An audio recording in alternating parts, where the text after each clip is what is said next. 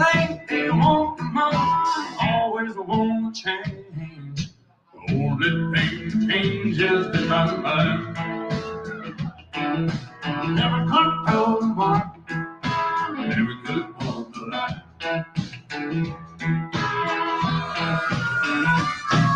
Some things don't come easy, nothing should be free. I gladly give my heart to you, but the rest belongs to me. I don't mean to be no waste of time. Never put no mark, never could love the line.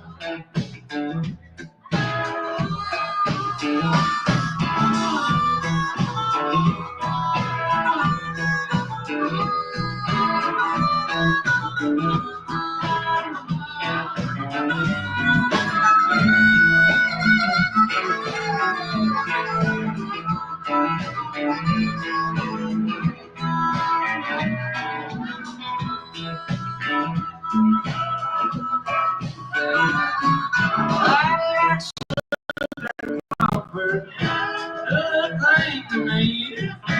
Takes me home to a gentle touch, almost was left to me. She's got her own space and none of mine. She don't know the mark, I don't want the mark.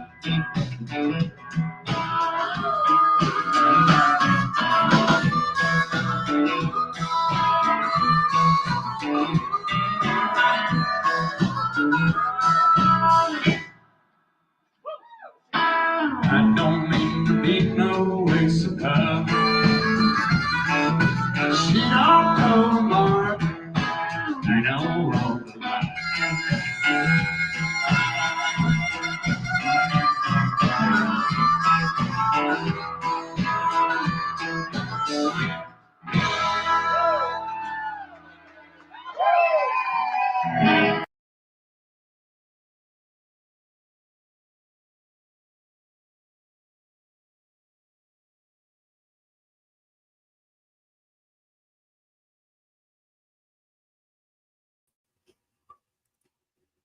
Hey y'all, how's everybody doing? Okay. Sorry y'all, technical difficulties and then some family stuff. And well, pooey. And technical difficulties. Oh, there it goes. Okay, I can scroll with my mouse, but it just won't move. While life be charming, stands alone. Pat, it's good to see y'all. How are y'all doing tonight? Is everybody calm? Hey, Cheryl. Yeah, I was trying to share things, and then I was like, and Firefox won't let you share. And wait, you can't hear me? Can I up the mic? Okay, I guess it depends on which browser I'm on too, which one I'm loud on. Audio.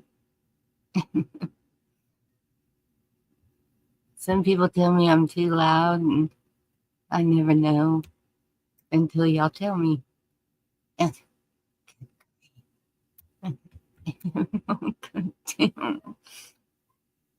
having to use both the mouses. I think I need to put batteries. Hopefully that's better. We'll see what happens. Let me get back over here to y'all and see what. How do I get to y'all? There we go.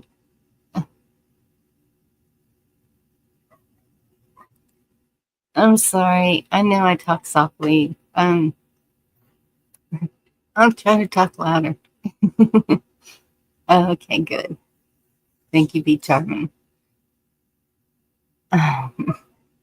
Was the music really low too? Oh well. I don't know.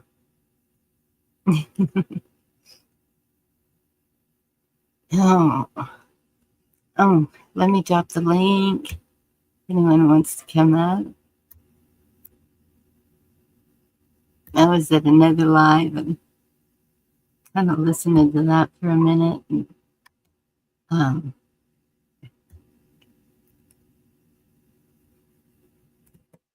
and I was like, okay, we need some calm.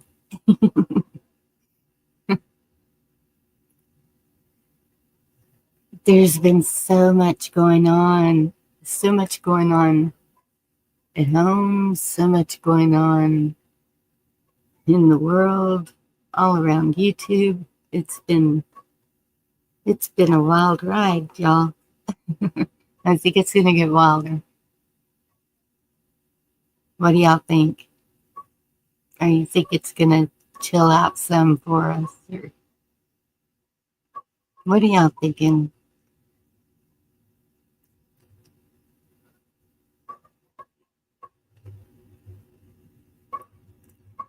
Hey, D-Dog, how are you? Links above you.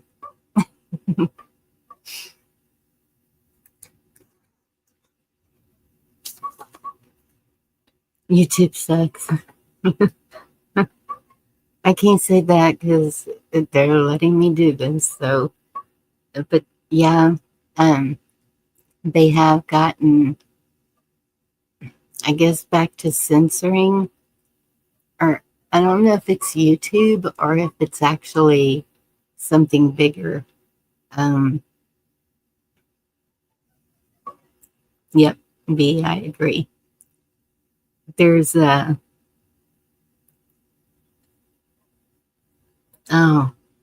thank you, Pat. I did not see that. Yep, may we never forget the Holocaust. Hey, Bob, good to see you. Um, what was I saying? I start reading chat. My mind goes. Oh yeah, YouTube. Um, there's this thing going out around TikTok, I believe. Um, sounds like it's a call to action. Hey Scott, good to see you. And so no mention of footwear of any kind. Just trust me. I don't know what um,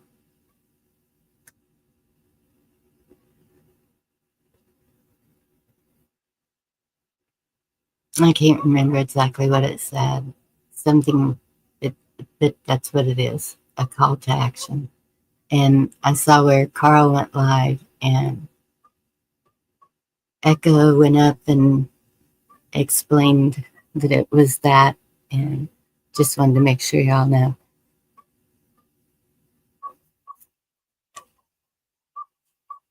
Yep.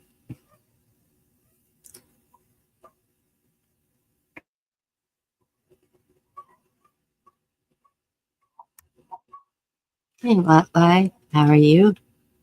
Good evening, Miss Bunny. I'm doing well. Good. A lot going on, huh? Oh yeah. Yeah, I tried to make a comment earlier about the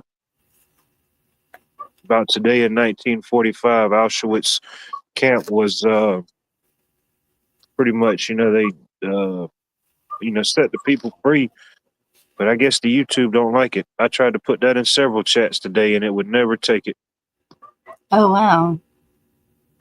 The only thing I could figure it was the word Auschwitz it didn't like because I changed everything up except for that and it did not like it.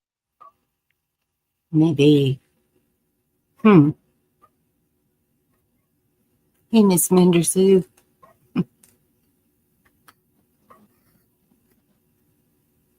Yeah, exciting times. What you got on the docket for tonight? Oh, I don't know. There's this one video that I was gonna share with y'all. It's 18 minutes. Is that too long? What's it about? Um, It's about psyop and how to know if there's psyop. Um, okay, first I want to show this one. Hey Kim, good to see you. Um, this is interesting. I hope this is the one that I think it is. You know me, you never know. Yeah, you never know. Well, when I had to switch browsers, then I was like, now I got to go find everything again in my emails. Okay, let's see what y'all think about this. Appellation, there they are. Oh, I didn't mute. Mm, I think if I don't mute, it echoes. So let me mute.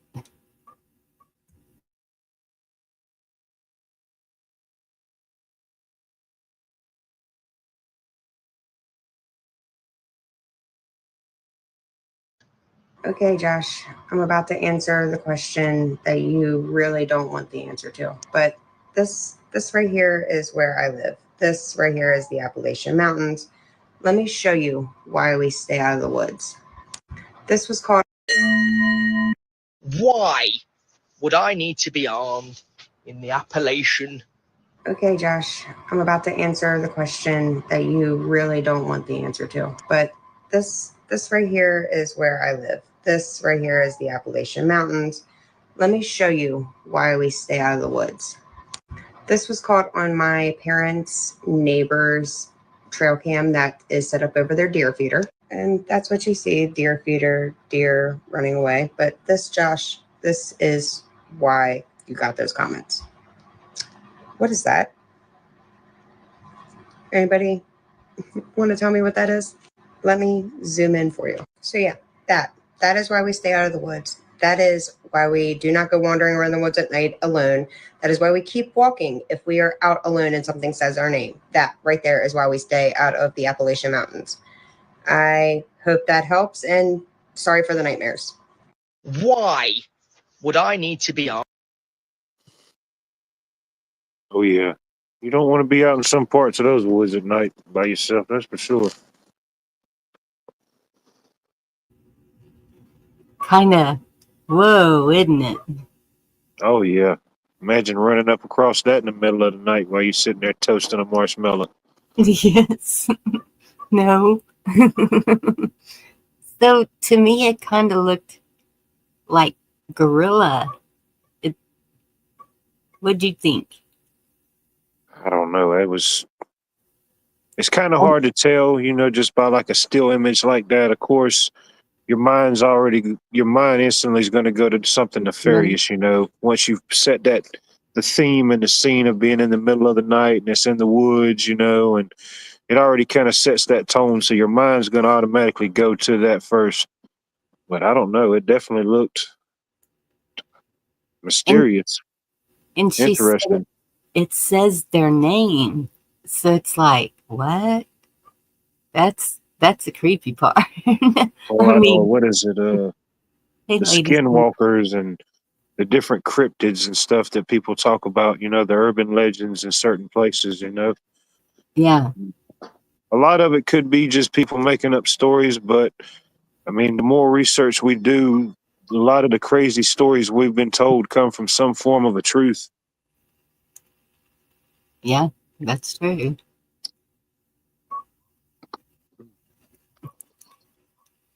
Oh, hello, Mike. Good evening, buddy. Hello, Bonnie. Hello, Wet Life. How you doing? How's everybody doing? Shit, how you doing? Huh? Yeah, I just got banned from this other channel tonight, and I don't know what I did wrong because what I was doing, I was talking to them and not talking to them. I was leaving stuff in chat, and I got banned because my phone's autocorrect. Okay, and this was really messed up because and this it was what was it it was ladies' night on All American Preppers channel, and I'm just We don't need to know whose channel. uh, pardon me. I'm sorry. I said we don't need to know whose channel. Sometimes it happens, Mike. A lot of yeah, I've had comments deleted in channels. It just happens.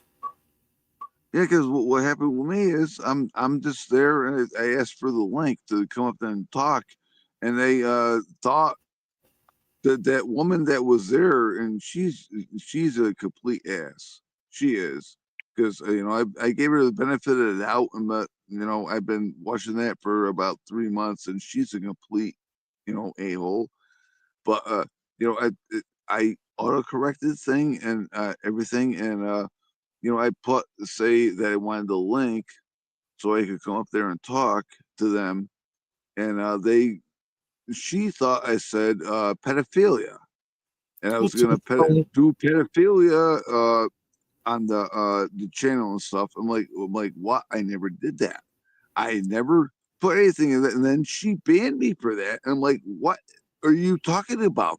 My heart sunk because I didn't say anything like that. I just wanted the link. I just wanted to talk. I'm like, what the heck is she talking about? And she went ape crap crazy over that crap. I'm like, okay, so I'm not going over to there ever again. Well, you are kind of new to the community, and so a lot of times, I mean, the only reason I let you up the first time was because I had seen you on Indies and heard you there, and so a lot of times if we don't know somebody, we don't let them up on panel because we've had some nefarious stuff, and it's don't take it personal. It's just No, that's I get it. how it I get works. it because I've been up on Trust in God's channel a lot, and I mean I get that. I get that. I gotta be vetted. I understand that. I understand because if Trust didn't want me up there, he wouldn't be up there. If I wasn't a good guy, he wouldn't have me up there to begin with anyway. So I get that. I understand that. Okay, well, don't take it to heart. Don't let your heart stop over it. Goodness, Shoot, no. it's not worth it. It's just a um, some people find this as a form of entertainment. Some people, it's a social interaction. Some of us have made some really good friends here. It, it's different for different people. But don't Yeah. don't let it, no matter what it is, don't let it interfere with your life. It's not. It's just not worth it. No, I get that. I get that. It's not the this community. It's the other community with that. And it's and the person just says, oh, immediately ban him, get him off that channel. And I tried to explain, and then I already got banned from that. And I I was not. I didn't mean anything bad about that. I was just trying to say something, and yeah, they just banned me. Well, I understand. You need to explain that to them, maybe. I But if tried you're to. banned, it's I kind of tried to, hard, but I tried to, but I got banned, and I couldn't.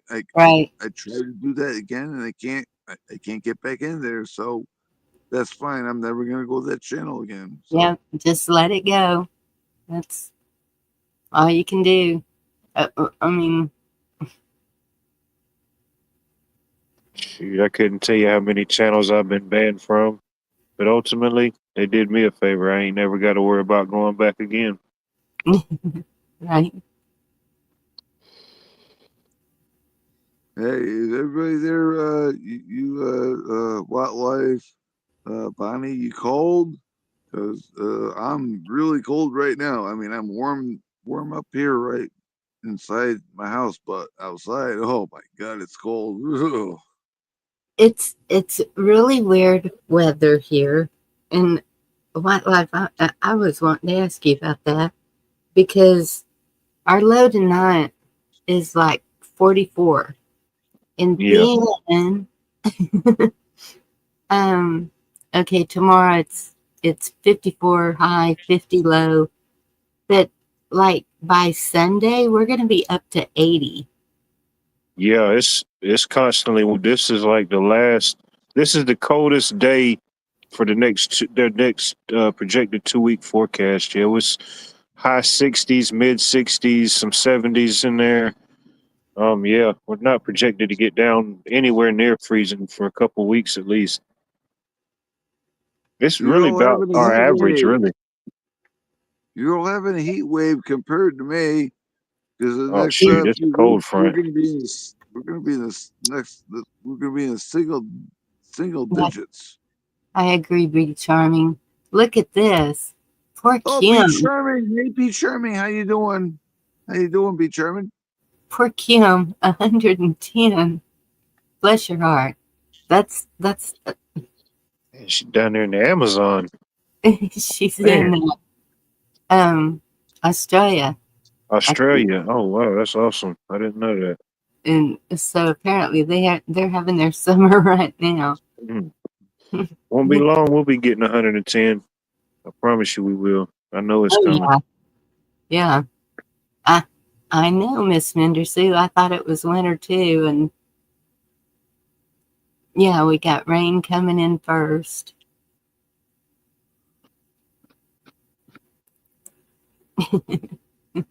Hey, There's a I'm sorry. Hey, Trustin Gad. Trustin Gad, I know you might Hey, be y'all, lurking that's there. you. Justin Gad, if you're lurking there, come on. You wanna come up and join us? Talking to you, Justin Gad. Come on. No, I'm not gonna do that. I'm sorry. Prepper 101, Do good to see you. so there's what? a lady, a channel I watch from You, time to time. you She lives here in Georgia. And that's one of the things she kind of studies is like the different cryptids or like Bigfoot stories or stuff like that. You know what I mean? Mm-hmm. It's pretty interesting. They It's actually, I didn't even know they, till I watched their channel, they actually have like a, not really a convention, but like once a year they have like a Bigfoot meetup, like in mm-hmm. North Georgia. And it's pretty interesting. Oh, well, have that's any of you had encounter with Bigfoot, Bonnie or Wildlife or anybody in chat? I think my family is Bigfoot, but well, nah, Yeah, what's that? When I was 15, I was with my friend. We were walking in the woods, and I think I said this on another show before, but we were walking through the woods, and oh, man, to be 15 years again. But yeah, we were walking there, and then there was this tree where something it broke. Okay, it broke, and the thing is, it didn't break; it snapped. Something snapped it. There's a big difference between something breaking something and something snapping. And that thing, whatever it was, it broke it. It just took it and just snapped it, and it angry or something like that. And we we there's left, and yeah, and that was about it. But I always remember that because it was because I always get that with the trees. Some stuff. Eventually the trees fall, and not the trees fall. You have the branches and the limbs that break off and that. But no, this thing, whatever it was, it snapped. It snapped it, and it was an angry snap. And we get out of there, and we weren't scared. I mean, we were dumb kids at the time, but we just left. And yeah, and I still think about that to this day. Like that probably was a big fuck. If we stayed along there, we might not be here having this conversation right now. I don't know. what state was this, if you don't mind saying? Massachusetts. Massachusetts. hmm. So is that close to the Appalachians? My geography is horrible. For the Appalachians, they run all the way from North Georgia all the way up to Maine. Yes. I think, don't quote me exactly, but I think somebody told me that if you were to start at one point of the Appalachian Trail and walk to the other end, it would be the equivalent of going up Mount Everest 17 times. Right. But like the back end of it, I mean, I know it's in like North Carolina and all that, but Yeah. so the west side of the Appalachians, do, do they meet up with Tennessee and others? Oh, yeah, yeah. That whole portion right there, that whole mountain range. So that's Yeah. what I was wondering if Massachusetts meets up with it. I'm just I don't know. curious. You gotta look at it like this too. You know, you get the other things with the, especially with the people that do the log do the log runs, and they cut down the trees and stuff. You have to watch out for the hide behinds and everything. And with all the people that disappear, you know, there is stuff in the woods that you do not want to mess with, and you don't want to mess with. You don't want to do that. You don't want to go in the woods because I don't care what anybody says. You have this what is a skeptic saying, "Oh, there's nothing there." Yeah, no. There's bad stuff in the woods that you do not want to get involved with. No. Because you can go there, and you know, because there was this one story. There was the one story. It was I think it was 2019 where this dude and this his friend was there, and they were just doing a thing, and then he turned around and the guy just vanished, and he looked everywhere, and he almost got incriminated, and he almost got sentenced to murder. But the thing is, they couldn't blame him because there was no body. But the dude just vanished right in front of him, just poof, vanished. Well, when I was in East Texas, um, the the wait, first I want to address something. Chessboard. I did not know that your son was having surgery. Prayers that everything went well and that y'all are both okay. What else did I see? What's going on with chessboards, son? Hey, Mr. Big Stuff. Apparently he had surgery. I'm just going by what I'm seeing in chat, Mike. And then, Let's say prayer. Can I say prayer for him? okay. The Yes. chessboard's son? Yes. The chessboard, what's your son's name? He's not speaking in chat anymore. Huh. Just God knows. Son, your chessboard son. I pray that that God comes down and heals your son. Jesus comes down and heals your son. He makes it better for him. He it makes him heal and gets a lot better and everything. And I pray that in Jesus' name, amen.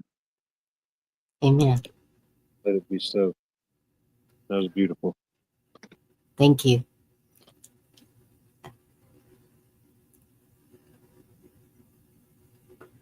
What about Texas? Does Texas have any like cryptids or any like urban legend creatures like that? Well, and that's what I was going to say. When I went to East Texas,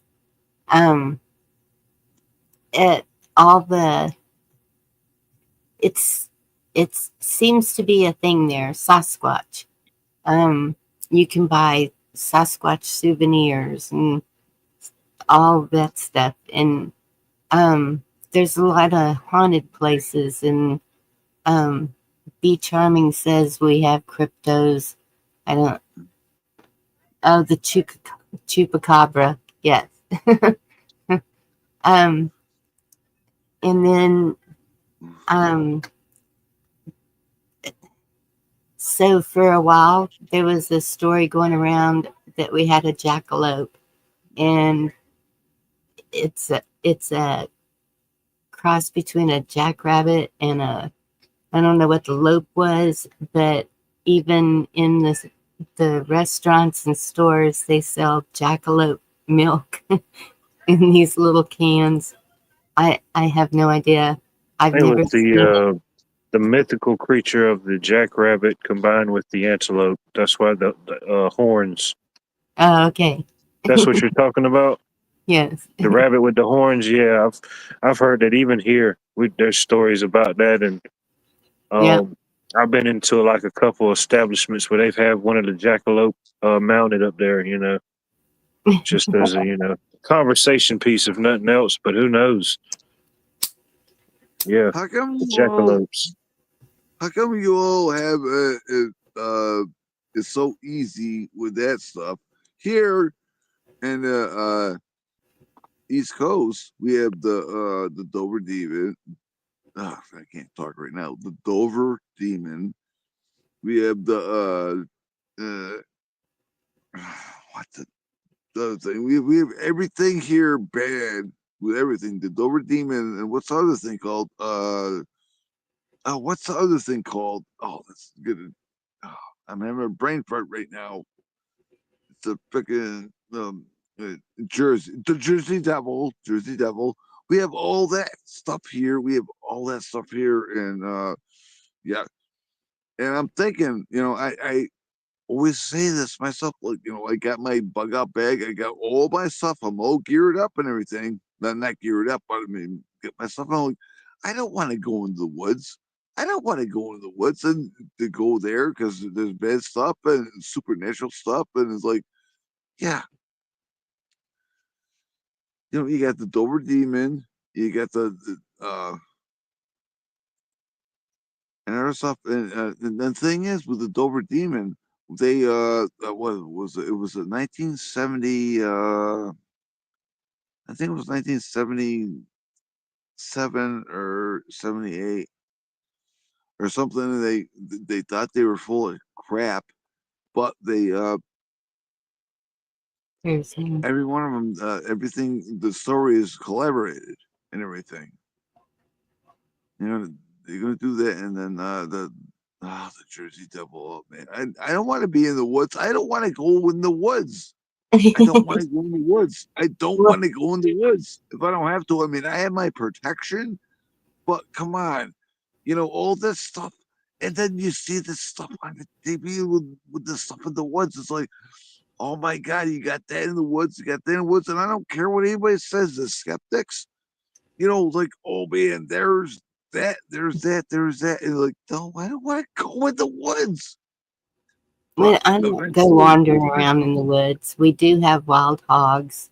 We have snakes. We have um, bobcats. We have mountain lions. We have panthers. We have, you know, typical.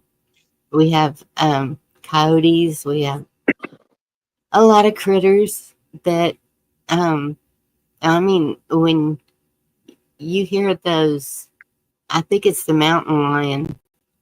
When it goes off, it sounds like a woman being strangled or something, just screaming bloody murder. I don't know if I'm allowed to say that, but just it's just a phrase. that's like what happened with this other YouTuber, a famous YouTuber, where him and his son ended up vanishing. They're vanished now. It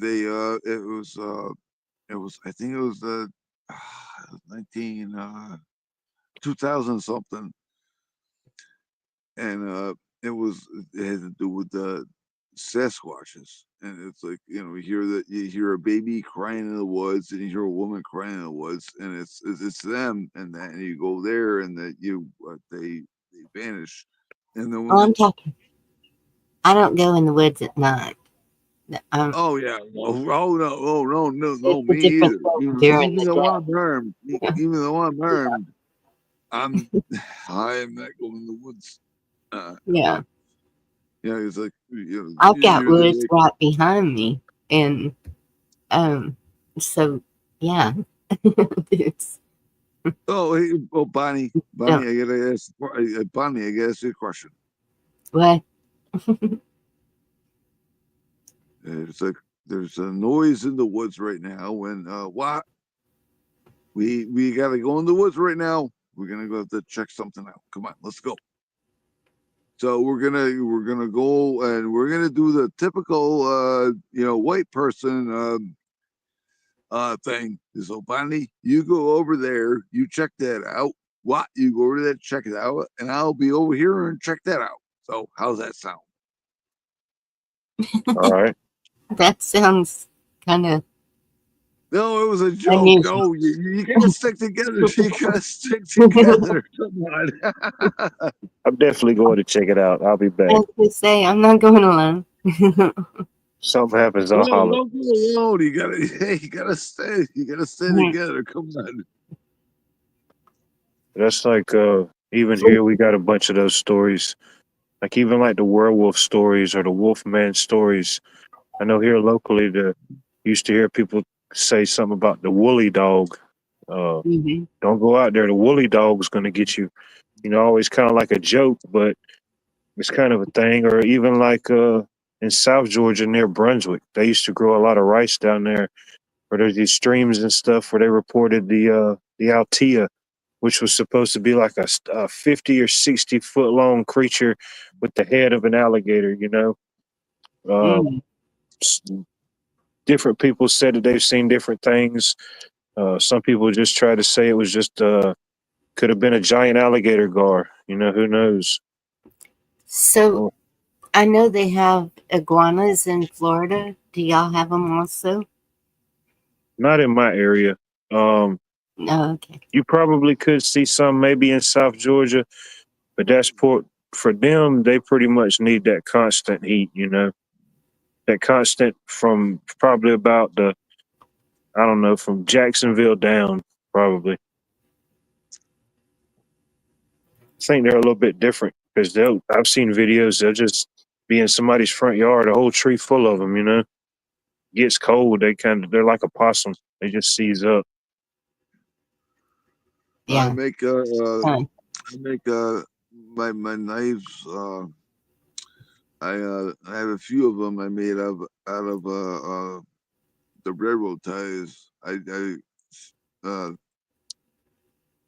There you go. make them and ship them, and Mhm. do that. And what I do is I dip them in glue, and I put then I put rust on them, and I put silver on them, and everything like that. Because the thing is, a lot of people don't tell you this. Even the bad things that are here, you can hurt them with that. You think about the thing with the silver bullets. It is true. It Yeah. is true. It will hurt them too. But what I did is I did that, and you can stab them, and protect yourself that way. I don't know if any of you done that or anything, but I yeah, haven't in a if while. I you haven't can find a encountered any railroad vampires in a tie, while. if you right, if you can find a railroad tie, yeah, like I said, just do that. Try to shape it into a blade, get it sharp, and if you can't get it sharp, you just put glue on that, put a bunch of rust on that, just do that, and then yeah, that works. It does work. It does work. It does work. Okay. So Chessboard's son had hip replacement, and Prayers to Chessboard you and your family. yeah, prayers, and Mike said a prayer for your son a while ago. I don't know if you heard that, but God bless your son. I'll still pray for him every single day. I'll still do that. I still do that for I pray for you have no idea how many people I pray for every day. I'll still pray for you too. we yeah, I have a list that I do also, and um, so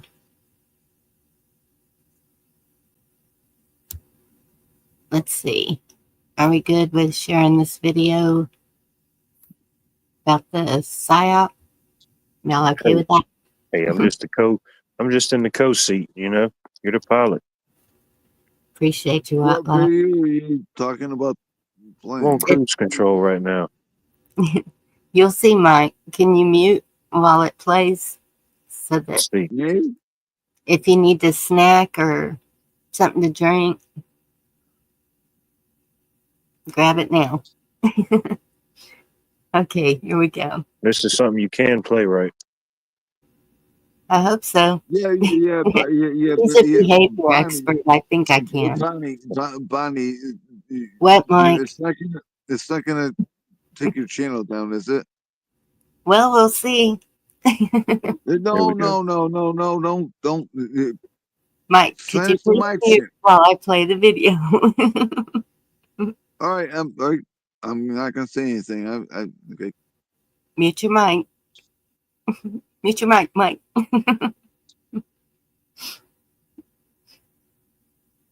Do I need to mute it for you?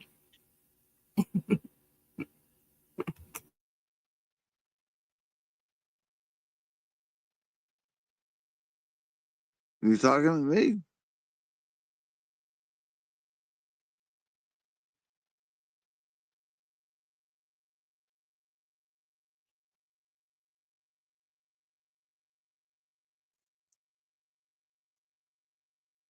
If this is the end, if the stars fall and the earth it begins to bend. The intelligent minorities can engineer consent through the use of manipulation, propaganda, and control. And we should do it. People have got to know whether or not their president's a crook. Well, I'm not a crook. We are in the midst of a serious financial crisis, and the federal government is responding with decisive action.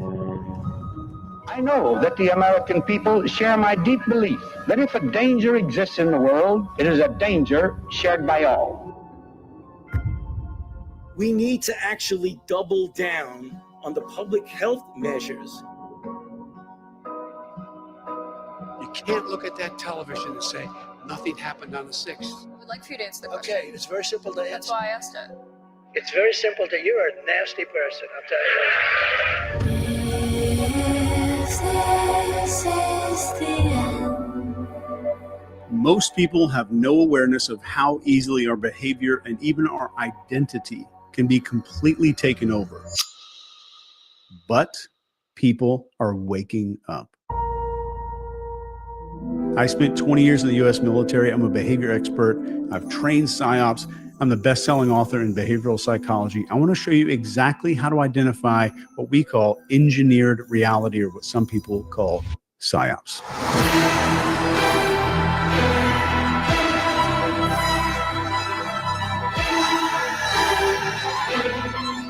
At the end of this, I'm going to give you a tool that's literally going to give you a score out of 100 that shows you how likely something is to be a PSYOP. Let's do this. So the first thing you need to know is following the FATE model: focus, authority, tribe, and emotion. This is what triggers the mammalian part of our brain that makes all of our real decisions. The first part is focus.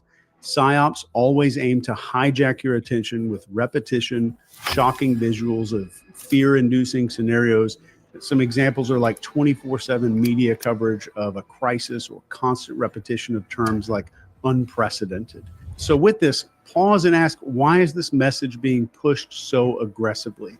So compare how much airtime different stories are receiving and note any disproportionate focus. The second part here is authority. Trusted figures might shift their tone or positions unnaturally to support the narrative. So watch very closely for expert panelists or endorsements where authority figures might speak outside of their expertise. Pay close attention to that one. Then we have tribe. So messages that polarize opinions or create stark in-groups versus out-groups, or exploit our tribal instincts. For example, labeling groups as patriots versus traitors, or scientific versus deniers. Be very careful when you hear that language. Finally, we have emotion. So be wary of any communication that triggers strong emotions like fear, hope, or outrage without any clear, verifiable evidence. So emotional responses suppress critical thinking. Emotional responses suppress critical thinking. So as a tip here, analyze the evidence that's presented to you. If facts are replaced by appeals to emotion, you need to be very, very cautious. As an example of this, think about like a news channel repeatedly showing images of empty grocery shelves and panicked shoppers during a food supply scare. It dominates every broadcast and it pushes people into fear-driven behavior. Next, question novelty. Our brains are wired to focus on sudden or unusual changes because they signal potential threats or opportunities.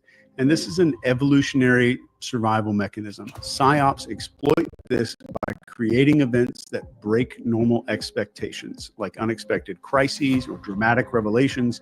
So ask yourself, why is this new? So consider if the event or somebody's message has been artificially manufactured or timed. Look for patterns like sudden shifts in public opinion, trending hashtags that are unusual, or viral videos that seem very coincidental. So for this one, just picture a new viral video just claims to expose a government cover-up, but it conveniently comes out the exact same day that there's some damaging evidence against some high-ranking official. The timing shifts public focus. All of this is part of the NCI system I developed for teaching tradecraft and extreme psychological operations. And there's even a gigantic textbook for all of this stuff in the description.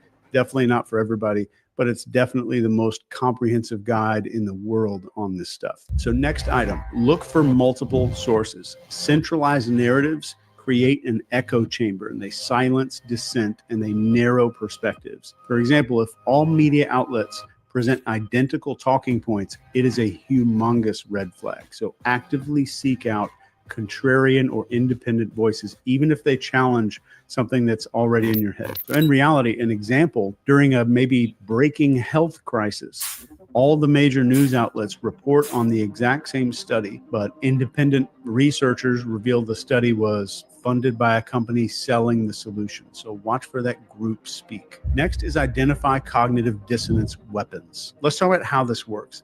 So cognitive dissonance comes up when new information clashes with our identity or our beliefs. So PsyOps exploit the hell out of this by including micro agreements. Micro agreements are little, small, seemingly harmless concessions to shape your identity. And over time, you're going to unconsciously align your behavior to reduce that internal conflict. And as a weaponization example of this, a PSYOP might present you as a part of moral or intelligent enlightenment, like only good citizens do XYZ.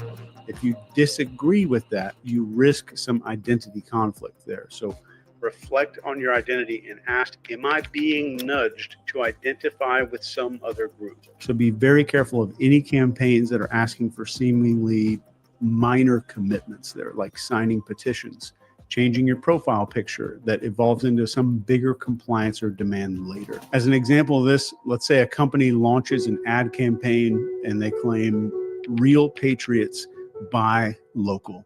If you disagree with their product, it feels like rejecting your identity as a patriot. So this pushes you to conform. Be very, very skeptical about those identity statements. Next is looking for those emotional scripts.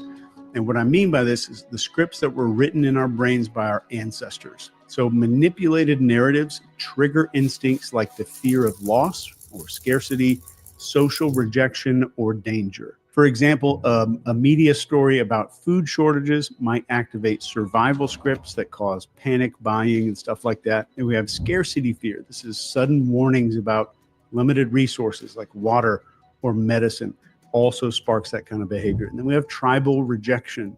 These are threats of being socially outcast, like you're selfish if you don't comply. And those things override logic every time. And as a tip for this, break the script by focusing on the facts. Like, what's the likelihood of this scenario? So compare the claims with other sources. For this, just picture where a politician says something like, if we don't act now, our children will not have a future. This taps into survival instincts, those ancestor scripts in our head. and it's tied to protecting offspring. It creates urgency without any facts. Next is follow the money. So there's a trail of beneficiaries here. So identifying who benefits always is going to reveal the motive. So look for funding sources like sponsorships or political connections that are tied to the narrative. So use tools like opensecrets.org or public financial records to see who profits from this. So for policies or campaigns, identify the industries like pharmaceuticals, tech companies, etc., that stand to gain the most. So to illustrate this in your mind right now, picture a charity that's promoting clean energy awareness, and they seem noble until an investigations are showing that it's funded by a solar panel corporation that's lobbying for subsidies or something like that. Next, and this one is very important, is analyze the context boundary. The mechanism here is context, and context defines what is permissible. So manipulative people shift contexts to normalize extreme behavior. As an example of this, in emergencies, people accept surveillance or martial law that they normally would completely resist. So ask, what is the context? Compare some similar events in different settings to see if the rules or responses seem disproportionate. Look for contradictions. So for lots of the students who are brand new to NCI University, this right here is the most massive realization when they realize that the ability to weaponize cognitive dissonance and then shift the context can get anyone to do almost anything. As a hypothetical example of this, let's say there's a major cyber attack. The governments are now justifying some sweeping surveillance laws to protect the citizens. This changes the context to make previously unacceptable actions seem absolutely necessary. Next, spot the use of archetypes because they're woven into our brains. PsyOps simplify narratives by using archetypes like heroes and villains and saviors. Some examples are like portraying one leader as the sole solution or demonizing dissenters as the enemy. Deconstruct the story. Ask, who are the characters and what roles are they playing? Simplistic, like good versus evil stories usually signal manipulation just about every time. So always seek nuance there. In the real world, you're going to see something like maybe a leader is repeatedly portrayed as a savior fighting something that's pure evil, and the narrative ignores their mistakes and oversimplifies the conflict to prevent a lot of scrutiny. Next, evaluate the frame. So let's do a step-by-step evaluation here. First one is expectation. What are you expected to believe or do based on this thing that you're exposed to in the media? Next is belief. What assumptions are being made about you, like your values or your fears? Then we have perception. So how is reality being shaped, like selective facts or missing contexts? And definition is the final step here when it comes to a frame. What truth is being asserted as something that's completely unchallengeable? This comes up with information suppression. So really look for topics that are being avoided, critics that are being silenced. If somebody needs to be silenced in order for an idea to make it, then the idea is not good. So alternative viewpoints being discredited, that's a big one to look out for. So cross-check timelines of events and notice if critics are labeled conspiracists or if algorithms are suppressing some kind of specific search. And this is a big one, especially in today's time. So to get a good example of this, during maybe a corporate scandal, the company's PR team frames these critics as disgruntled employees with a grudge. So this shifts the focus away from the legitimate concerns to the motives of the critics. And it does it almost without us realizing that that's happening in our brain. So next, be alert to rapid compliance shifts. This one is scary and it's happening every day. PsyOps create urgency to drive rapid compliance. And these tactics are stuff like emotional appeals, staged group behaviors, or false consensus. For this, it's really important to slow down and resist the pressure to act, to question the conformity as much as possible, and test the message, engaging the skeptics there. So in the real world, this might look like maybe a viral social media challenge urges all these users to adopt this brand new symbol or profile picture or hashtag kind of overnight, and it creates a wave of compliance. So later, this is kind of like a foot in the door technique. It's tied to some divisive political agenda. Next, study the timing of the events. And this one's huge, especially right now. Timing is everything. Ask yourself, why is this happening now? So what other events or scandals might this thing be distracting everybody from? So look for very coincidental timing with unrelated major news stories or political movements.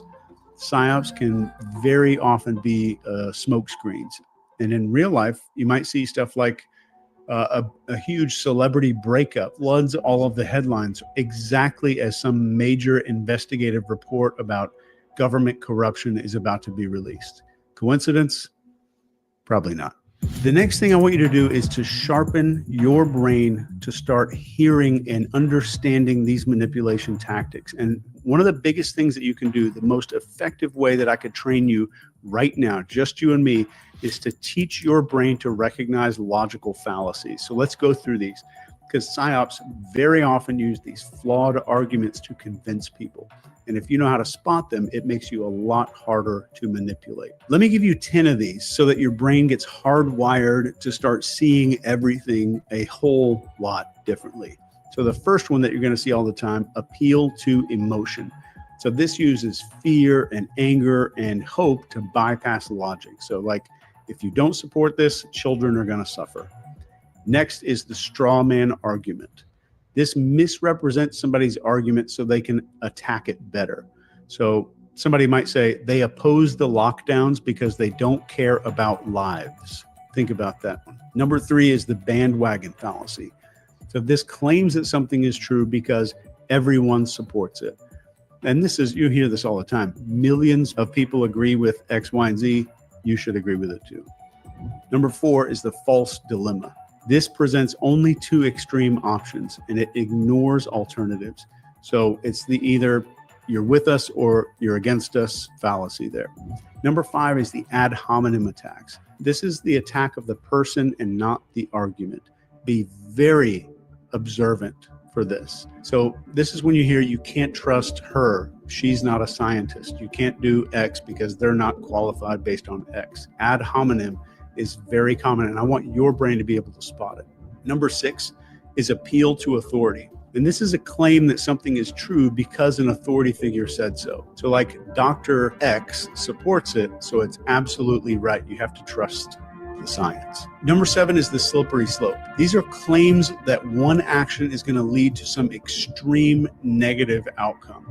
So you've heard this before. Somebody says something like, if we allow this, we're going to lose all of our freedoms. All of our freedoms are gone. The country is gone. All of that kind of talk like that. Be very attuned to when you hear that and very cautious when you hear that. Number 8, hasty generalizations. And these are broad claims that are made with very little evidence. So the example is 2 politicians lied, so all of them must be corrupt. So giant claim, tiny bit of evidence. 2 politicians might have lied, so they're all corrupt. Number 9 is huge. It's the red herring. So this distracts people with irrelevant information. You've heard this maybe as an example when somebody says, why are we worrying about climate change when we have so much crime going on right now? It's an argument of distraction. Number 10 is false equivalence. This compares 2 things as equals when they're absolutely not equal. So you'll hear somebody say something in the news that's both sides have extremists, so they're exactly the same. That's a very damaging one. I know there's a lot of information here, so I want to give you access to the actual tool that we use to identify PSYOPs that even rates the likelihood on a 1 to 100 scale. I'm going to add that into the description right below this video. But keep this in mind. Throughout history, the people who stood tallest in the storm were not the ones who knew all the answers. They were the ones who asked the right questions. They weren't the loudest voices. They were the calmest. They were the people that had composure. Thanks for spending some time with me. One love.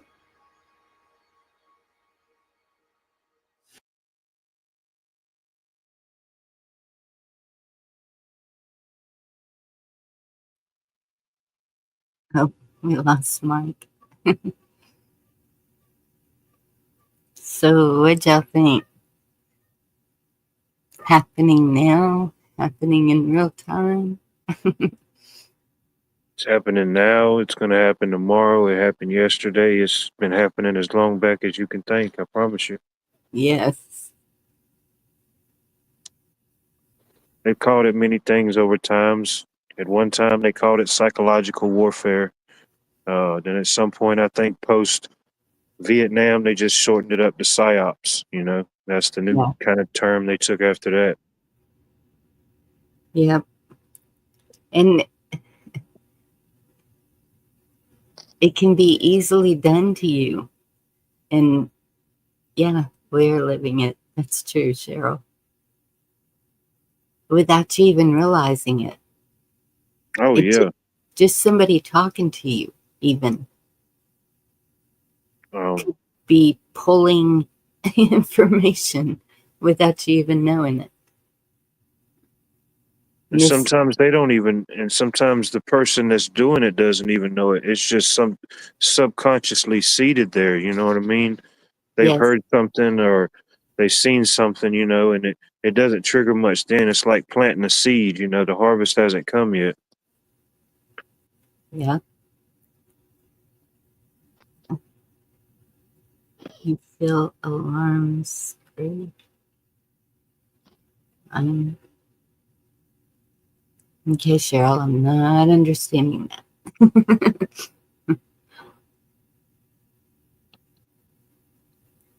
What was the question? Well, first she put this, and I don't understand, and then and so I don't know.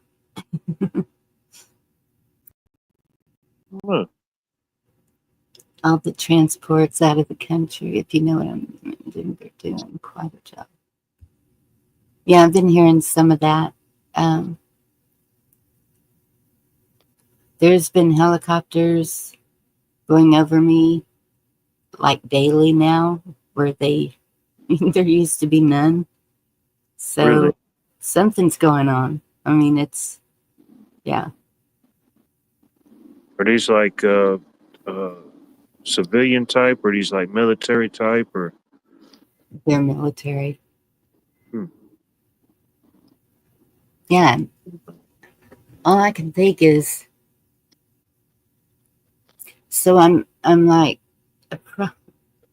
pretty much direct path to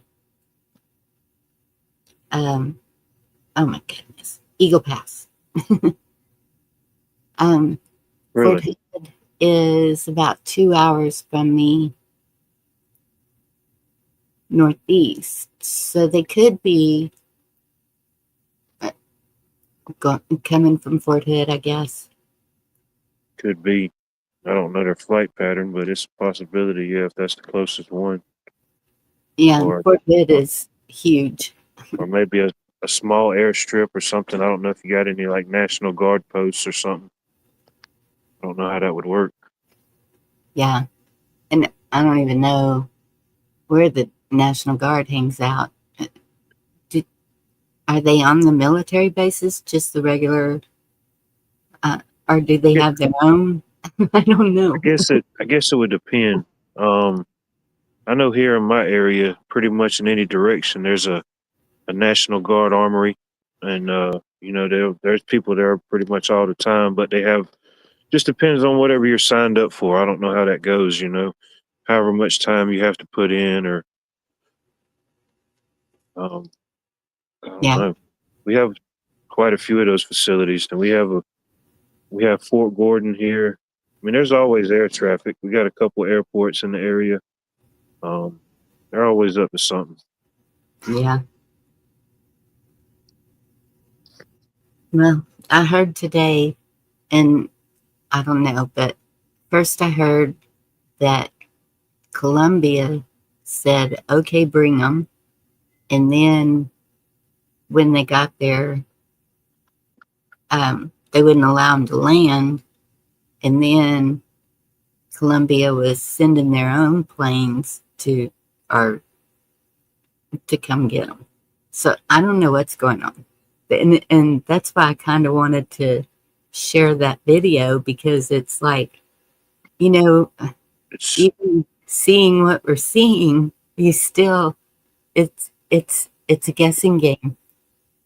It really is. No matter what the optics are, they know that somebody in that audience is going to hit them. It's going to affect them, especially when it's about certain topics or anything doing with children. That's going to make most people upset, you know, stuff like that. Oh, yeah. If it's happening, it's happening. You know, if people are going back home, that's cool. But I don't know. It just seemed weird if all these people have came here. What specifically is it about Colombia? Why is it, you know, out of all the other countries, why specifically Colombia? I mean, we've always had our connections and ties with Colombia. I mean, their biggest export, because I know Trump mentioned about if they didn't accept them, there was going to be an increase on their tariffs. I don't know, 25, 50%, which that's a lot regardless. But their main export to us is oil. I mean, I think we get probably about $10 billion worth of oil from them a year. Yeah. And that was like a couple years ago stat. So, I mean, I don't know. Yeah. I don't know why specifically Colombia, but I mean, if it's the U.S. and Colombia, we have a long history on paperwork. You know what I mean? Yeah, that's true. Hey, John Denning, good to see you. But you being in Texas, I mean, you seeing that happening. Who knows? You know, maybe something is happening. Yeah, and it's not like I'm gonna drive down there and see. That's not a really good idea. So no, we don't want you getting deported. No. So I'm just watching where I'm at and seeing what's going on, and it's there's definitely something going on, but what it is exactly, I cannot tell you. Yeah, I wouldn't even.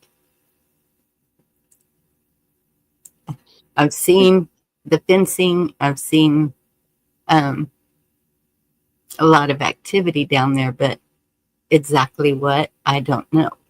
I don't know if there's retaliation because of everything that's going on that I have seen. I don't know. It's just could you drive to the border in a day? Could you get there in one day? Yes. Because I know depending on where you're at in Texas, it might take a day or so, maybe a couple, from what I've heard. So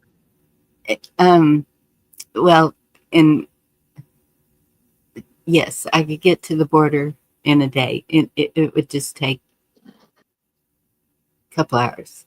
Yeah. But now to get to El Paso, that would take like 10 hours. Really? Yeah. Man. And it is. It's like Texas is big. That's why the country singers, all his exes lived in Texas. Heck, they couldn't ever get out of there. It was too big. They were just stuck there. And there's something to that. It's 1,000 miles from nowhere. Once you come here, you never want to leave or something. Well, if I visit, I guess I better pick a good city to visit then. Oh, protesters in Dallas. See, I didn't hear about that. What's going on in Dallas? I don't know. Are they protesting? The cowgirls? Yeah. What are they protesting? There is no telling. Yep, that is close. And she's just hearing it. From my place to El Paso is 16 hours, so I could get to the border in a day. There you go, Robin. Yeah. That's definitely a day trip. Overrated. Really be charming. What do you mean by that? I don't know. I like that that you sent. If Texas was its own country, we would be 7th in the world economically. That's pretty big. I mean, a lot of things that go in to make those things happen, you know, if it was strictly independent. But I like looking up those different stats, or there's even people that's all they do is make YouTube videos and show you videos and comparisons like that, you know. Different states or stuff like that, you know. I watched one where South Carolina and North Carolina were their own country, you know. It's pretty Yeah. interesting. Excuse me.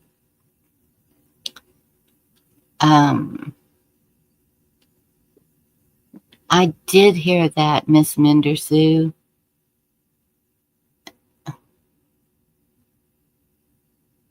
Wait, Valentina's.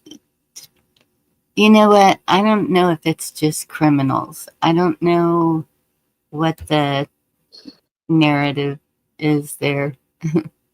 I'm hearing different stories and just looking out for my people I care about. Yeah, I even saw an article. I don't know if it happened today or yesterday. I can't remember. They had some ICE individuals in Atlanta. Yeah. And I said, come on now. We done had snow twice. We don't need the ice. Now we got the ice in Atlanta. what game was that vehicle?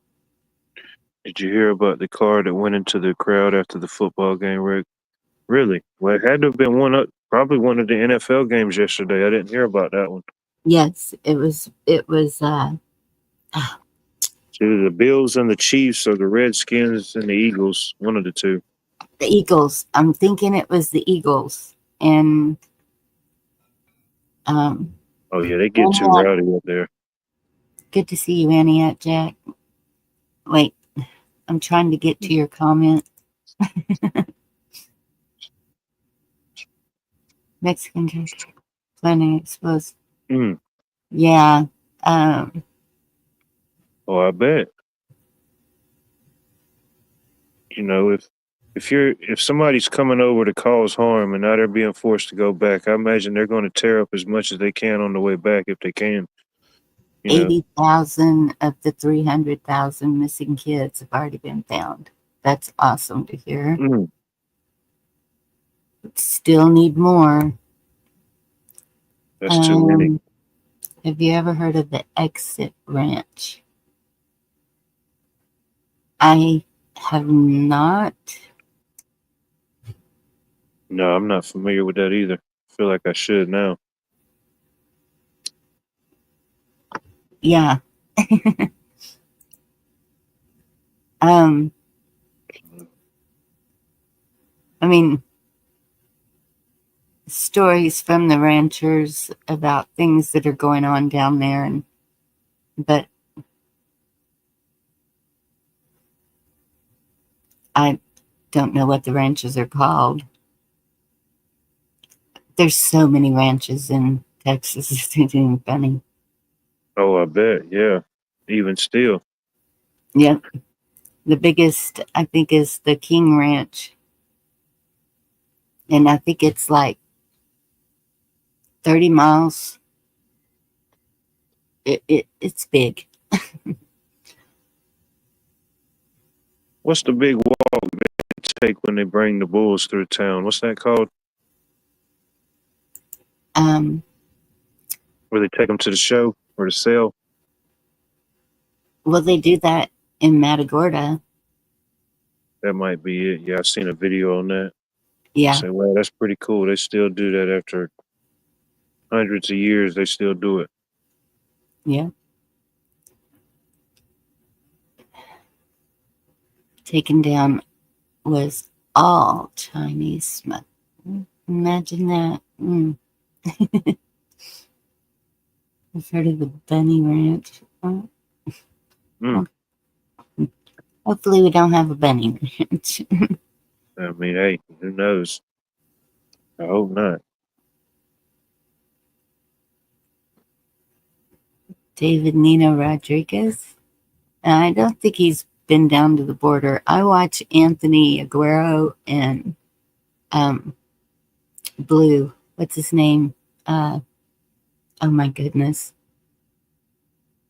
It's right there, but he those two are on the border. Like they're showing you real time what is happening. Oh, there's what is this? This stupid computer. In 1879, the 16th Texas legislature appropriated, is that 3 million acres, 12,000 land to finance a new state capital. Man, imagine if you had 3 million acres in your family. Ooh. Right? Goodness. Auction for Earth. I want to talk about who, I don't know what Mike is saying. My question of the week, is it true that Barack and Jennifer are a thing now? I've been hearing that rumor. I think it's a rumor. What's that? That Barack and Jennifer Aniston are a thing now. Or Oh, I don't know. I don't either. I hate that seed's even been planted now that I got to think about it. I think it's just a joke, personally, but it's definitely funny now. Oh, man. $1,500 to $2,000 an hour for the privilege. Yeah, they'll be the hottest Hollywood summer couple. Yeah, that'll be the summertime news. Watch what I tell you. Yep, I don't pay much attention to the romance of the stars or whatever you call it. It's like the Joker and Harley Quinn. Yep, another distraction.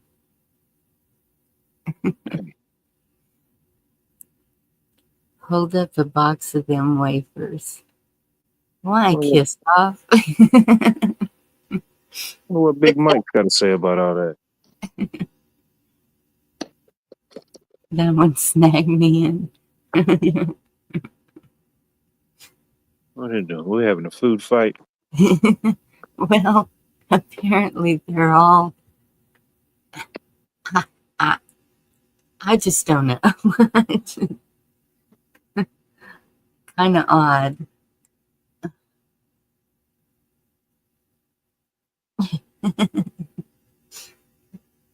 I'll send you a picture, Kiss Off. I don't need to hold one. Yes, I'll send you a picture. Okay. Silly girl.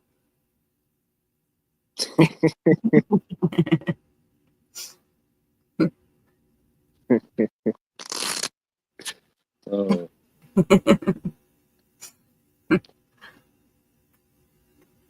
Then I will expect royalties from Nabisco.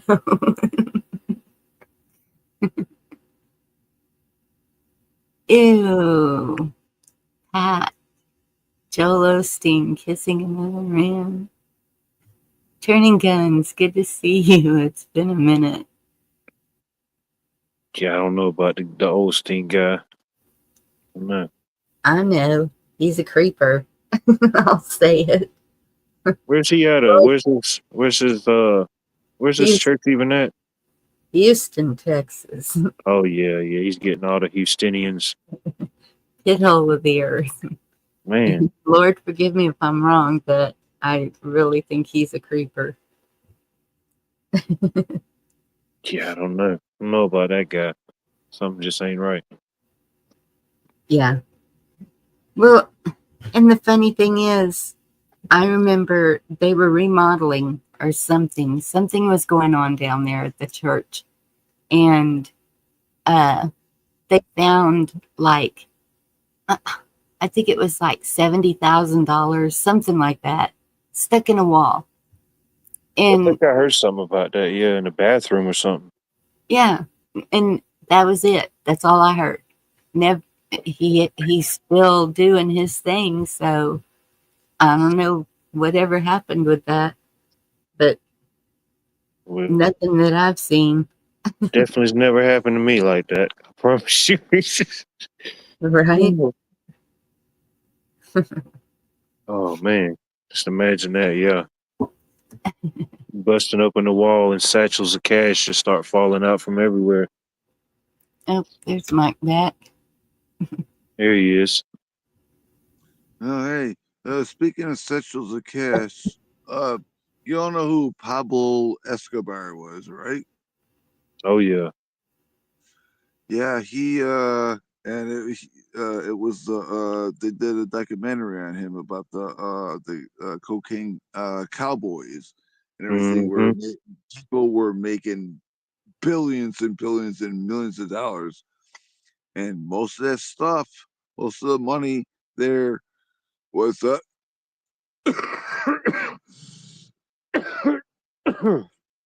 was sorry, excuse me. They they buried their money, and he had so much money. Okay, he his country was it was gonna go to default with their debt, and he said he was gonna pay it off, and he did. And he had so much money. Everybody that worked for him, they put it in houses, they buried it in the grounds, and there's still thousands, not thousands, billions of dollars of his money still out there. And where he is right now, where he was in Colombia, he's the reason why they have hippos and all that other stuff, all those other animals there, because he started his own zoo there, and he had the money to do that.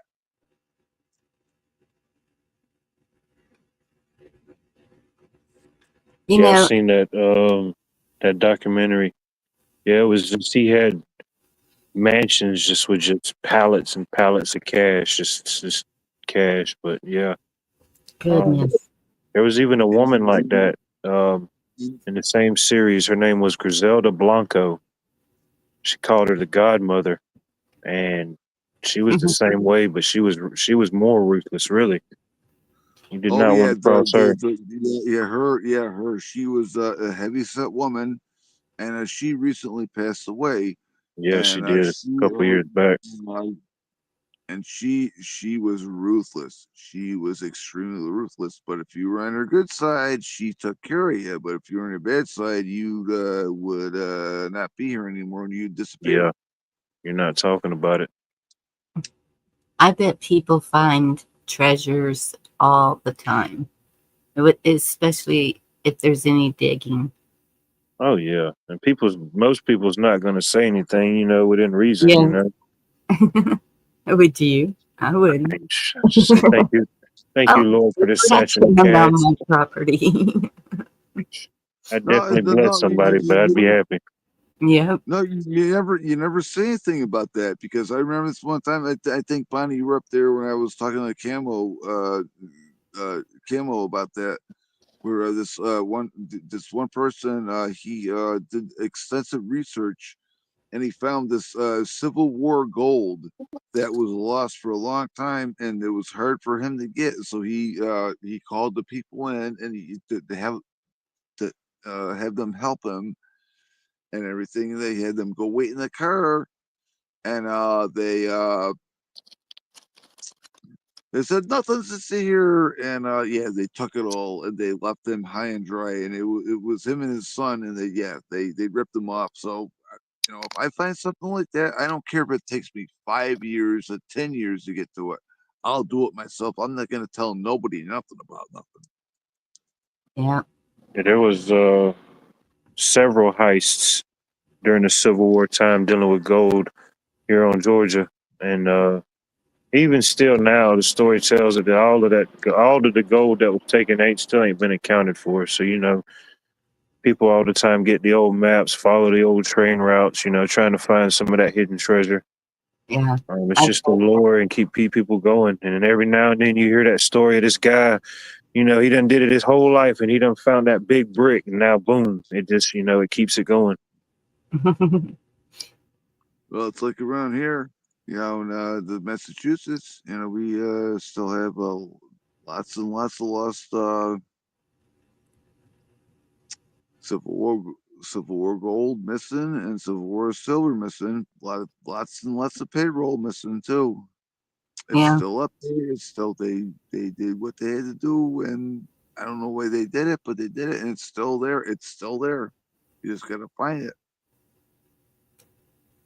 Well, that's, I always think about the cemeteries because I know that a lot has been hidden by, you know, we've got a pretty good sized coastline, the Gulf.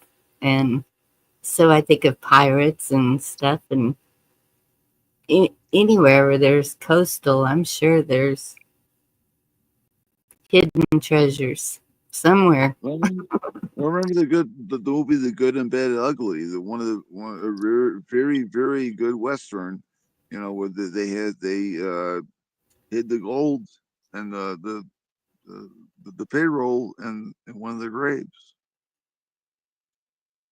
Yes. Who's gonna think to dig up a grave? Oh, I'm not going to go digging up graves. I'm just. Or just even in y'all's generation or my generation or this lifetime, just think about if your grandparents or your great grandparents might have buried something somewhere and they might have forgotten, nobody ever told, you know, and that's just in the ground somewhere by a tree, you know. Yes. By the old fence post. Exactly. It's like I've heard these stories about World War One and World War Part One and Part Two, where you know, some of those samurai swords, some of those they were using them from you know, they were still using them, but some of those, if they have the right maker's mark, they are worth millions of dollars.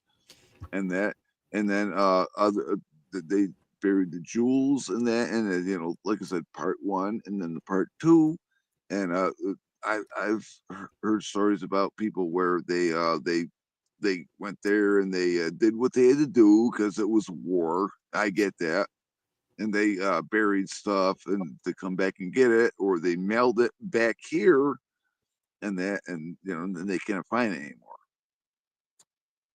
Yeah. I think people still bury money. Oh yeah, yeah, yeah.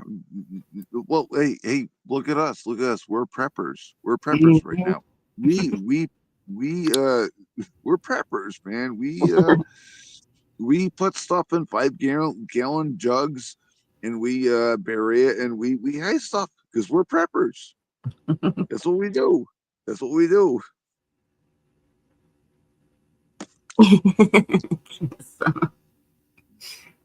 Oh, y'all get along, children. No soup for you. My sweets, just get along.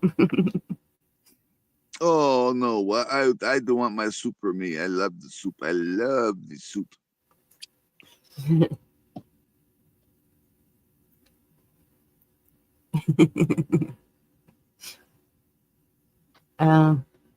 Hey Bonnie, did you watch my did you finally watch my video about the when with my the can of my soup that went bad? Your soup that went bad? Yeah, the tomato soup thing. I did not. Oh, Bonnie, you're so bad. You know, trying to keep up with everybody is like, I work. I've been working all day. And I just, when I set this up, it was when I got to sit down and I was like, okay, should I go live? I love this with my phone. My phone is not doing it. I'm not touching my phone, and it's just doing its thing on its own. I'm so happy it does that. I'm gonna have to buy a new phone. I'm so sick and tired of that. My stupid phone. Oh my god. But yeah, no, on my channel is I get this video with the when tomato soup goes bad.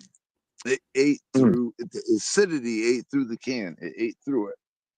Oh, it And was it a was canned. gross. It wasn't what you canned. It was a can. One of my Yeah, friends, yeah, it she was a was can. It was a can. It wasn't a the yeah. stuff you can yourself with the bottles or anything. It was a can from the store, and the acidity ate through the can. One of my friends, this will gross y'all out. She was cooking supper and she opened a can of stewed tomatoes or something and poured it in the pot, and there was a mouse in there. There was Yeah, I couldn't handle that. there was a mouse in the can. In the can, sealed in the How can. did that happen? You tell me. Yeah, they're about to be paying me some money. I promise you. No, ew. Yeah. Ew. Yeah, it took me a long time to No. use canned tomatoes after that. No. Oh my god. I'll just use fresh. There you go. No. Well, she beats me because the worst thing I ever did was when I went to the Dunkin' Donuts, and I bit into a Dunkin' Donut, and I had it was a cigarette butt in there. But she's got me beat now. Nice. No, I'd rather have a cigarette butt in my donut than no. Oh Yeah, I my don't. god. Yeah, don't play the Dunkin' Donuts game, man. Oh That my ain't a god. game you want to play. I promise you. Oh my god, a mouse in that? Oh god. Yeah. When do y'all usually get your last frost or last freeze in Texas? You know, that's a hard one. I have seen that happen in April. I've seen it happen in February. We never know. So just say probably Yeah. maybe mid-March, maybe just the average. And hopefully, that's what we are setting up to start seedlings in February. And so hoping to put them in March, but it could be April that we plant them and get them Yeah. going. I have my some of my seedlings here. I'm growing them inside here because I can grow them inside my house. And I'm it's cold as heck here, and I'm happy that it's cold as heck here because you don't have to deal with the insects and stuff, especially the yellow jackets, because those things are the spawn of the devil. But yeah, they are. The insects are. So did I ever tell you guys the worst time I ever got stung in my life? I don't think I had. Right. I was stung almost 150 something times that one day. Goodness. Because I'm not allergic. Okay.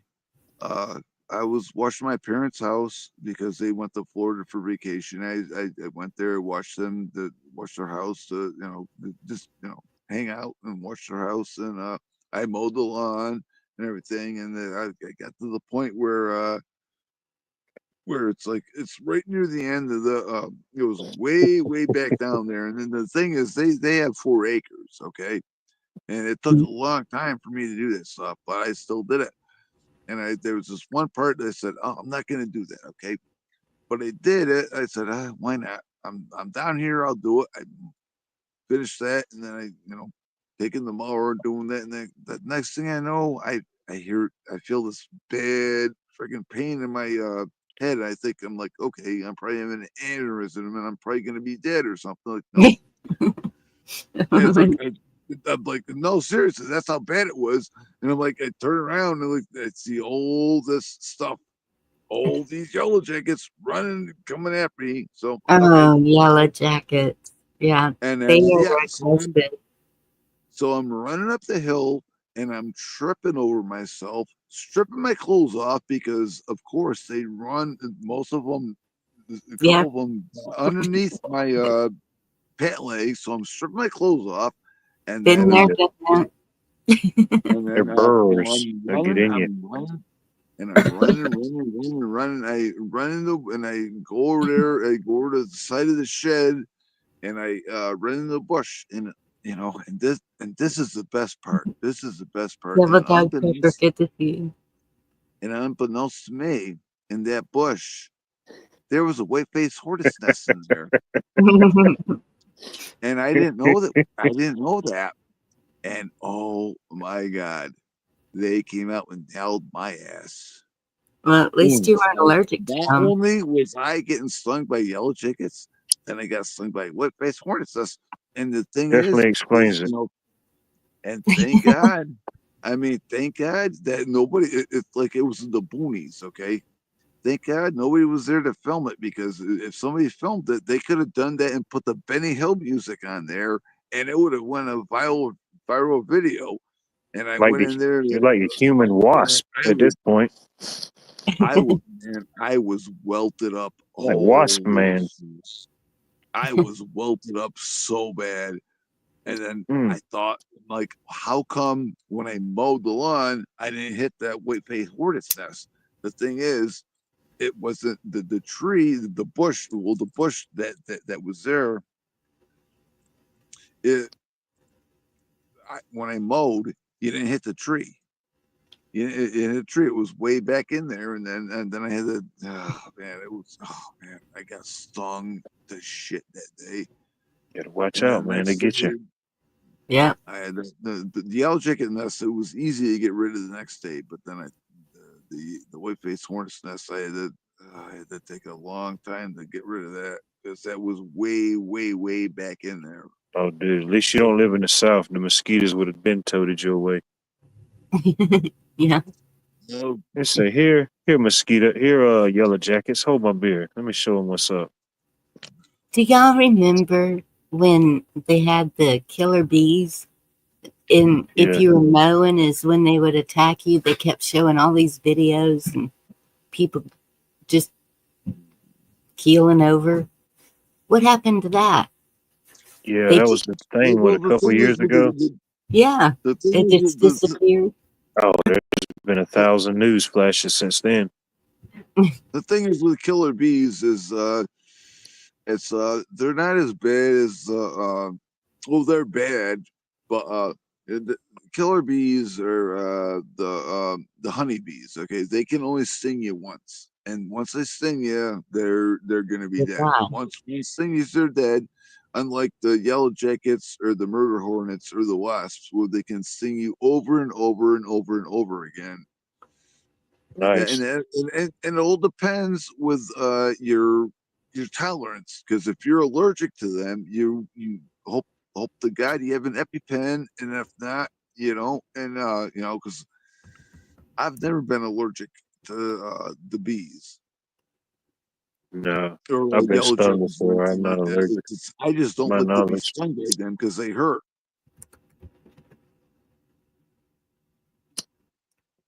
I've been stung a lot by all of them. You're not allergic, Bonnie? So far, no, and kind of surprised. Well, if you've been stung before, you're not allergic, and you're lucky, because a lot of people are lucky. And I'm gonna say this to people listening in chat that if you have an EpiPen, I have an EpiPen because I am allergic to a lot of other things. Fire ants. If I get one sting, I'm okay with Benadryl. If I get more than one sting, if the Benadryl doesn't work, I have the EpiPen. It's like my Okay. nephew, man. Do you know that an EpiPen has two doses in it? I'm sorry, what?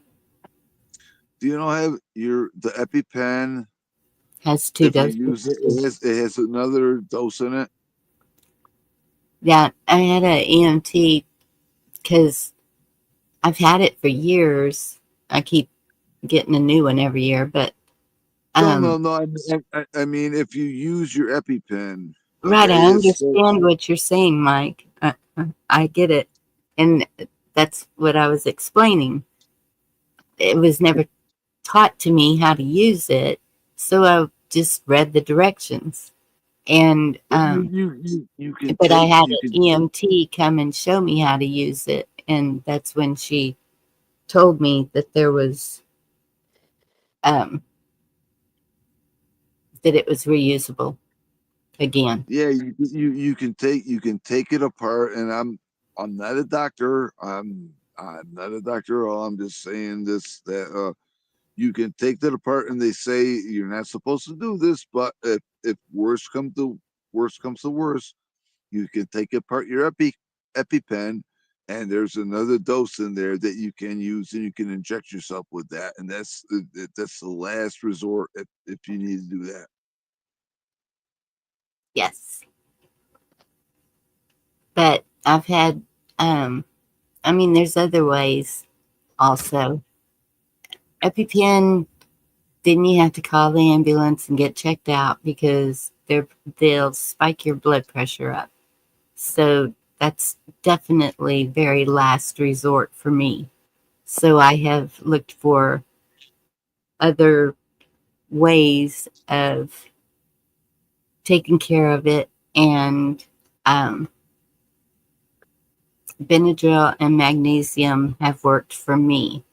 I'm not saying it's gonna work for everybody. I'm not giving medical advice. I'm just saying that's what has worked for me when I was having anaphylactic. Oh yeah. It's like my nephew. He's taller than I am, healthy as a horse, but he has to carry one of those pens. I forget what he's allergic to. It's pretty specific. Um, I think it's only maybe been a couple of times he's ever had to use it. I forget what it is, but he has to. Yeah, he has to carry one of those things with him. Yeah, He's taller than you. Aren't you like 7 foot tall? My six. nephew, I'm 6'7". My nephew, he's almost 7 foot. He's like 6'10". Oh man. Yeah, Goodness. yeah.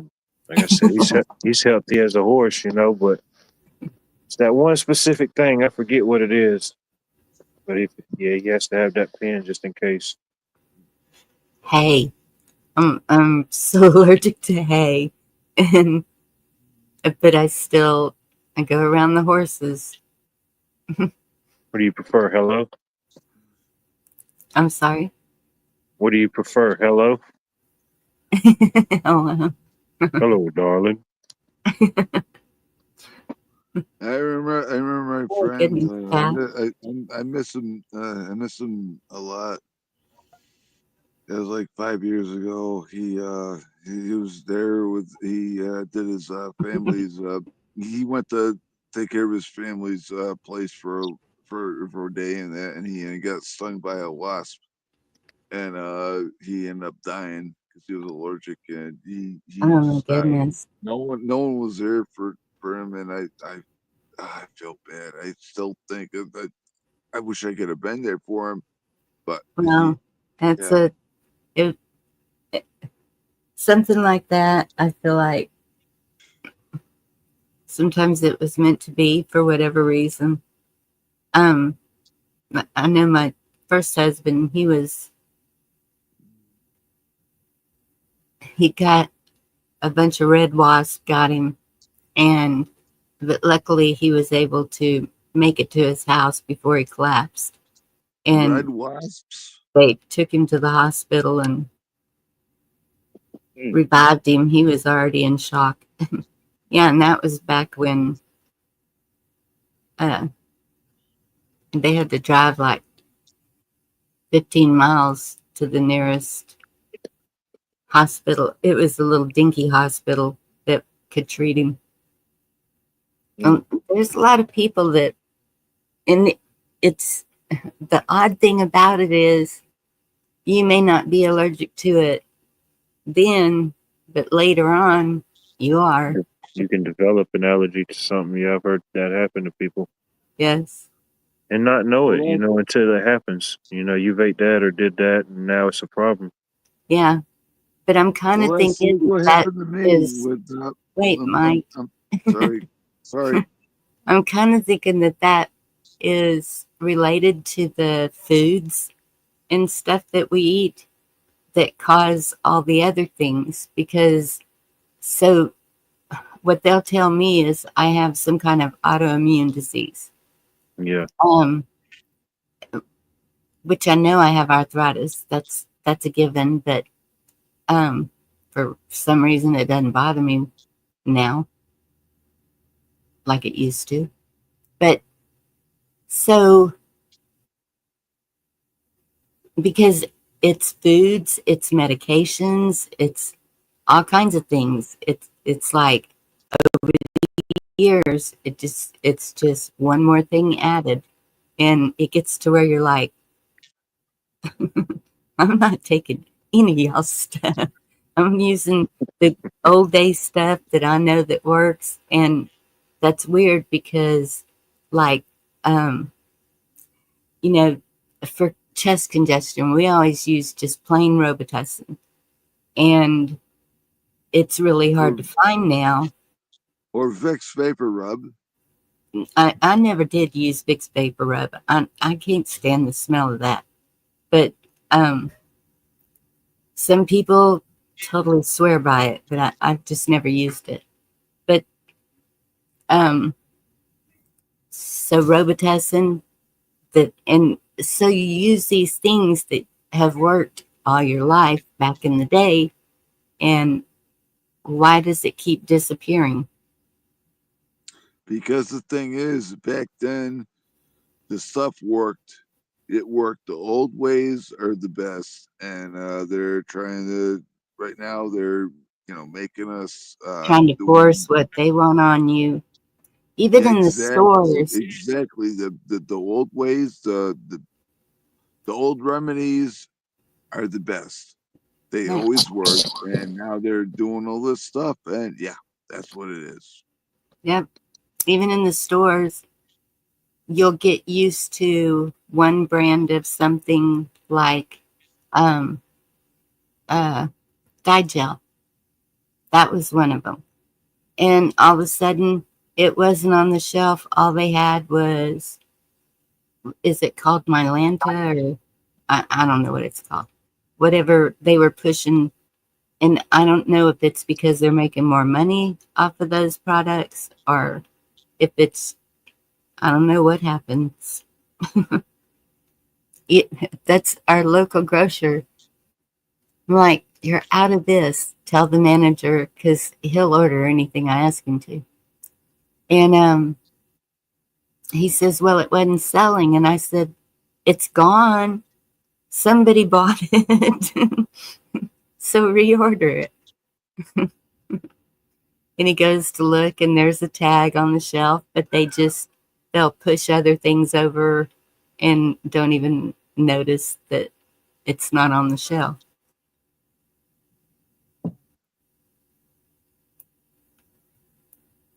Back a trace. I don't know what that is.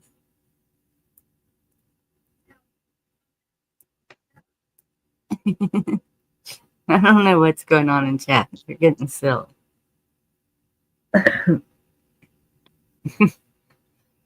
That's like over the weekend, I forget which day, Friday night, Saturday night, right across the river in South Carolina in Saluda County, you had another poultry plant, Amick Farms, went up in flames.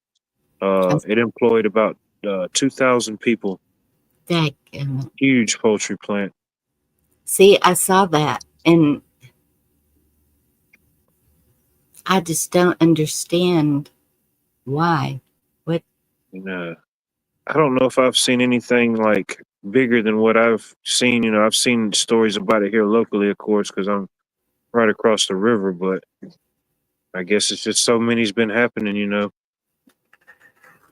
One or two here and there, you could say, but when you have so many within a time frame, it just becomes more than a coincidence at that point. Yeah. Yeah, that one facility, it employed over 2,000 people. So, I mean, you could imagine the level of product that they were putting out on a daily basis or weekly.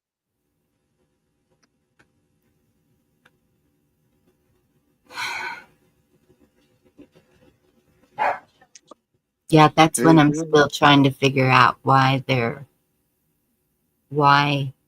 all these accidents keep happening to What do you mean? Well, Why? it's all food, by milk. it's all by design. It's all by design.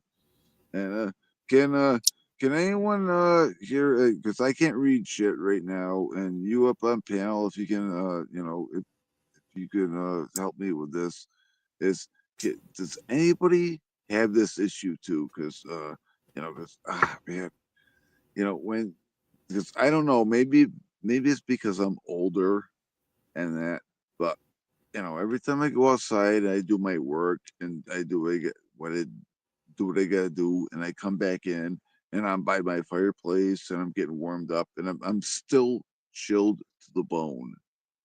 It's like I'm still chilled to the bone. It takes me for like 15 minutes to warm up again, and I'm still chilled. Does Have anybody you else tried a hot experience that? liquid? Pardon me? Have you tried a hot liquid? Oh yeah, I have my cup of chicken bouillon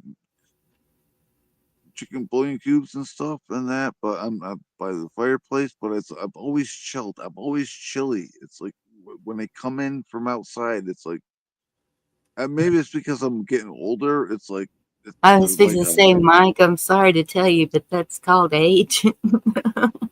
Yeah, I don't yeah, I know. know. I don't want to be. I don't want to be old. I don't want to be old. No, no, no, no. I don't want to be older. No, It no, no, happens to the no. best of us. Yeah, happens to the best of us.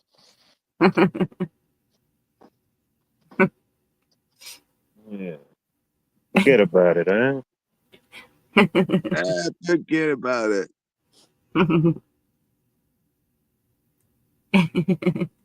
See, that's what chat's telling you. Welcome to old age Mike. You get that way as you age. I wish I could read shit. I can't. There you My go. Pretty soon you'll be tablet. getting AARP brochures. No, no. You know what I got Yeah. the other day in the mail? No, I'm not even gonna say that. Nope, I'm not gonna say that because I'm not getting that old, even though I am. Oh my god!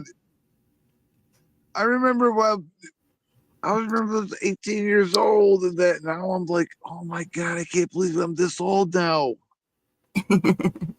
Oh man, it's really. And that's where you keep telling yourself, I'm not this old. No, I'm not. I'm 18. I'm 18 years old. I'm 18 years old, and I'm fine. But the thing There you is, go. Keep telling my yourself body that. tells my body tells me the wrong. My body tells me that I'm wrong because I just go to reach for a remote or something, and my back goes out for a week. Yes, Al, at 50, that's when they start sending that stuff. Cheryl says she uses a heating blanket. That might help. Yeah. Pat said she dresses in layers. But then again, with me is the thing is, even though I'm so old, I do keep myself in shape. I do work out and everything like So that. old. But still, it stinks getting older. It does. It really does. No matter how slow you go, just don't stop going. I gotta tell you something. I gotta tell you something. Okay, I'm not gonna tell you who it was, but it was a family member of mine. Okay, and I wasn't there because I haven't been to a restaurant in a long, long time. It's been years for me. But they told me, it was my sister, that my family member, they were there eating and everything, and they stood up and they farted, and it was like a machine gun thing. It was like, and I'm like, what? You know, Nice.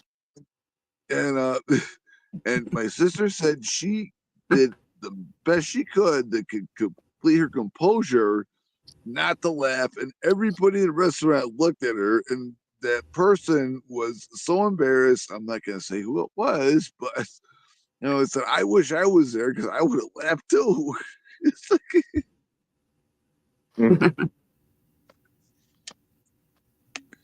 but then again, it's sad because you get older, and that happens to me too. Because before I could know when I'm gonna fart and that, now I just get up and stand up and I fart, and I'm like, I didn't know I had a fart, and it stinks. Oh my goodness. Okay, But it TMI. does. Really and truly. It's all right. No, They it got a does. 1-800 number for that, I promise you. No, it does. I'm not trying to be gross or anything. It's just you get older. It's the same thing. It's like when you're younger, right? It's You get to light. talk. You're gonna grow hair places. You're gonna do this. You're gonna do this, and later on in life, now it's like later in life you're gonna grow hair places where you never had hair before, and your body's gonna make more Some people don't noises. really lose it. It just kind of migrates, It may go from their head to another, down their back, or, Exactly. down their ears. Exactly. It just kind of migrates slowly over time. Yeah. Yeah, and exactly. And the thing is, if you have hair on your ears, be very extremely careful when you're cutting your hair in your ears, because if you cut one of your ears, Oh, I could imagine, yeah. no, if Probably be you better to cut wax it at your ear that point. by accident, if you cut your ear by accident, your ear will bleed. It will bleed for a long, long time, and Yeah, you don't want to do it that. takes a long time to stop the bleeding from the ear. I'm not kidding about that. Yeah. Because I've done that before. You do that, no, it's not like Careful. It's bad. It's really bad. Well, I'm really glad I don't have hairy ears. Thank God. I like that about you, buddy. I'm not a hobbit, but with me is unfortunately with me is I'm looking at I see in the mirror. But right now I look, unfortunately with me, I look like Harry Potter, right? Red Pill, good to see you. You look like Harry Potter? No, I look like Hagrid. Okay. I look worse than him. I can't stand the way I look right now. I like to be clean cut and everything, but because it's winter, I gotta grow my beard, and because it's put your winter coat on. Because it's so cold. But I can't stand the way I look. I can't stand it. It's driving me nuts. I like to be clean cut, and it's like, ugh. It's not really a problem unless random strangers are just coming up to you and giving you $1, And you'd be like, whoa, what's going on here? Yeah, nobody comes up to me because they're too scared of me because of the way I look. I'm scary. Well, there you go. It's a good self-defense mechanism. But that's up like to you. It's like when I used to go out before the crime crap happened. With I used to with the. Well, imagine it's not bad now. If it's as cold as you say it is where you're at, man, don't nobody want to be outside. I promise you. Yeah. Because with the I used to with the the people at Walmart. Right? No red pill. It's not Carl.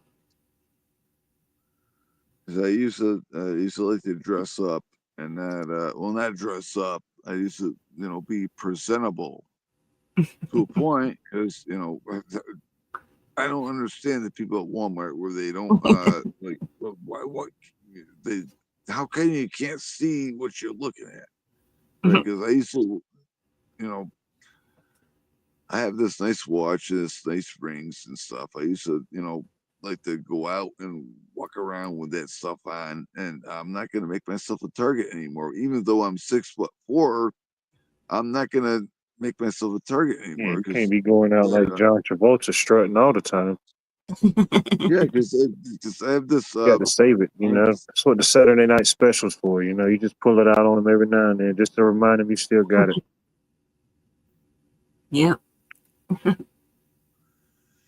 Got to do it for one. Got to do it for the ones that can't do it that big, Mike. You got to save some for later. Say, man, who is this guy? He's this guy. Yeah, I gotta be Gray Man now. It's unfortunate. Not that they come after me, but I'm not gonna make myself an easy target either. So Goodness, man, y'all are something.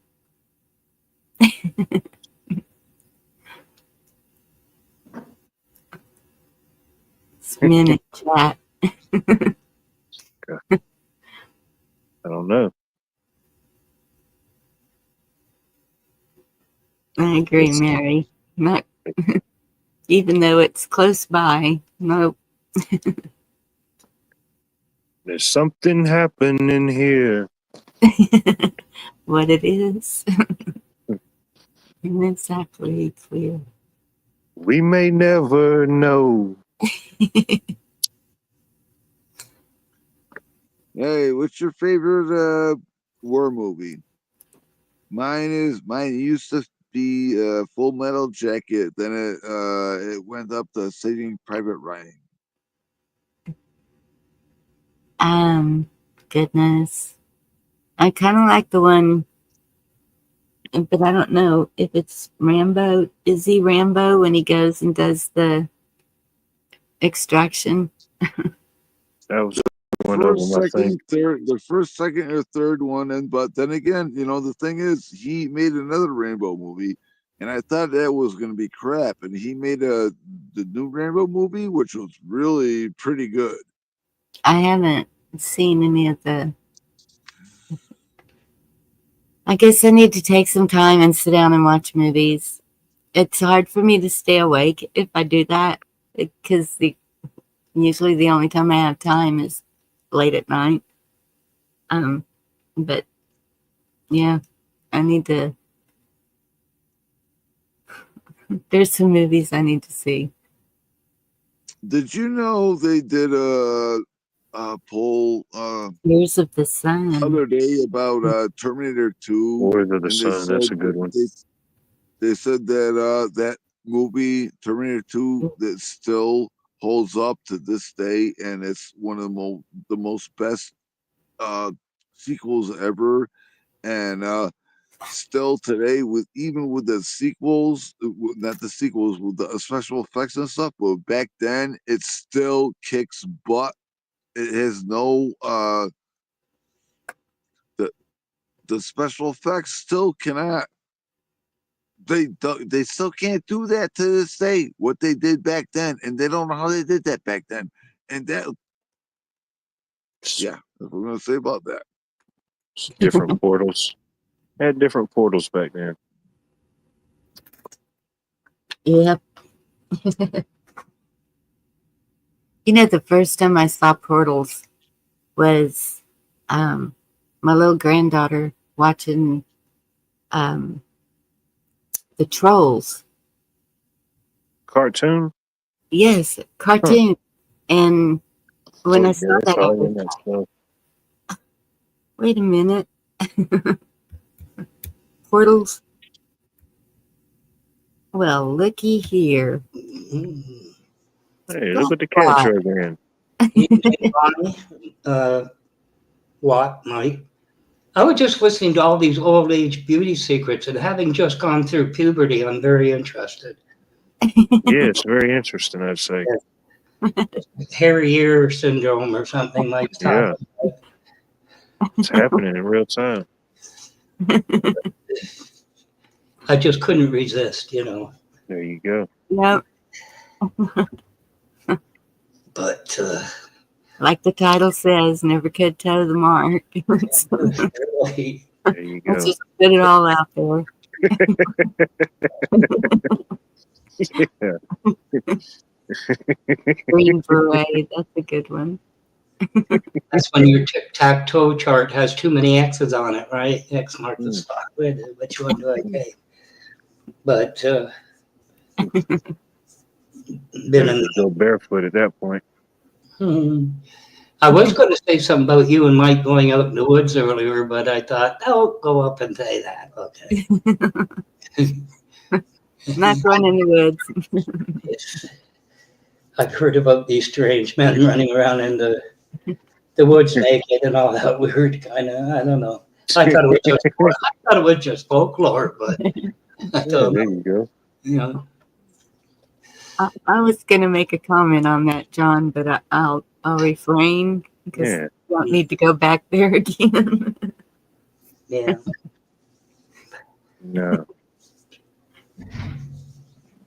So tell me, Mike, what was puberty like for you? It must have been years ago.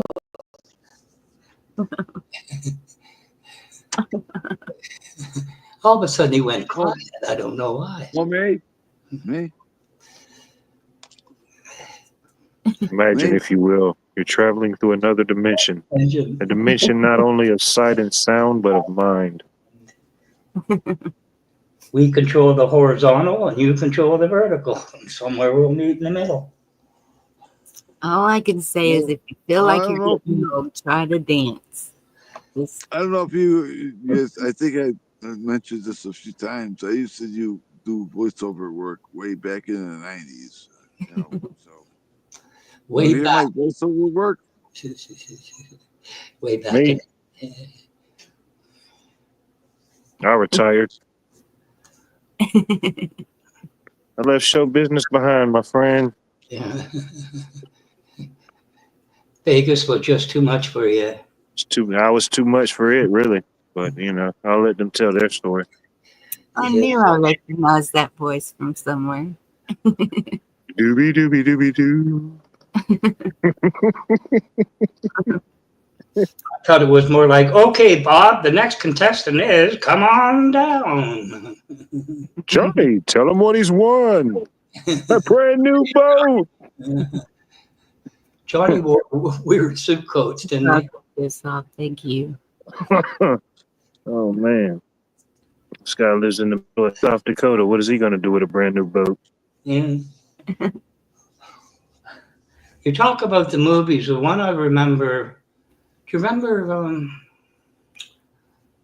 Sea Hunt, A Time of Everything Under the Sea? There was one called Run Silent, Run Deep about submarines, and that was really cool, I thought, way back in the 60s. Lloyd Bridges, I think it was Lloyd Bridges, Sea Hunt and all that. Well, it's all about the oceans. Oh, yeah. That whole era, yeah. It wasn't that, remember the submarine with the doors opening? It wasn't one of them. It was like towards the war movies. Run Silent, Run Deep. Oh, and Braveheart. Isn't that a war movie? Braveheart. Yeah. Yeah. There you go. Wait, I don't mean to interrupt her about this, but do you remember back in, I think it was in 2005 when the McDonald's had it was a toy, and it was a wristwatch for the kids and stuff. And it was a wristwatch, and it did you could do the steps and stuff. It count the steps and everything, and it all got recalled. Okay, it got recalled because total recall. It irritated the skin for them, and they got recalled about that. And I'm telling you, man, tell me about this. And you know, whoever did that, they had made a rash decision.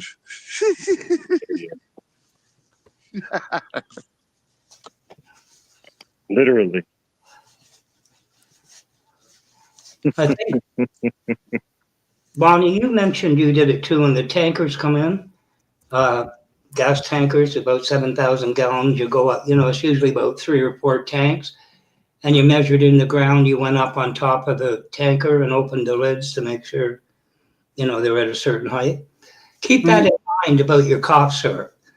They say, well, you can't get codeine, Benylin anymore because they'll use it to make crystal meth. So you look up how much crystal meth do you get? You're like about 6 ounces. It takes 14,000 gallons. And you think to yourself, could I afford 14,000 gallons of cough syrup? Think about it. Yeah.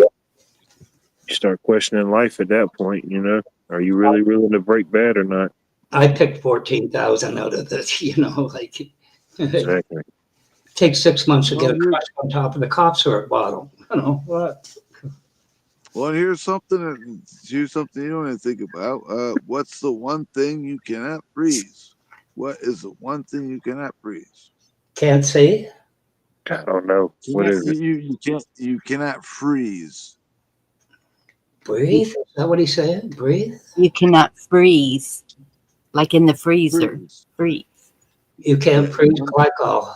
Well, not pure glycol will freeze.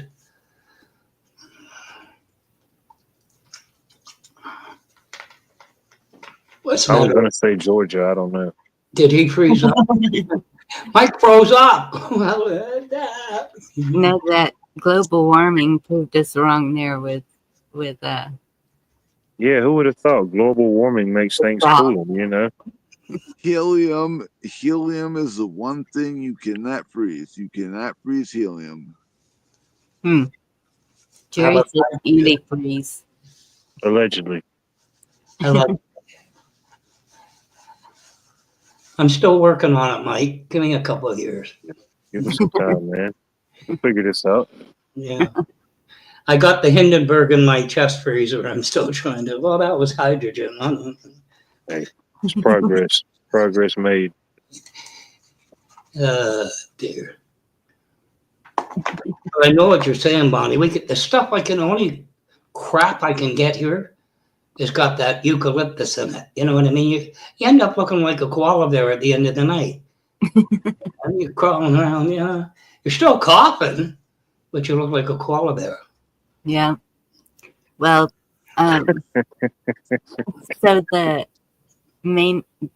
only ingredient in that is guava or whatever it is.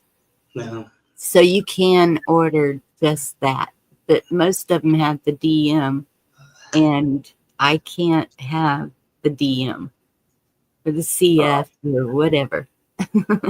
They have added all this other stuff to it that a decongestant on me is like speed. And so, no, I don't take it. I don't believe, it's all OTC because you go to one of the major,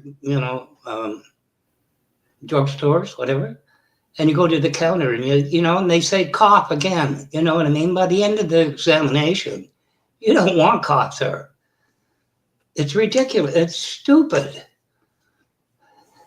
It is. I gotta interrupt for a minute. I apologize. I gotta go to bed in a minute. And if anyone can give me a prayer request, because Friday my friend's mother, I'm a brain fart. I hate this shit. I really do. My friend's mother told me that her name's Robin. My good friend Robin she's not doing good. She's in the hospital right now, and I was gonna go there Saturday, and I couldn't because we were having an ice storm here, and I'm not gonna drive in that. So I'm hoping that I can get there tomorrow, you were telling us later about. on, or the next day. And yeah, so if we can have a prayer for her. Her name is Robin. She's Yes. she's been a good friend of mine for a long time, and I hope she gets better. I really do, and so I'm gonna try to do that. And yeah, so if you can help me out with that, I'd appreciate that. Yes. Definitely. Will Rockin' do. Robin.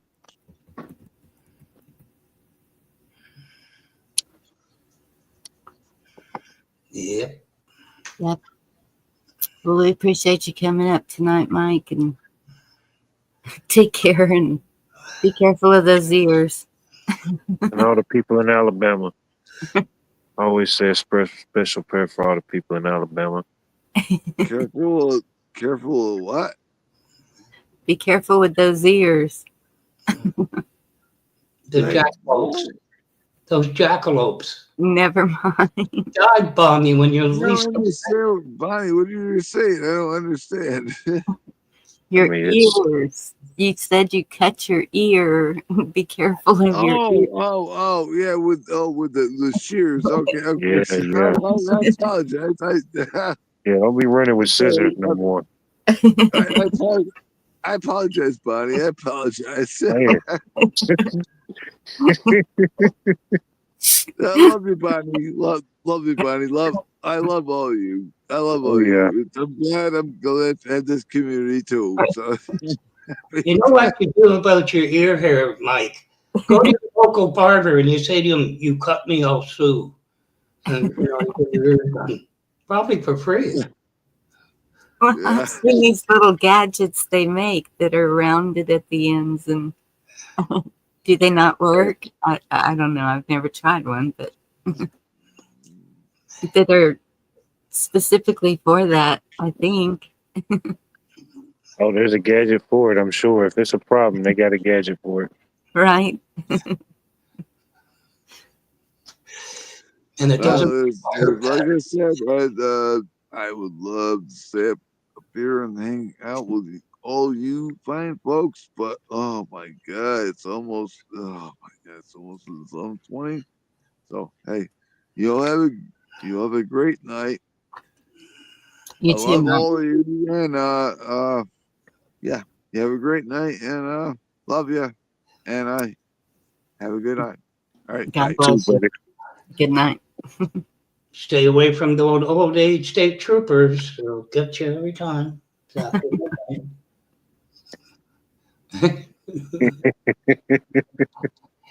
I was going to ask him how old he is, but I avoided the temptation.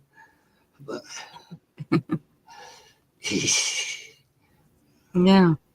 I don't know. A commercial would be good about me. I feel like that was the commercial.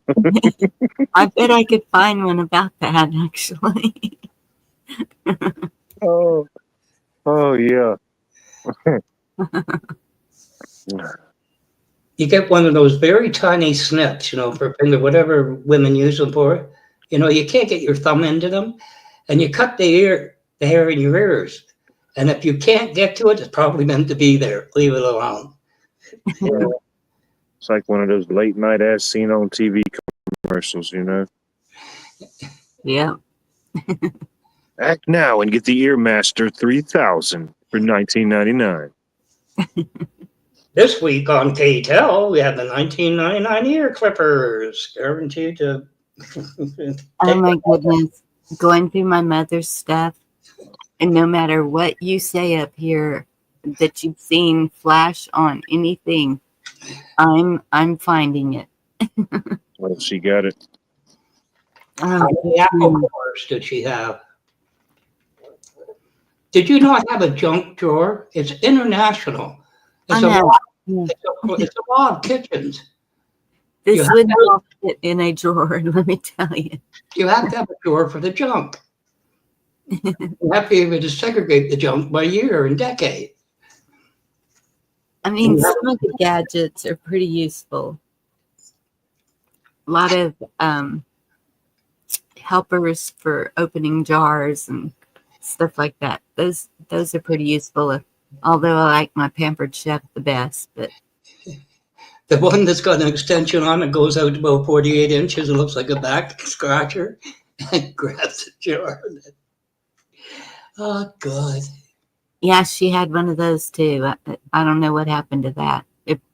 Probably when my brother was there throwing things away, he was just chunking a lot.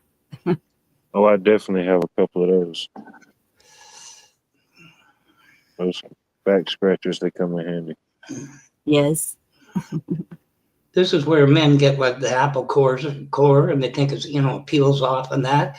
And about 50 minutes later, it's like, I got it. Meanwhile, somebody just ate an apple, pared it, and everything else with a cutting knife, right? A pocket knife. It's Yeah. Well, when my hands were so bad, I couldn't peel anything. And so I did get an electric peeler, and those are crap. Don't even waste your money. I'm just telling you. Remember when the gas stations had the Coke machines? You had a little 6-ounce green bottle. It'd be about 10 cents, and you pop the top on the bottle remover on the machines. Yes. Mm. Yeah, or you could use your car door or yeah. Got a thing on my keychain like that. It's like a 5-in-1 tool for stuff like that. When we were kids, you go in to get a cold pop. That's a foot of water in a cooler. There is no refrigerators in that. It was water, chilled water. I love Pampered Chef. They have the best stuff. What's that? Pampered Chef. I have their potato peeler and their paring knife is really good. I keep the cover on it because it's so sharp. The peeler too. Yeah. The garlic press. Yeah. Yeah. I got those too. Yeah, they come in handy. Yes. Especially if you're doing a lot of it at one time. A lot of them do. My daughter, I guess my mother gave her a egg separator at one time, and she's been saying, "Why don't you have an egg separator?" And I said, "'Cause I know how to do it without one." And she said, "I don't. You need to get one." No. Tell me when you want your eggs separated.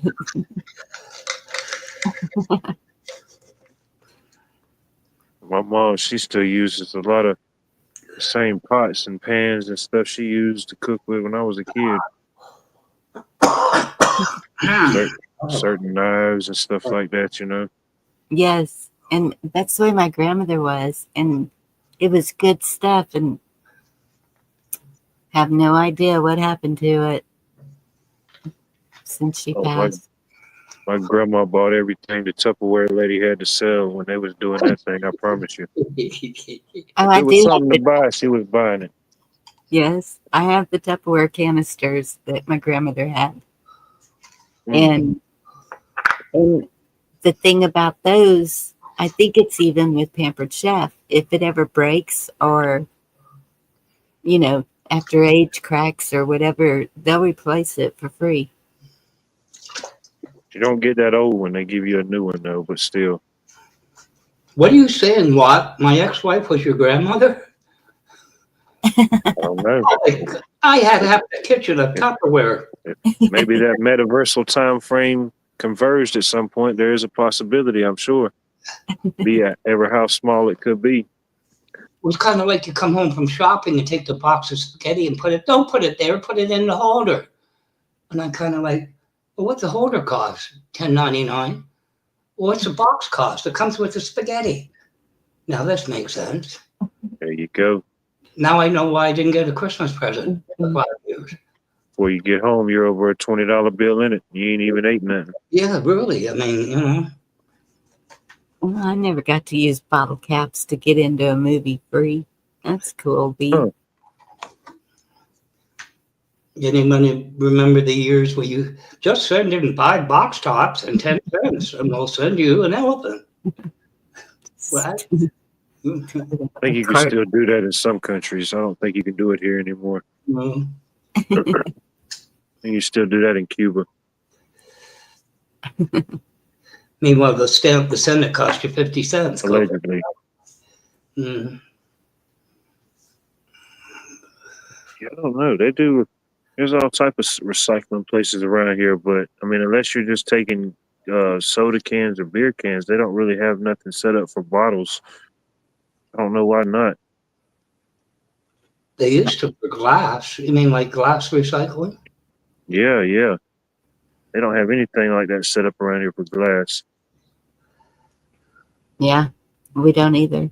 Because we did a couple schools, and I still got a bunch of them just for the heck of it. I mean, I could scrap them at any time, but a lot of them had like old glass fixtures, and plastic domes were still in good shape. So I took them to a couple places that I knew that did plastics, but they said they couldn't identify what type of grade plastic it was, so they couldn't accept it. I was thinking, y'all are supposed to be the plastic experts. It says just a light fixture cover.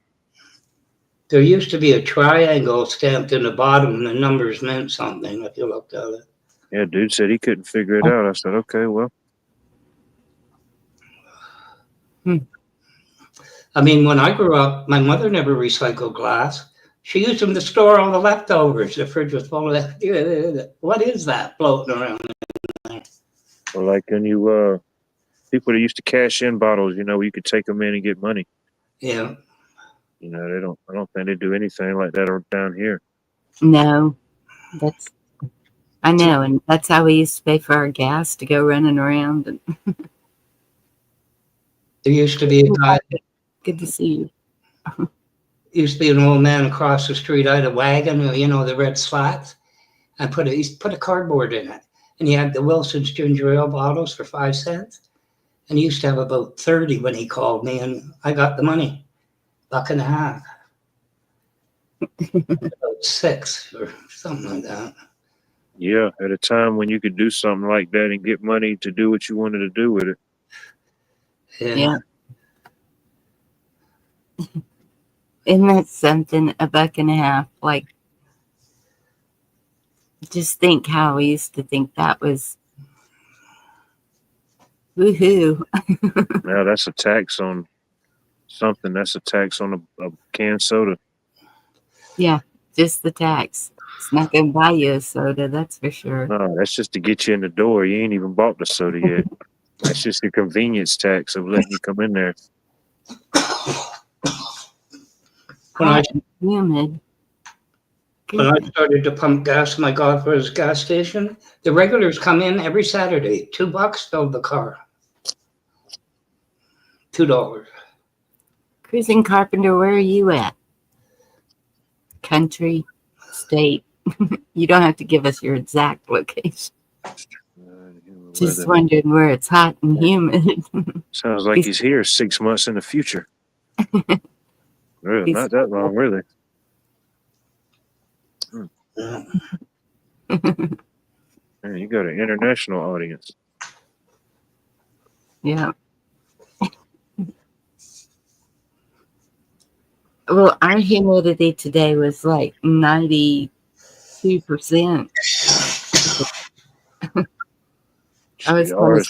Ours was everything but 100%. We got some rain this morning. Really, all day. Really, from I don't know, about 2 o'clock this morning till about 2 o'clock this afternoon. Really. He's in Australia too. Okay, see, that explains it. We got 2 from Australia here. So our humidity's gone down to 72%. Woohoo! I don't know. Ours still feels kind of high.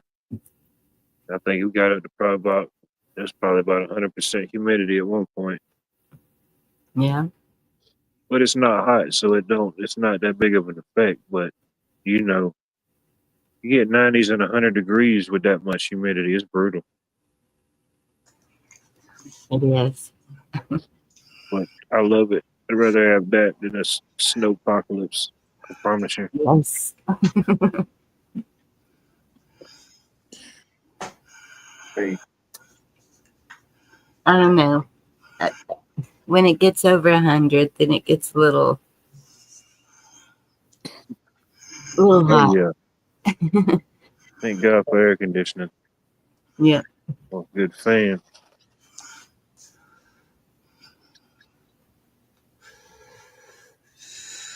That's a good idea, Bee Charming. For What's that? leftovers, glass, she saves her glass jars, send leftovers home in. Oh yeah. I do that too. Save a lot of glass containers. I just saved a video because I have a few of them that I've been keeping. I have to hide them from the girls or they'll throw them away. And he was making a heater out of a glass jar with copper tubing. So I saved the video. I was like, whoa, look at that. Oh yeah.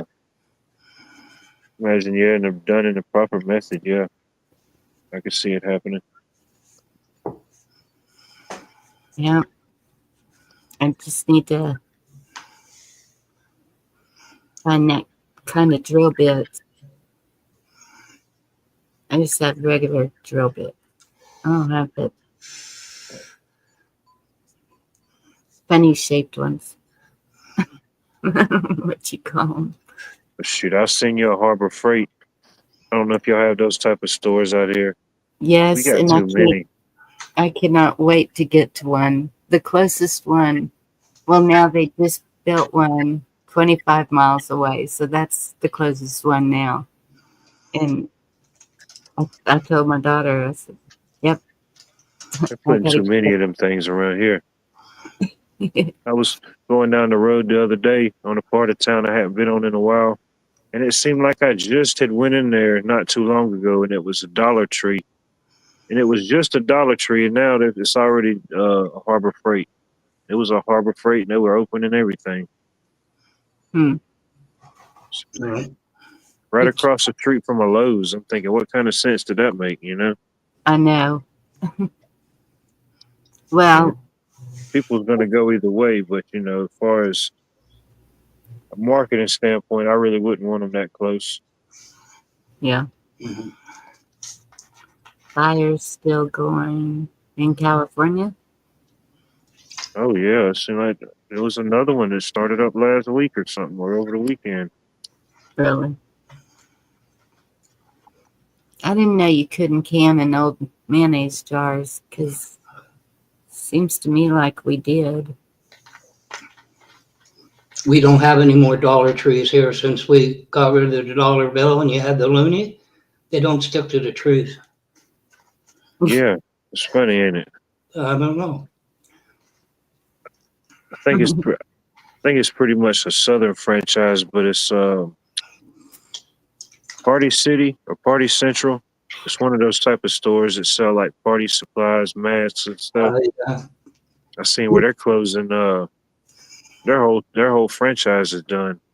They're shutting down all their stores. Wow. I don't know how they ever kept going. I know what you mean. They're heck, I seen an article that said in 2023 they were almost $2 billion in debt as a company. Yeah. That's 2 years ago. And who is that? Party City, I think. Oh, okay. Yeah. When's the last time you saw a car going down there with one of those helium balloons that says, "Happy year hair cutting, Mike," day, and somebody bought him a balloon. They probably got one for that says that, really. Remember Hallmark cards? Used to be upper end, and Yeah, before it was a channel. No card under $10, Now that they care about you. I spent $50 on your card. Be happy. I don't know specifically if the new one is still burning or if they contained it. I hadn't looked up an article in a few days. I hope it is.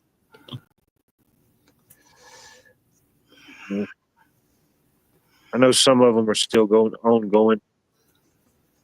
What, the LA fires? Yeah. Yeah. I mean, I'm admit I followed some, but I haven't followed a whole lot. I know there's been quite a few of them.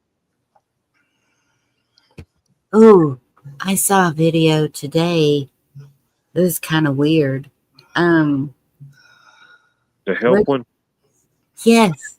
Where did I see that? Did you send that? That must be where I did. I think I did send it out. I probably did send it to you. The help one, yeah. I think I don't know how long when it first surfaced. I think I first seen it like early last week when I first seen it. There's a Hughes fire that ignited Wednesday.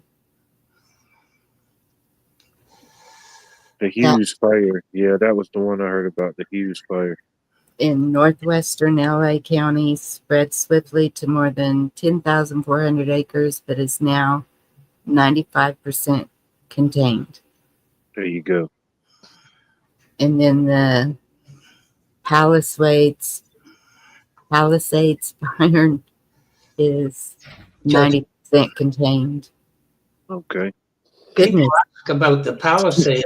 Remember the song down at Palisades Park that, had the organ in it? Remember that song, Palisades Park? Could be. The Eaton fire is 98% contained. So it looks like they're getting them out. Yeah. A lot of destruction, those. Yeah. Oh, yeah. Like you said, just the Hughes fire alone was over 10,000 acres. Yep. And that's at 90-something percent containment.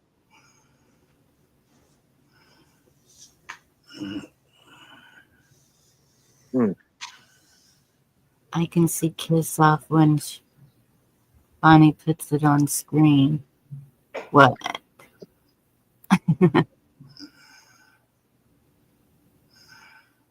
Oh. Oh, okay. That's right. For some reason, B can't see Kiss Off.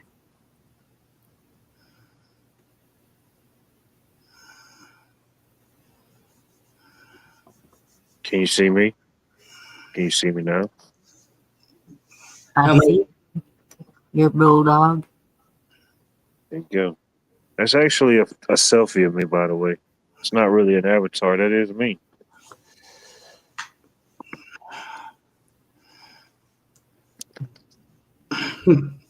Grandmas are pretty smart turning guns. I agree.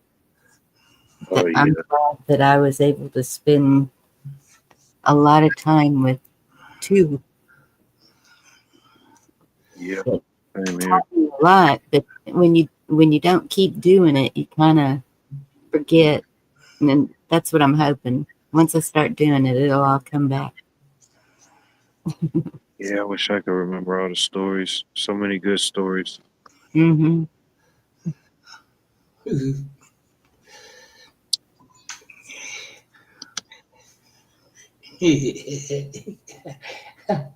I'm just trying to think. You should go over and watch Bonnie's last night. I'm sorry I missed it. Oh, she covered cutting your hair and everything. Oh, my goodness. It did get a little wild there for a minute. But, Oh, no. Stayed the course. And the gas and the, I think covered it all. Sometimes you just got to make lemonade sometimes, Right. Hopefully you don't need an EpiPen for that one. That would be brutal. I'm sorry, B. I could have the friend of mine make up a video for you about this if you want. He could make up the music and everything. Down at Bonnie's hair somehow. Jerry's already singing it, sitting on the dock of the day. Otis Rock. It's a good one. I feel like that sometimes, and I'm not necessarily on a bay, just out there somewhere.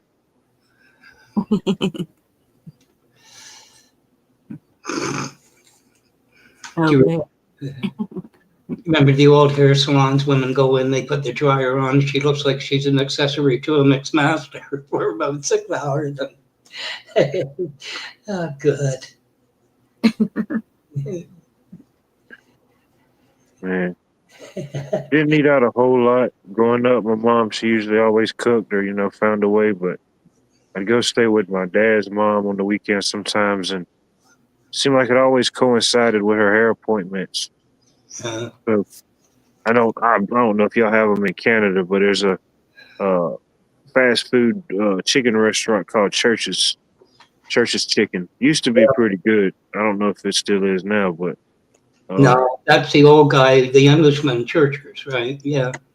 we'd go to the beauty salon, and connected to that same little plaza was a Church's Chicken, and she said, "Are you hungry?" And I said, "Yeah." And she'd give me some money, and I just go over there and sit at the Church's Chicken. And I said, "Well, hopefully she's about done." I go over there, sit down, and eat me some chicken, and that was that. Couldn't deal with that whole deal. My mom gave up color. Gary, thanks for coming in. I used to drive her over to get her hair colored till she was probably in her 80s, and she gave that up. I looked at her when she got her hair colored, and I said, I got to buy some stock in alkyne aluminum because you got about 4 pounds in your hair at the moment. My mother started dyeing her hair purple, and I don't know, it was a few years ago, except for when she was going to see Dr. Green, then she would dye it green. And when she was in the hospital in ICU, she kept on saying, I want my hair purple. I want my hair purple. And I know she wanted it that way. I know she knew.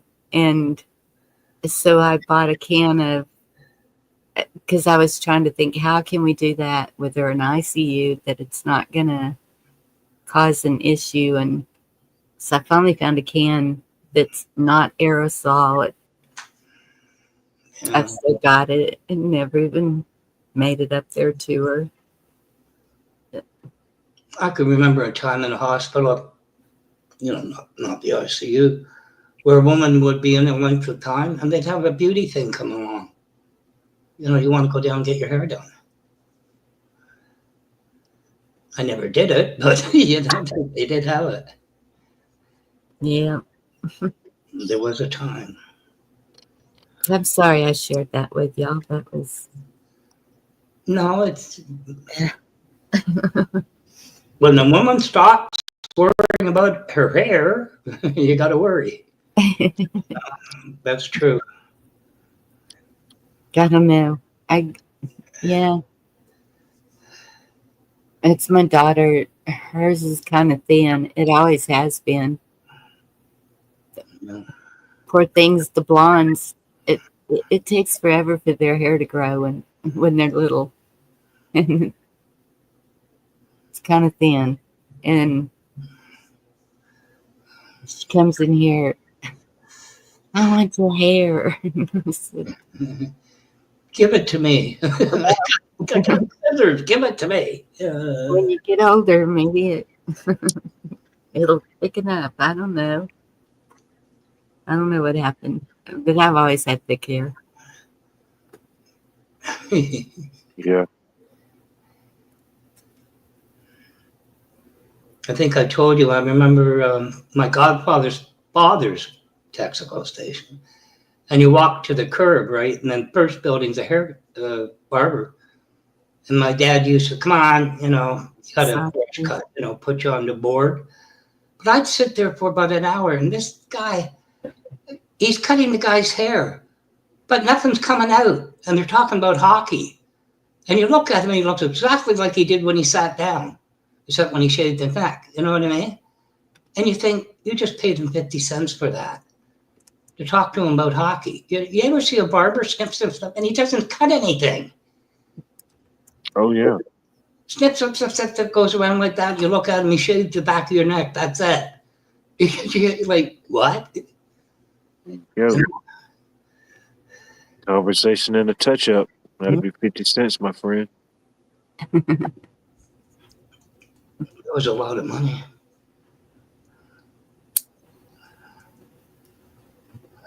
It's like I never went to them, but they had this. They had this. I don't know if it was a franchise or a barbershop, but they had like it was supposed to be sports themed.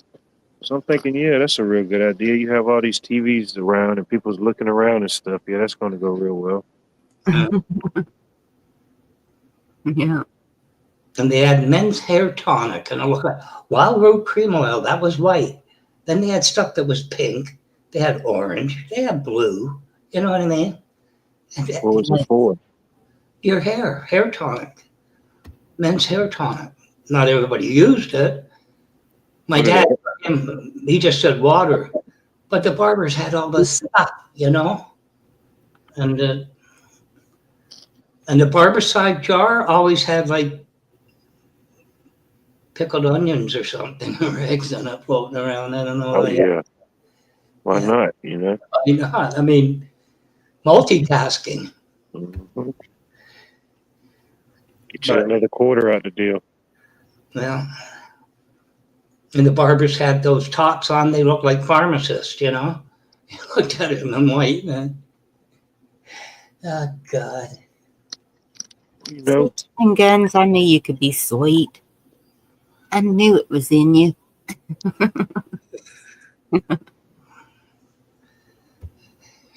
I just had a funny thought. What? Well, what was talking about? You don't get snow. But it's one of my favorite songs, you know. He could do a weather thing in like a, you know, Seaman Slicker, you know, rainy night in Georgia. Just a rainy night in Georgia. There you go. Definitely was last night. All over the world. All over the world.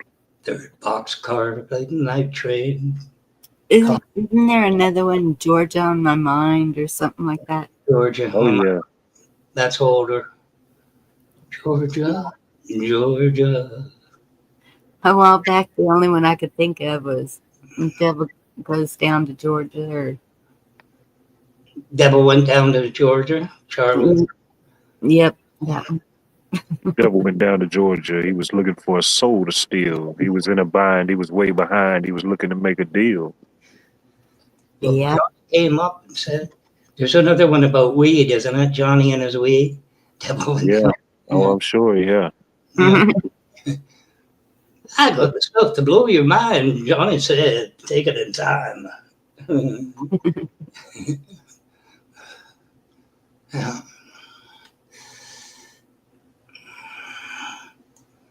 And Billy Joel McAllister. I still want to see Georgia. God, they got a lot of things going on over there. It's too much, really. You really know it's off season right now. It's just too much happening. It's off season for tourists. We got snowpocalypses going on. It's just got the Bigfoot supposed to be migrating again this season. It's gonna be too much. Oh, there's that one too. Oh yeah, that was a good one too. Yeah. So what do you do at this time of year? Polish your peaches, or you know, on the tree, or sometimes, yeah, that is an option. It's it's never off the table. No. It's kind of hibernate, you know. Yeah. It's kind of like a bear. Semi-hibernation, you know, little interaction. It was a terrible winter down in Georgia this season. The bears hibernated for 20 minutes. Yeah, that's when you know it's bad. I love that when you put the polar bear. Yeah, that's how everybody around here was acting. That's the way I dress when it gets like that. It snowed here on Tuesday. They shut the whole they shut school down for the rest of the week. It was a state of emergency. Yep. Oh, did you see? So I kept hearing everything can be done if the president calls the state of emergency. And then I saw that he just called the state of emergency at the border. So does that make it just at the border, or does it cover everywhere? So if he said if he directed it for the border, I'm pretty sure it's just for the border. You know, Okay. anything, I imagine anything like that would take priority over other things. You know, once he says it's state of emergency or something like that, I would think. I wasn't going to say anything, but I did catch the WEF address from Trump. Chuckle, chuckle. That was the biggest stand-up comedy routine I've seen in a decade. Have a good night, B. Thank you for being here.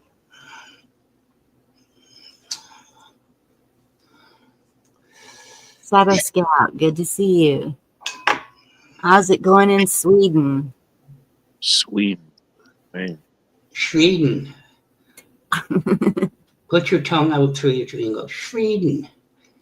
Sorry, I don't know any Swedish. My one of my Swedish friends, she sent videos and pictures, and it's all white and snowy, and because she's moved out to the country now. She was in Stockholm, and she's just loving it. She was walking and in the snow. So used to that. Yeah, oh, definitely, yeah. But she kept saying, I still miss Texas. I'm like, get back over here. Oh, yeah, especially the experience of climate, yeah, like Texas, where it's rare to get snow versus them. They know they're going to get it every year. Yes. Thank you, Eric. That's what I was thinking about. So you got your ice skates out, did you? What? Shoot, no. Let it snow, let it snow, let it snow. We kind of had to get out on our deck. It was all iced over. That's what we were asking. My daughter was asking, what do you use? And I said, salt. Just pour salt. Been under martial law since 2020. We definitely got more than I expected. I thought it was just going to be a little dusting, but yeah, it was definitely more than I expected. Oh, goodness. It's 5:55 a.m. in Sweden. Hey, cool. Nice. Hey, Cola. Good to see Man, you truly established an international audience. I know. Love you it. get somebody on Mars, you'll be almost intergalactic. You know what? You talk about. I have to put that. Martians welcome. Sorry, Black Watch. They are?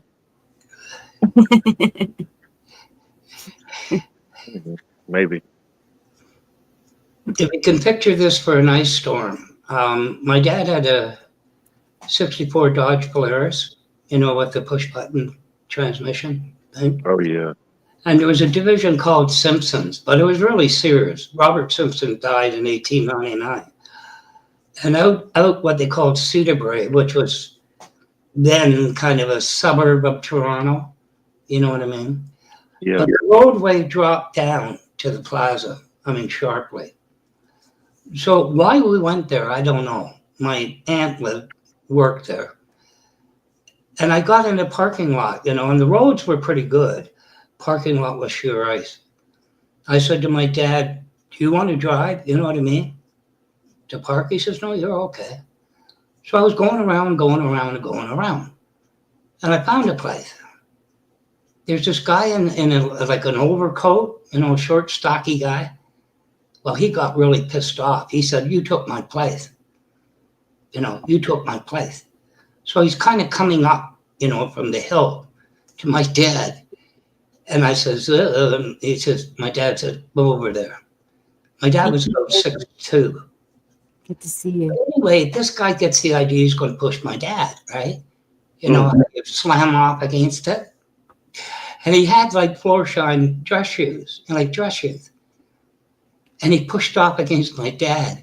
And he's got his ass up in the air and his hands on the ground sliding all the way down. I'll never forget that. Big tough guy, I'm going to push off you. I'm going to show you. And he's sliding all the way down. Yeah. It was hilarious. My dad never gave me much to laugh about, but that was funny. Cola, there's a link if you'd like to come up. Either that or stomp his toe. Really, I'm going to kick you in your butt. If it gets down to it, I mean, shoot, you stomp the heck out somebody's toe a few times, they start rethinking. Really? I'd forgotten about that. It was so funny. I promise you. I've hit mine before. It felt like I was having a live exorcism for about 5 seconds. I didn't know what was happening.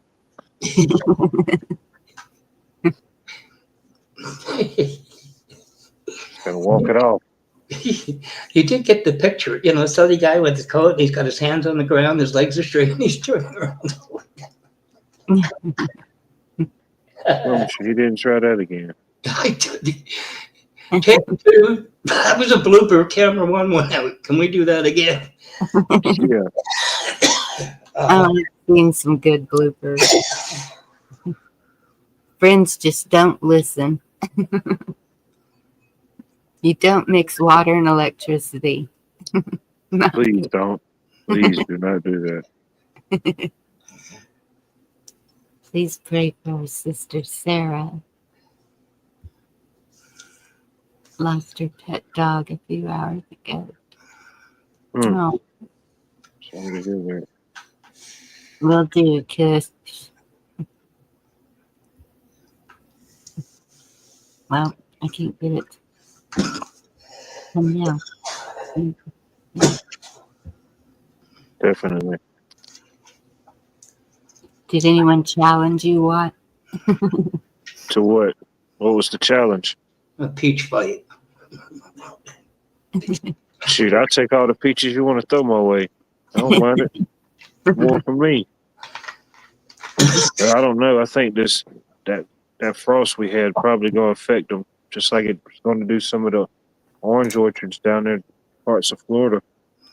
I have been thinking about that too, because now the temperature is going to get warmer, up to 80, and so the fruit trees are going to think it's spring. I've seen that happen before.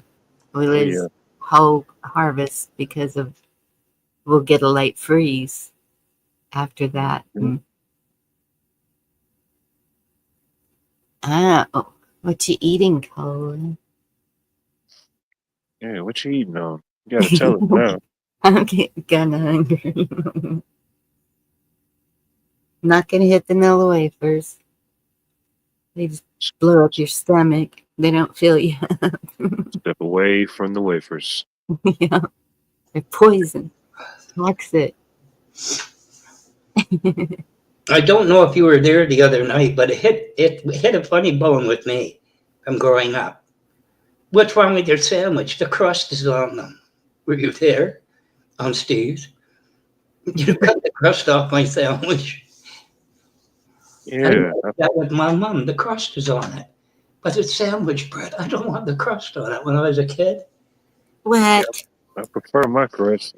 Yeah. Man, you're losing 10% of the real estate, man. You got to give me the whole bread. Yes. You have to have the crust. And he says, on regular bread. And I looked at Bad Kitty and I said, what's regular bread? He said, damn if I know. About 2 hours on bread. Wonder bread. Yeah. Makes you wonder. You used to say to kids, eat the crust on your bread and make your hair curly. And they looked at you, well, I don't want my hair curly. You know? Jeez. I don't know who eventually bought them out, but there was a series of bread as a kid. It was called, in the 90s, it was called Iron Kids bread. Y'all remember that? No, but I can imagine that.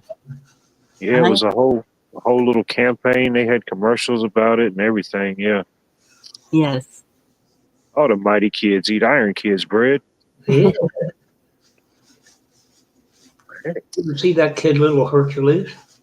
His father with steroids, a kid? Yeah, this It was fifth about, grader's out here picking the janitor up. He ate his Iron Kids bread. geez, there you go. I mean, he leaned over, flexed his pecs and everything. He looked like Arnold Schwarzenegger at the Olympics, you know? Like, what? You know. All off Iron Kids bread and biscuits and gravy. Actually, his dad lost custody of him.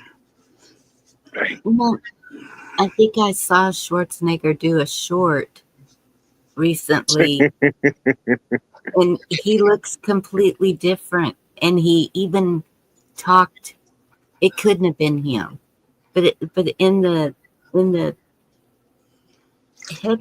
title it said Schwarzenegger. But he It's didn't tough have. with those things. You never know. They got the AIs and stuff. You know what I mean? True. That's true. I just showed a video about all that.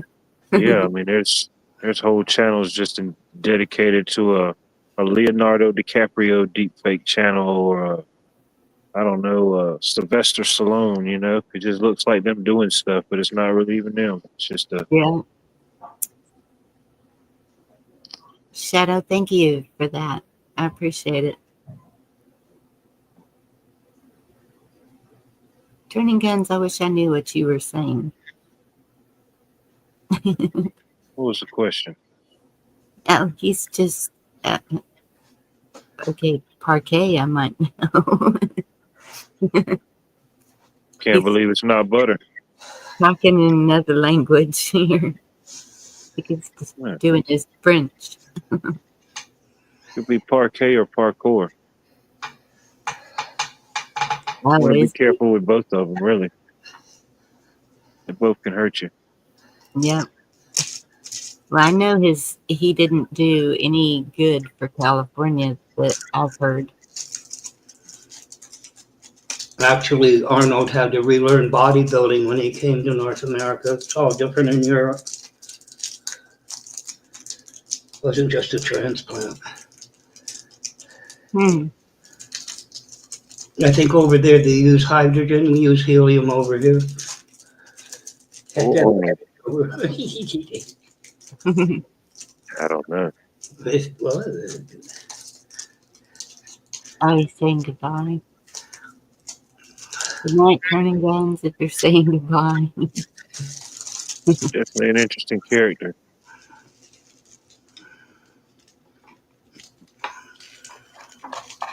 I'm sorry, Eric. I know that's hard to do. Oh, he's not saying goodbye.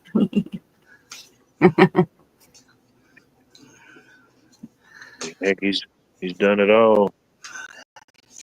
Mr. What? Mr. Olympian. He was the Terminator. He came to destroy the world. Yeah. Then he came back as himself as a governor to save California. Man, you know? Yeah, save California. Who didn't? Yeah. The chef from the Muppets, yeah.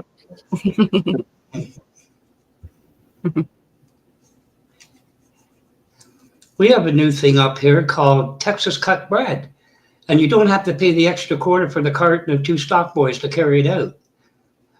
Nice. Texas toast is amazing.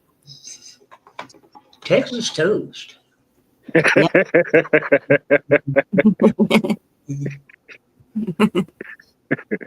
It's big, thick, sliced, buttery toast. I don't know how Texas got the claim to that. That's just how we was always cutting bread, you know? Cut a little thicker. They just took it and ran with it. Now it's Texas bread.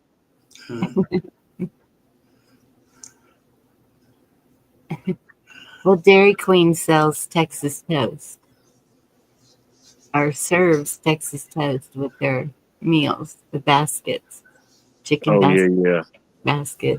Yeah. I haven't been in a while, but they used to have some good strips. Yep. I got a good burger. I got a tip for you, Lot. When you put your Texas toast in the toaster, make sure you use a plastic spatula to get it up. The middle one's kind of a shocking experience. It's wedged them up, you know. So I recalibrated my springs to get maximum velocity. Mm-hmm. And watch out. Don't have any loose cups sitting around. Do you ever have a piece of bread get caught in the toaster and go on flame, like on fire? And you sit there, they set the alarms off. I did the other day. I haven't, but I've seen the videos online. It happens. I barely caught myself. They tried to get it without unplugging it first. You know, wait a minute, don't stick somebody in the toaster. Yeah, don't stick a metal fork down in there. Well, the property manager called, what's going on up there? And I said, I'm just toasting Texas toast. He said, okay, be careful. His name, Chris. Thank you. Yeah, you say Texas, they'll give you a free pass.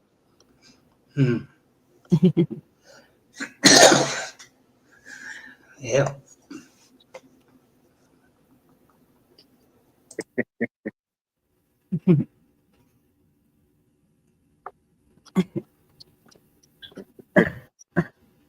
Yeah, always picking on Texas. He knows somebody. He might be bona fide. Let's leave him alone.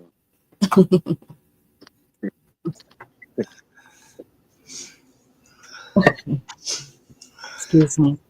We were reading an article. One of the states, I can't remember where it is, they keep watching. I know this is a really disturbing. They keep watching the executions. Like this 74-year-old man, they injected him, I don't know, it was a ridiculous amount of times, 8 times or something like that, and walked him back to his cell. It didn't work. So they're talking about this just happened recently? Yes. So they're talking about using the old way. And my daughter, she got really upset about that. And I said, you know, well, we can look at that both ways. But she just thought that was kind of drastic. And I said, but it's better than them suffering through it. It's like. So they jabbed him 8 times and he didn't nothing happen to him? Nothing happened. Because of his age, I think their veins start collapsing or they just couldn't find a vein. Man. I don't know. Yeah, I don't know much about the science on what all it is, you know, the stuff involved to make that happen, but yeah. Man, this guy might be the cure to something. Right? I don't know. I just had a thought. You know, since you guys have all this cold weather and relations are somewhat strained, you ever see Ken and Doug McKenzie?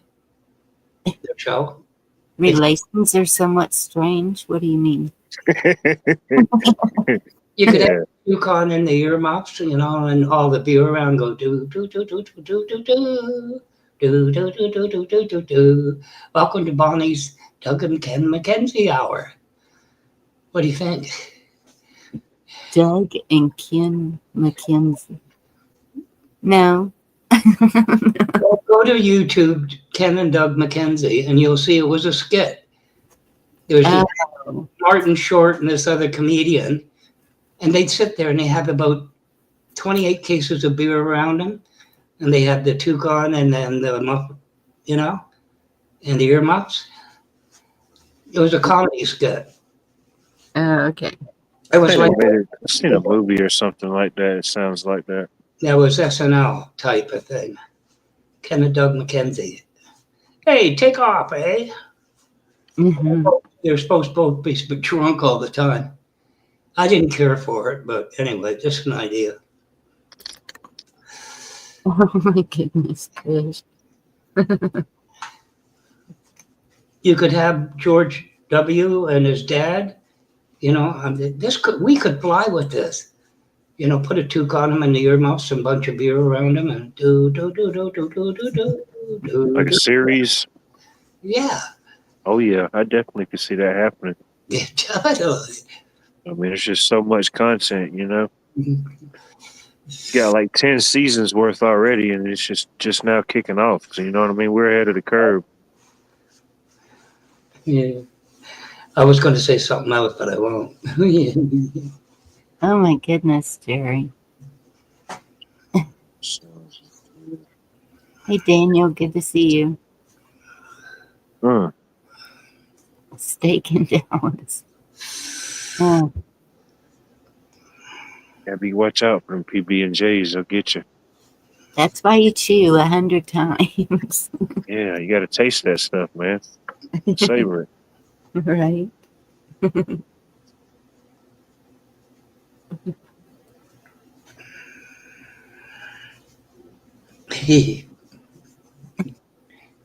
The conversation is the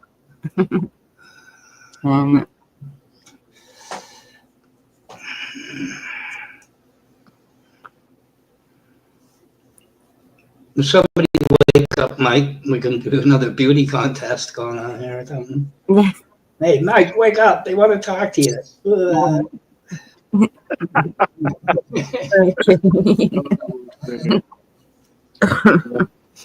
No. Let's see. Check and find something.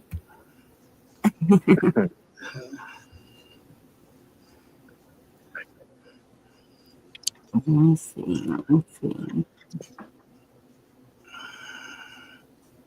That's the chicken plant. No.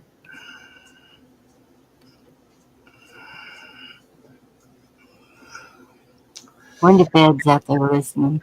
He's. What you got? I don't know yet. I'm still looking. That's too scary. Nothing scary, nothing serious.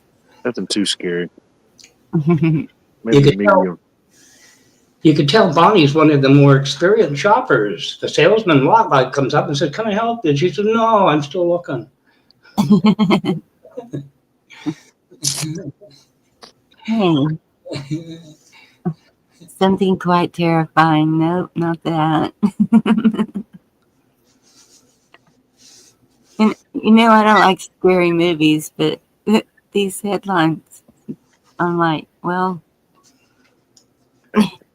Some of them read like a scary movie.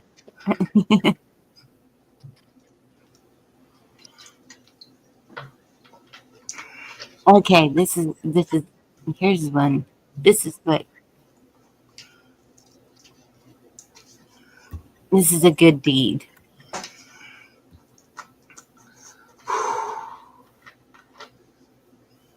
Oops. All right, I'll share this one.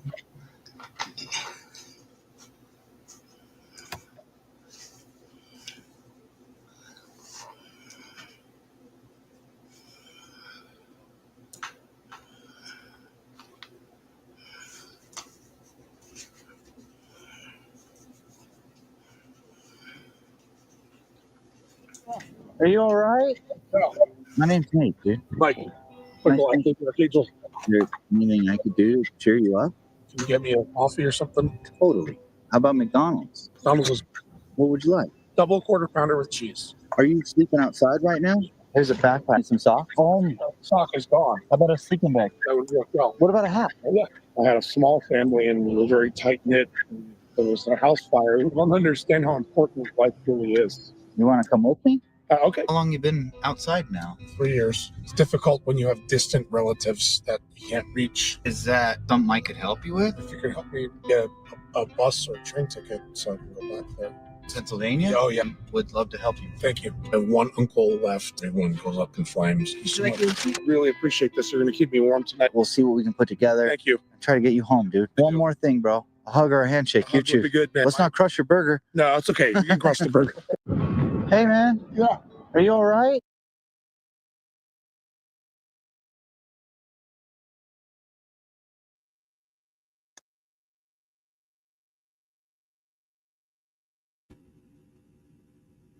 That's how we should be. Hey, Oh, yeah. My chat disappeared. Oh no. How'd that happen? What y'all do with my chat? There they are. Okay. Just a swinging. I mean, I came back and it was totally black where the chat is, and I'm like, where'd my chat go? Are you playing with the buttons again? What's this one do? Yeah, there's nothing wrong with random acts of kindness.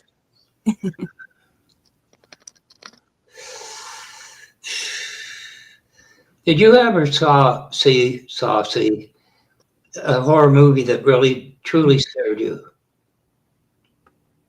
Yes. Really disturbed you? That's why I don't watch them. Especially the ones that mess with your mind. I'm just like, no. Nah. I've never seen one that did that to me. Not one of them. Really? No, truly. I don't know about younger, but by the time I was a teen, it didn't bother me. There's some people who really love them, but it just stresses me. I just can't. No. I wouldn't say I loved them. It's just like The Exorcist and all that. It was so what? I knew how they did. I thought, how'd they get her on the turntable like that? And going around a lazy Susan. It's not real. So It wasn't really scary, but I remember as a kid, I used to like to try to stay up late. And I think it was like on Friday nights or Saturday nights after the news, they'd have a couple episodes of Tales from the Crypt. Oh, yeah, I remember that. Little shorts or whatever. Yeah. But I mean, that could be scary, but I mean, that really wasn't scary. It was more like comedy, horror, whatever genre you want to call it. Yeah, it was.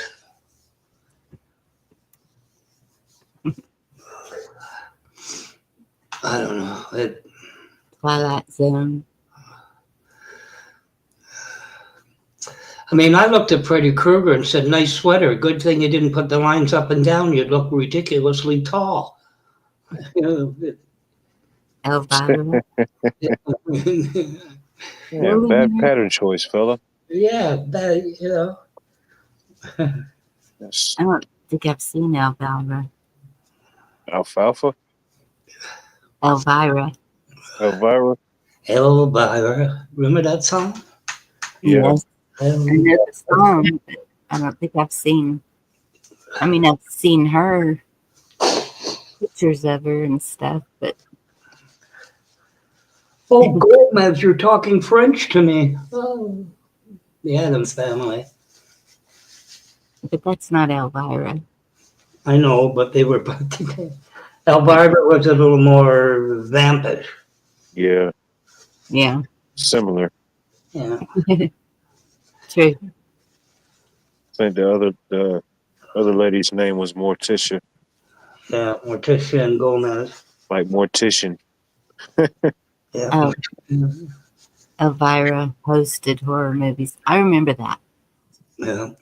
How do I remember that? Yeah. Scariest show I've ever watched was The Biden Show. Right, John? Yeah. I don't know.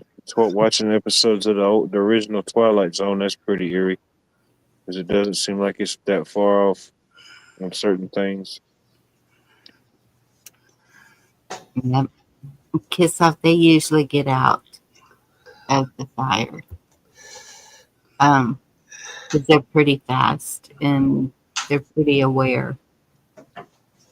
Horses sometimes don't. With a deer, Yeah. yeah, they're gonna move around when it's cold. Jerry said The Exorcist. That one was pretty bad. There was another one. Just the previews, I was like, oh no, no way. I think it was called The Omen. Yeah, the Omen. Oh yeah, Little boy. yeah. Yeah. Had 666 all over him. I can't stand it when it has kids. Because I did see the Poltergeist, and and then knowing what happened to most of them after that movie, it was like, Yeah, there was a lot of weird stuff behind it for sure. yes, the same with The Shining. Yeah, The Shining. Shelley, she was never the same after that. It's Johnny. I swear it was that movie that did it to her. Yeah.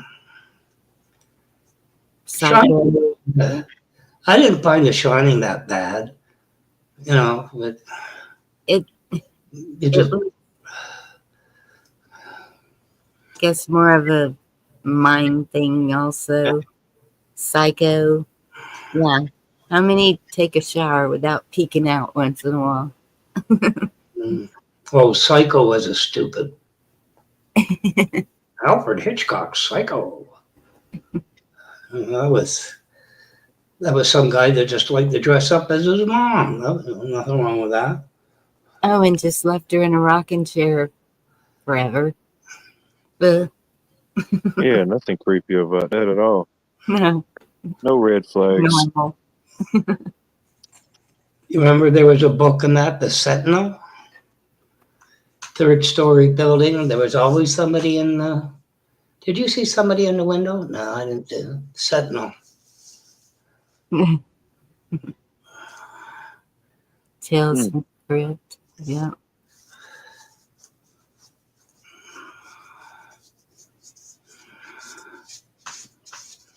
Of course, when the two little girls, Linda Blair and Linda died, they hooked that right in, right? This is going to get played in a Poltergeist and all that. Yeah. You know, they hooked on to anything they could to, you know. Once I see the previews, it's like, yeah, no, that's not the movie for me. Especially when it's supposed to be like based on or loosely based on real events or yes. Yeah.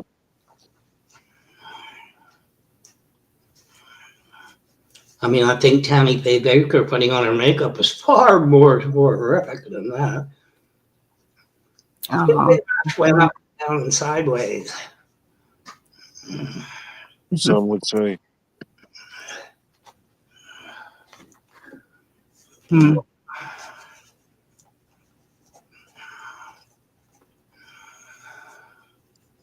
What was that one? See, even the birds, that was creepy.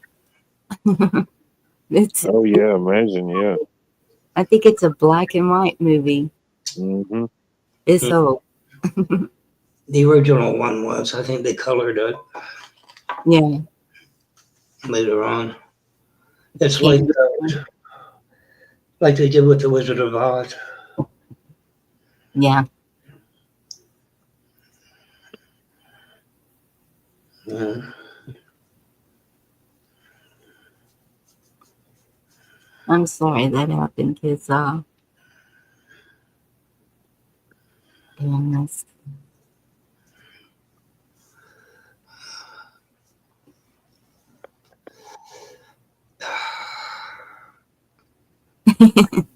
Swan. Yes. I don't know if y'all can see that. Sounds like my friend. We had a peeping Tom, and yeah, I'm the same way. he had come. I saw him at my window, and that was Anyway, he ran off, and so the different people around were saying he was here tonight, and my friend was like, well, he never comes to my house. I'm gonna put up signs. And I said, oh my goodness. Man, keeping Tom. What a weirdo. I didn't know there's people still around.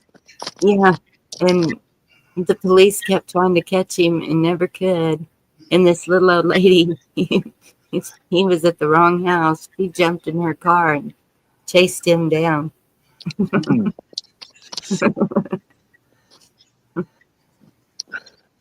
Grandma got tired of getting run over by the reindeer. She got some get back. Is that you, Tom? No, it's Harry. Tom had the night off. Carry on. Hey, turning guns, that's a good idea. I have fajitas. I cannot believe how expensive fajitas are. They used to be the cheapest thing on the menu, or yes. cheaper, Yeah. Since it's the thing, they're everywhere. The good cut of meat, and boy, you go buy it now and it's like crazy. Yeah. Meat and vegetables, yeah. You know how you can tell every peeping Tom is tall? This one wasn't. Because, somebody walking down the street at 2 a.m. with a step ladder should be noticed to the police. Where are you going? I'm going to paint a house.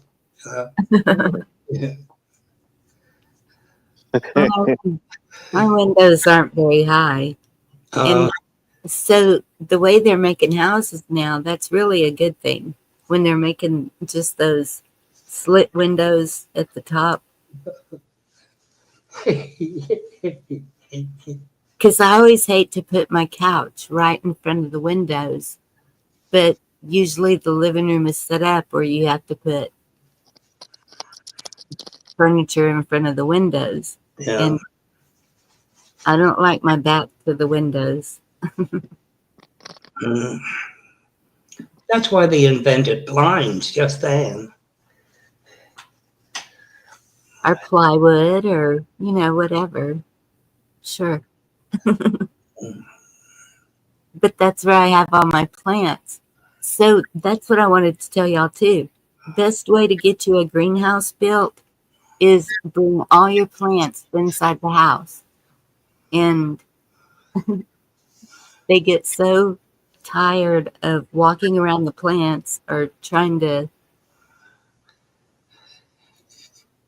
figure out how to put the furniture with the plants that we're just going to build you a greenhouse. And I said, cool.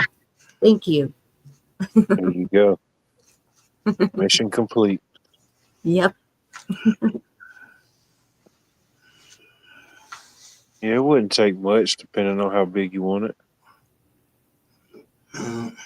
Yeah. Let's just build them. If my daughter can lay a floor, I know she can build a greenhouse. Oh, yeah. You could do it.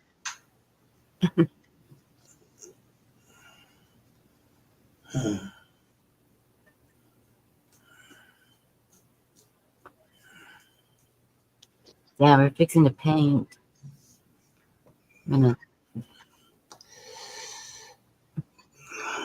It's always fun. Yeah.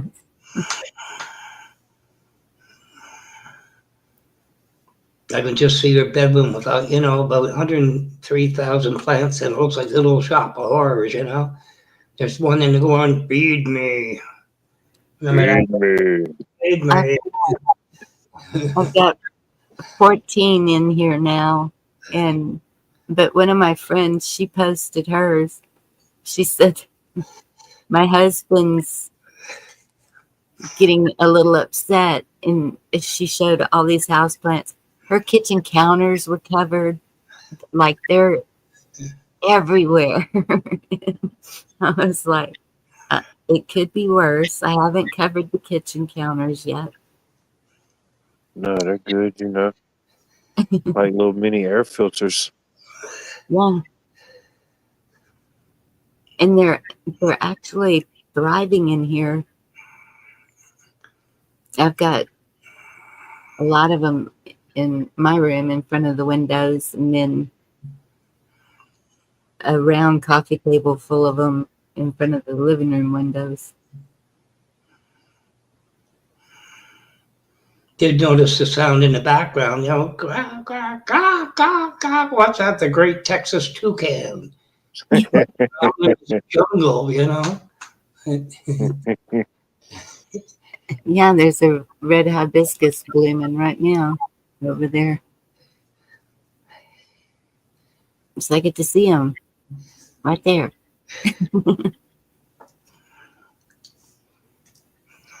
Or even like people give like Christmas time, people get poinsettias. You know, you can repot them and they'll keep on growing. You know, if you do certain things to them. Yes. A lot of people throw them away, but yeah, they'll keep growing. Yeah. This little man gave my daughter a white poinsettia, and she was like, "How do I take care of it?" And I said, "Google it." You ask your Siri thing everything else. Figure it out. And she said, "Well, I think it needs to be repotted." And I said, "Definitely. That's too small a pot." So she put it in a bigger pot, and it's going crazy. And I told her, I said, it's almost time to cut it back. And she said, "Yeah, I saw that." And I said, "Okay, we'll see how long you can keep it alive." She cannot keep a plant alive for anything. She even planted one and left it here in a little pot. And I kept taking care of it, but it just wouldn't. I said, "It's something with you. When you touch it, it's gone." Yeah. You know how you fix that one. Next time you go to the Dollar General, visit the plastic plant section. If you can kill a plastic plant, you know, something wrong. Yeah. But yes, Cheryl, they so like just I think it's September, October, you put it in a closet, and then that's when it blooms again. how do you manage that with the YouTube? Google it. You go to YouTube and you say, "Can you put potatoes in the refrigerator?" No, no, no, no, no, no, no. Then comes Mama Gina, buongiorno, you put your potatoes in the fridge. No, you don't. And these three chefs have a fight on the YouTube channel. I never put my potatoes in the refrigerator. Neither does Mama Gina, but go with the story, will you, lady? I mean, the point That's is, already all cooking. this great. You know, Right. Yeah, after they're cooked, maybe, but Yeah. If there's any left. yes. I like it when there's left because they're really good for making pot pies. Oh yeah. And everybody here has been craving pot pies, and I'm like, Oh, yeah, it's always a hit. Yep.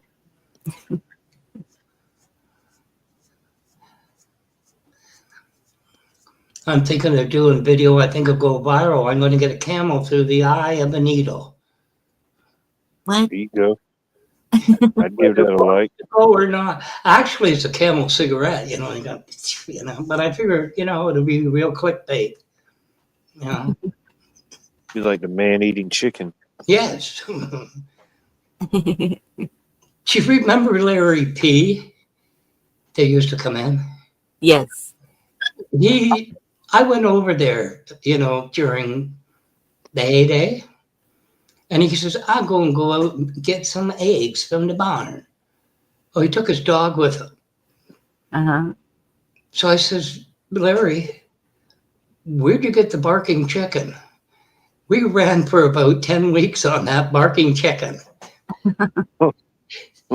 That guy's a real bunny. He went to Michigan. Remember Edna was his wife? I mean, what other name would it be for, Larry Edna? And he went to some sort of like some sort of a wildlife type of thing. I don't know what it was. So I said, you didn't let him go up by himself with a credit card. So he said he says he's looking at a cow, and I says, that's got the grill of a 49 Merc. And he says, I'm talking to you. I said, what's he doing? He says, I'm talking to somebody. I said, that's a used car salesman. He didn't take a pen with him to sign anything. That guy was hilarious. Good old Larry. God bless you, Shadow Scout, and thank you. Stay safe. If you ever see him again, say, how's Black Watch's barking rooster? He'll remember. Larry P. I just saw him in a chat not very long ago somewhere. It's like we was younger. There used to be this guy named Ricky Lee Williams, the one-armed chicken man. We used to buy a lot of chicken from him, and he had one arm. Man, that jugger would go out there and catch about 2-3 chickens with one swoop with that one good arm, you know. How many chickens you want? He grabbed them all in one swoop, man. He had it down to a science. Yeah.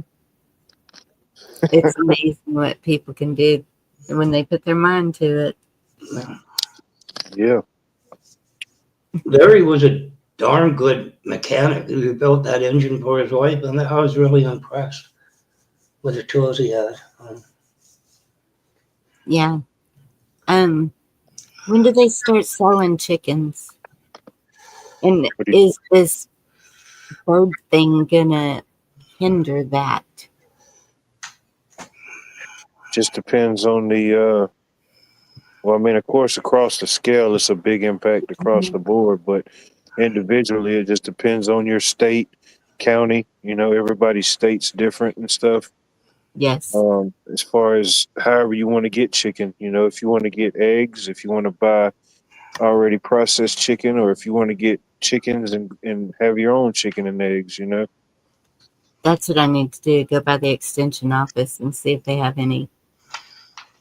Because they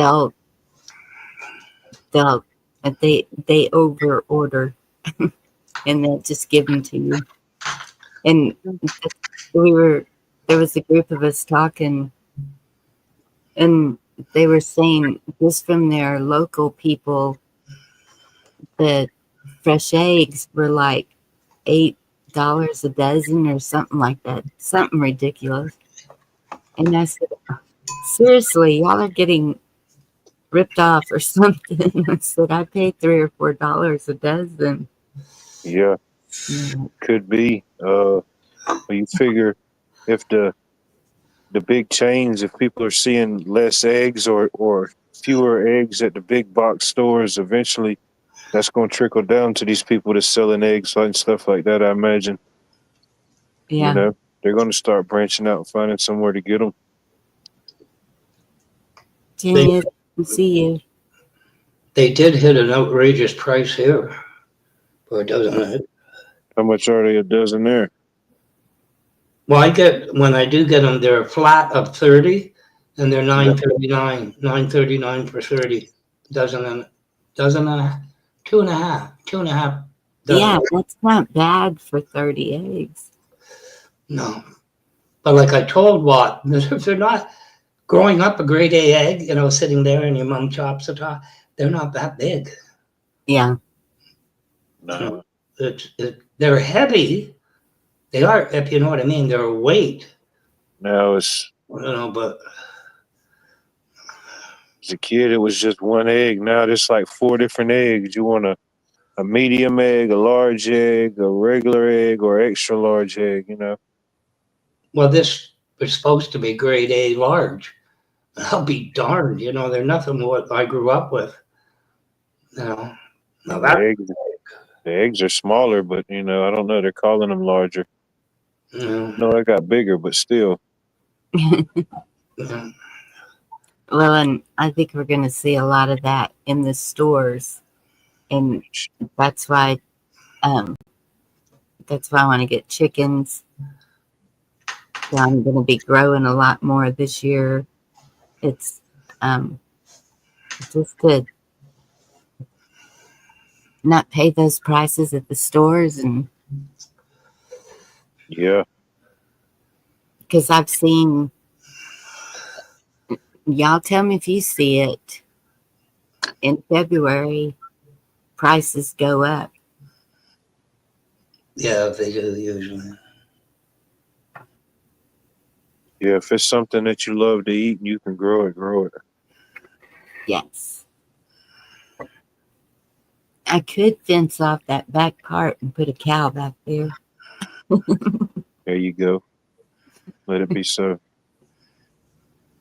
And if you get chickens, get them from somebody that know what they're doing. That way you can, if you're trying to have it or, whatever, if you're getting hens, roosters or whatever, Yes. don't think you're going to get a bunch of eggs and you get nothing but roosters.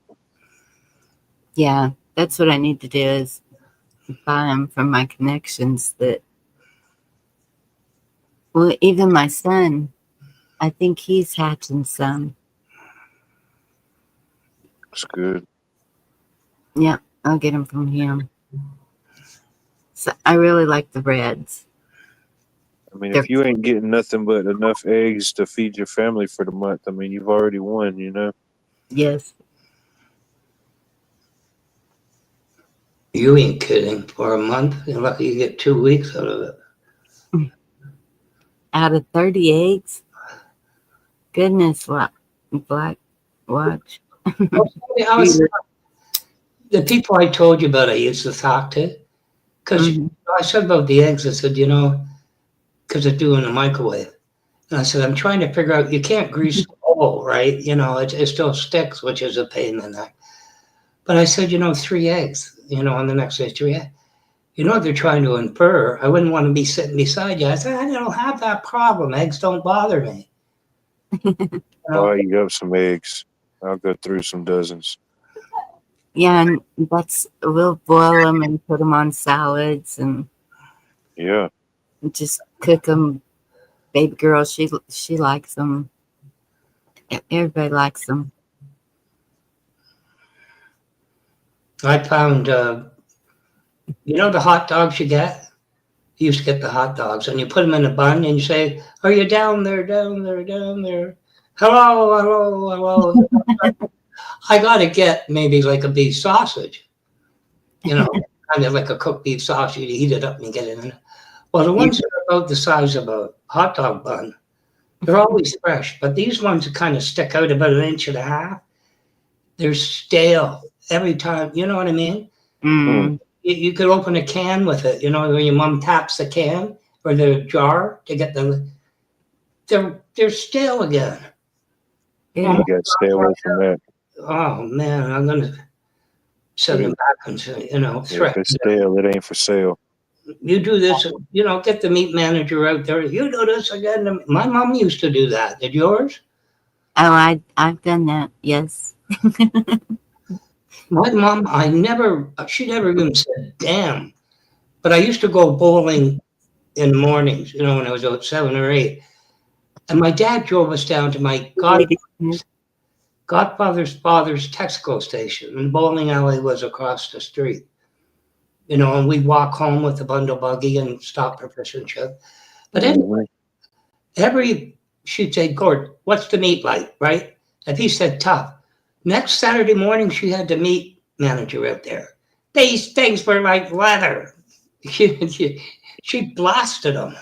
Yes, I've done that. If I make my meat order, and like the hamburger meat, if it's not right, I'll call them up. What y'all do? This is not not acceptable. Yeah, you gotta let them know. Yeah. Mind you, it could have been the machete she used to carry in her purse, That too. Yeah, that has that effect. Her Bowie knife, remember the Alamo, quick hide, she's back again. Yeah. Knives come in handy. It goes all over the place. People don't do that now. I said to my son-in-law, "What are you afraid to make, the talk boy's acne break out because you're yelling at him? Take the stuff back and tell him to stick it. Yeah. If nothing else." That used to get me. Used to take refrigerated stuff back because I didn't question my mom after my dad went. This stuff's like this. Okay, fine. Drive all the way back, and you hand the girl like the frozen thing, and she gives you $4 back, and she throws it in a shopping cart. You know what I'm saying? This is going back to but it's sitting in a shopping cart for 4 hours. Well, they don't put it back on the shelf. They don't put it back. They just, every couple hours, the stock board picks it up. It's a write-off. Yeah. It's garbage. It's done.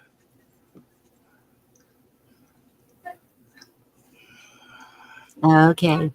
You ever go to the supermarket, no matter, well, it's not the 8 items or less, and you put the divider in, and your stuff falls over to the other person's stuff, and she's ringing it up, right? You ever done that? No, wait, what? I'm sorry, I was reading Virginia's message to me. Well, you don't go to the 8 items or less. You're going through, like you got 2 shopping carts.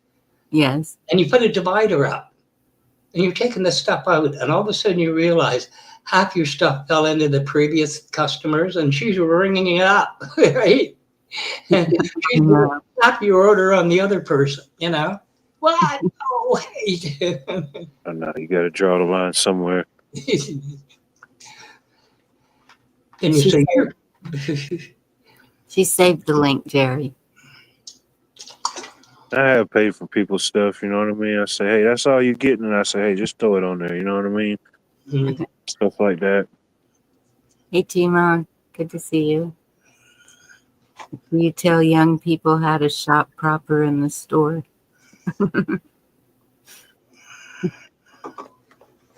You ever wonder about the packaging they do too? I remember my dad he must have bought the 64 Dodge Polaris new, and it was cold out, right? I guess he had to drive us home from shopping on a Saturday. And they used to have half-gallon bottles of milk with a little plastic handle, and it lightly touches the bumper. Now all you got is the plastic handle, and there goes 3/4 of a gallon of milk. Mm. Do not leave this out; it will freeze. No shit. It also breaks on the car bumper. Guess you can cry over spilled milk. Mm. There you go, G-Ma.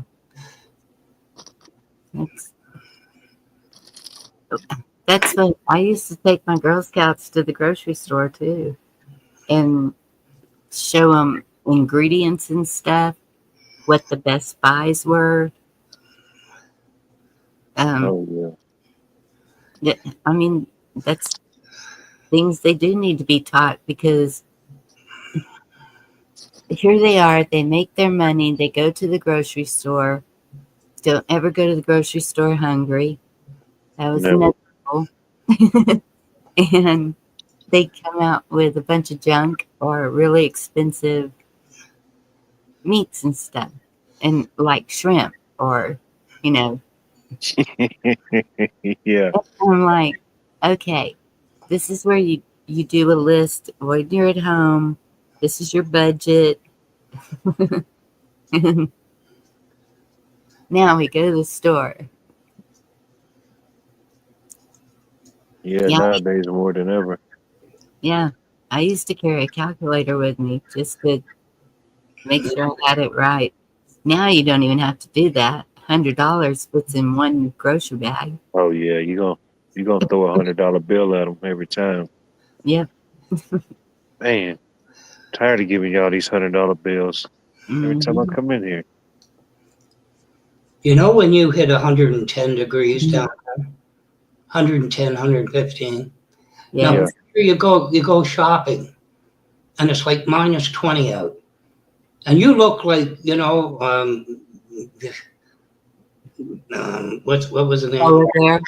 The Mighty Quinn in there. Like you got 2 tubes on, you know what I mean? It's hot. Yes. You're sweating. And you finally, the woman in front of you finally finishes 3 carts of groceries, right, through the cashier. Yeah. And pulls out 48 lunch bags of coupons. Nice. You pass out, right?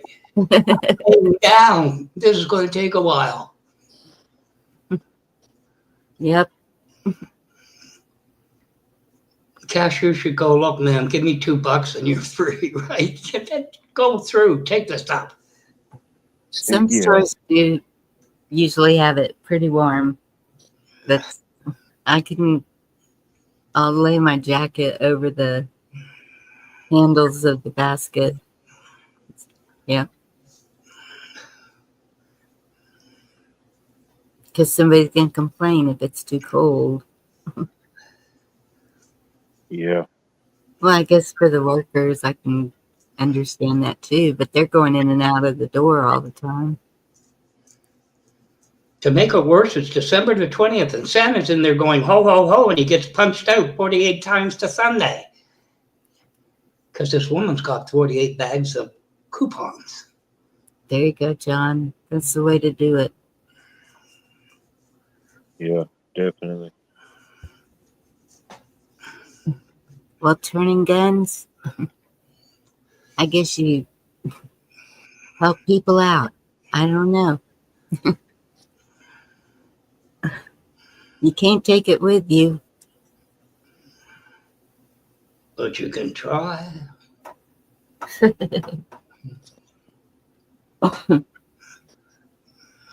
Yeah. Nah. I'm gonna, yeah.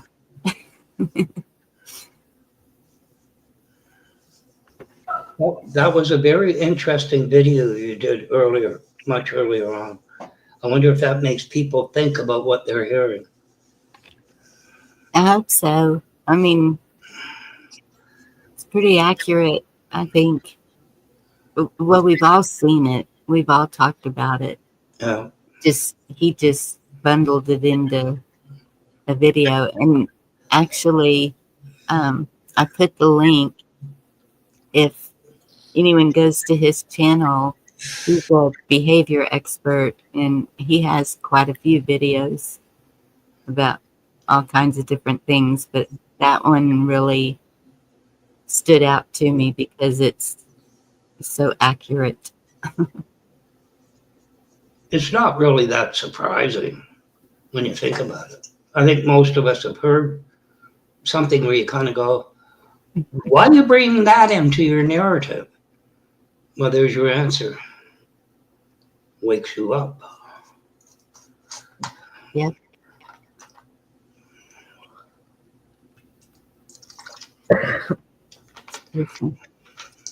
Or it should.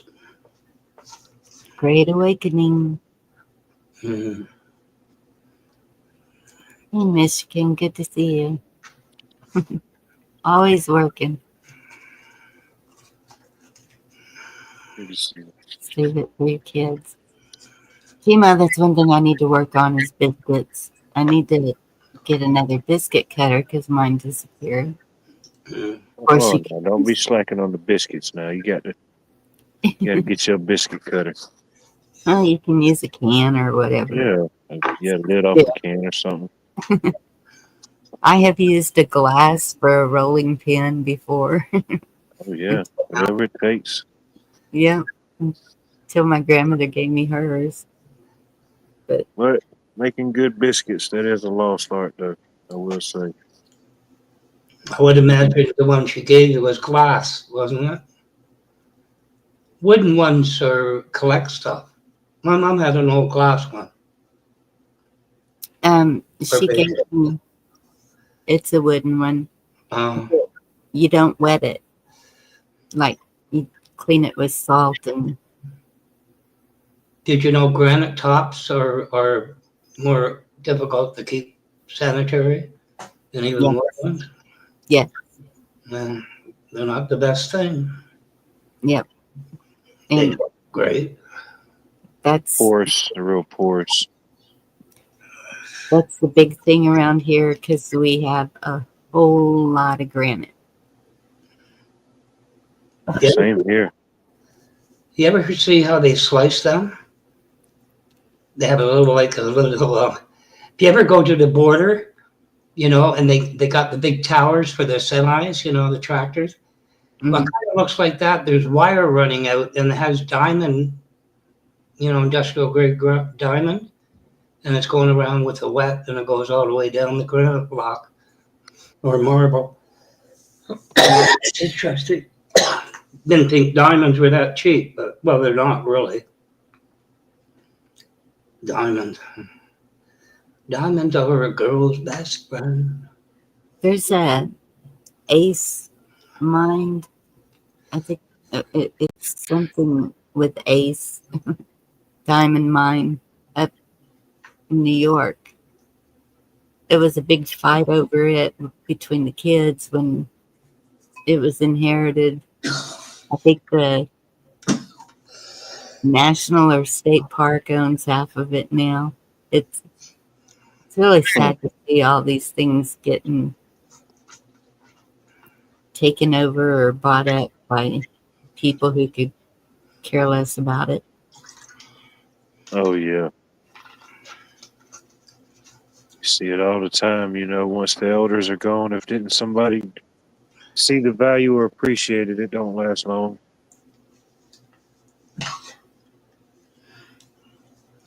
I remember the shop I used to race out of. They had a 90 something Ford F350 dually fifth wheel. And he used to hook up to the 2.5 car trailer to go to the States to pick stuff up. And I fell asleep, and I wake up and I kind of, looking in his shorts, and I started to laugh. He said, "Shut up." He pulled into one of where the tractor trailers go in, and the guy's about 10 feet in the air, and he's looking out the window. Can you imagine that? He pulled in where a tractor trailer should go, and he's talking to the guy, and he's hanging out the window looking about 10 feet up. It was funny at the time. Good to see you.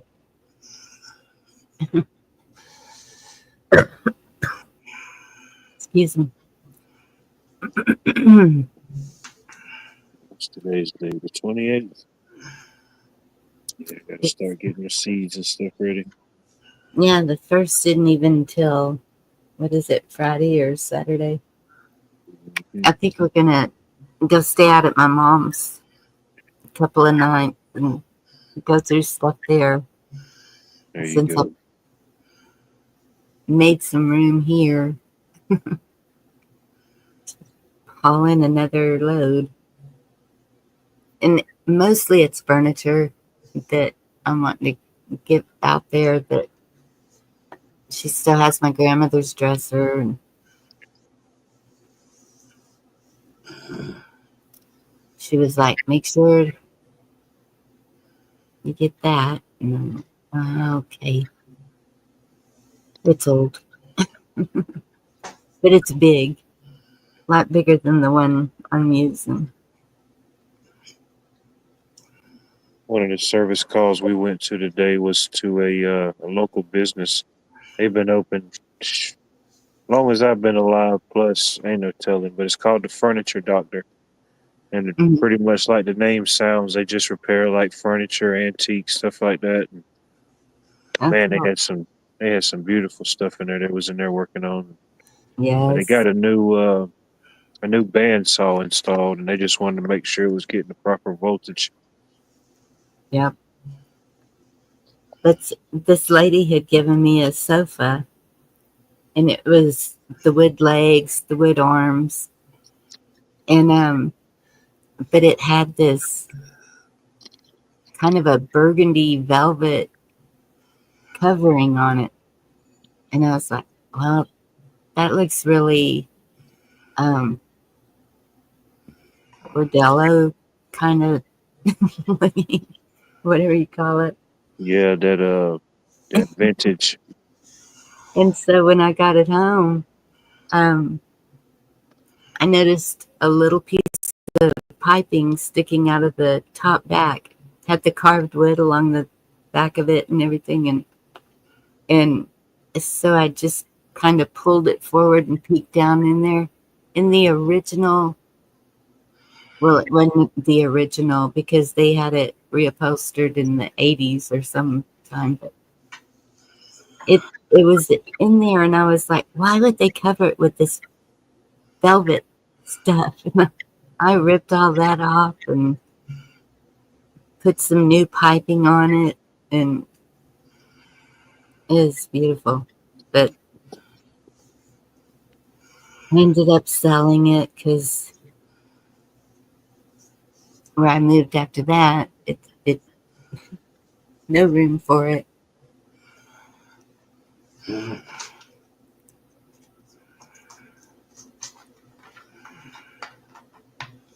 That's awesome, Jerry.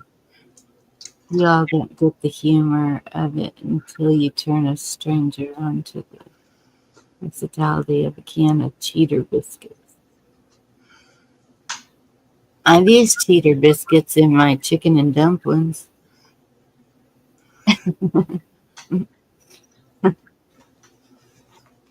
I guess I'm not getting it. Why do they call them dumplings? Never figured that out. I ain't had chicken and dumplings in a while. That sounds good too. Yeah. I'll go get my knife and fork in bed. I'll be right back.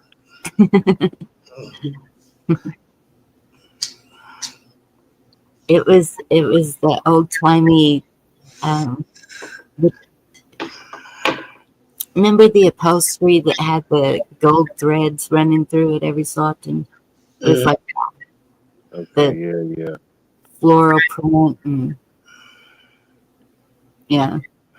And so I picked the lightest green that was in the print, and that's what I did the piping with. It was really pretty. Why do they call it piping? Where do they get these words from? I don't know. No. Well, we never know. I'm not going to say what I just went through my mind. I don't know.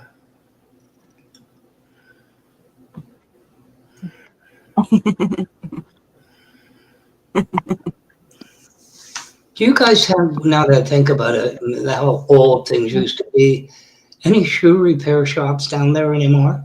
Do you ever see a shoe repair shop? Remember you used to take them in and Yes. all the shoes? Yes, because we have German towns, and those kind of trades are still going on, thankfully. Remember what they had, the big belts and the polishing things, and the guy smelled like a can of shoe polish all the time. Yeah. That's all gone. That was gone by the 70s. Thank you, Jerry. Yeah, they're definitely far in between. So Benford said the word dumpling comes from the obsolete word dump, which likely meant lump. There you go. Lump. That is news you can use. Yeah. That was a guy a cook that couldn't say lump, and he said, "Don't." Well, you are the Scottish and Irish. They have a different way of saying things. They still do now. They still. You didn't grow up with it. You wouldn't know what the hell are you talking about. Yeah, I'm married. Well, that's why I liked it. I have always liked the Victorian look, the Victorian homes and the drapes, and it just, I really always liked Victorian. Yeah. But kind of hard to make a double wide look Victorian.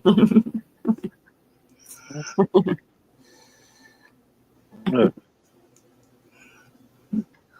They used to have a series called This Old House on PBS Boston. Yeah.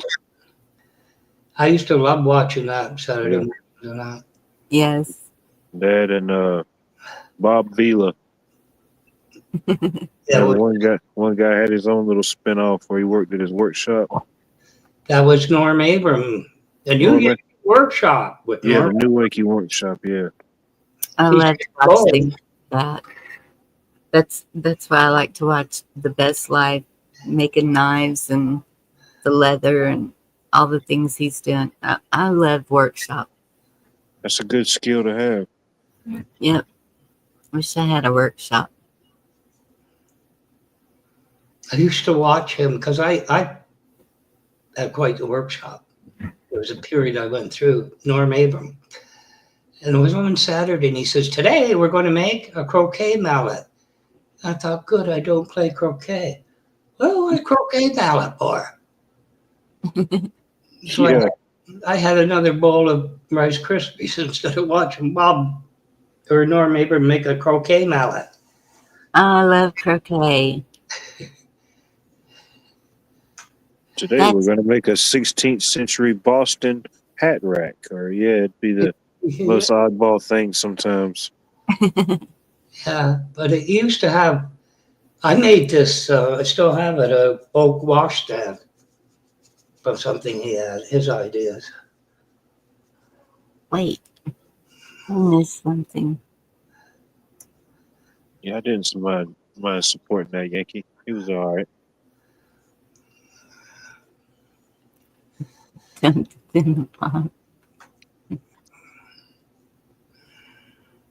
It's been years ago, but they used to have a TV show called Extreme Home Makeover. It was one of the episodes they did a house here locally. Pretty interesting. Oh, really? Mm-hmm.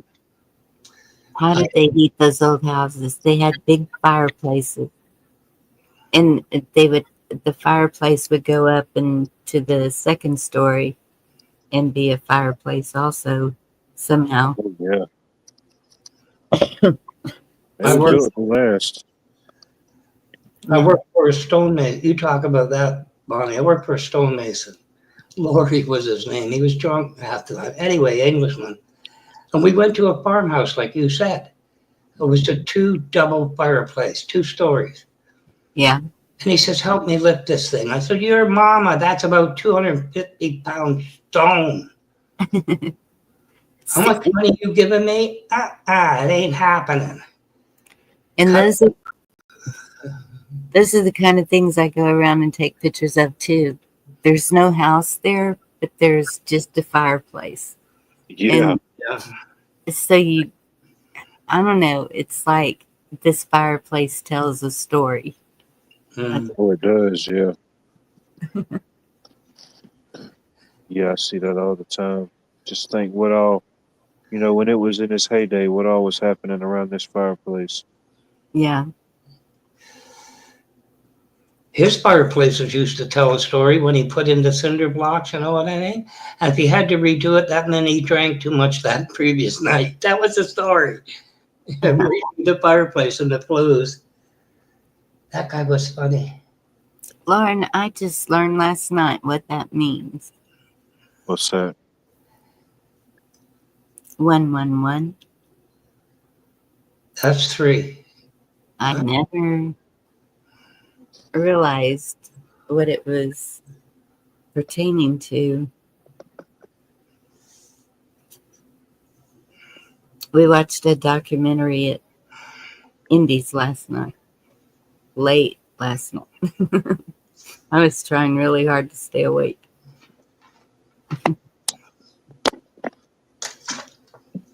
$114 used to be with a telephone repairman. If he wanted to check that he repaired your line, he pressed 114.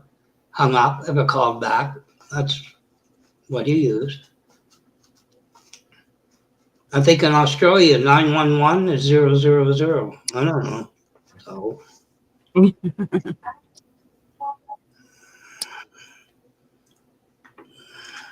Good night, Lisa. Bless you too.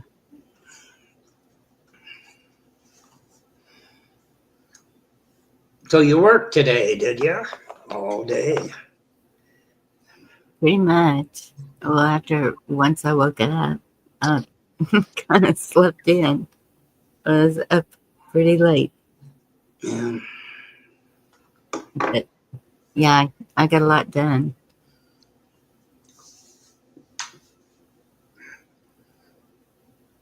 So you're up really late. Was there anything that you did right?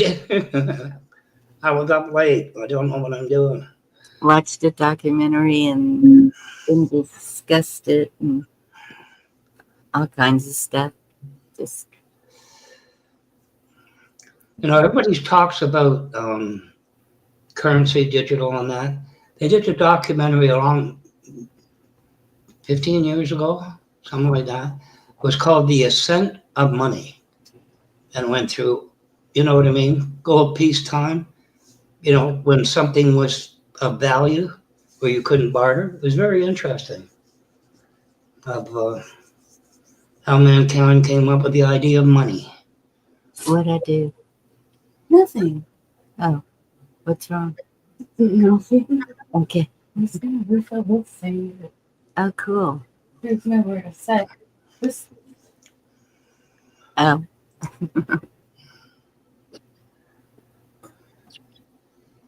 But anyway. My favorite routine: swimming, gaining altitude, getting mind right. Couple gyms for your enjoyment on percolate.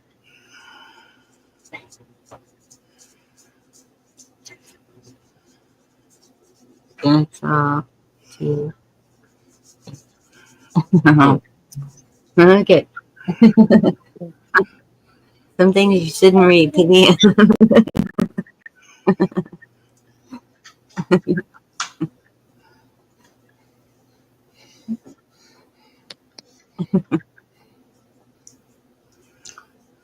Dare I say, I noticed nobody wants to talk about Trump's address to the WEF. I found it rather amusing. Well, I didn't see it. So I didn't see it either. All you have to do is go into YouTube, Trump address to WEF, and it was about 5 or 6 days ago. Yes, I knew that he went. And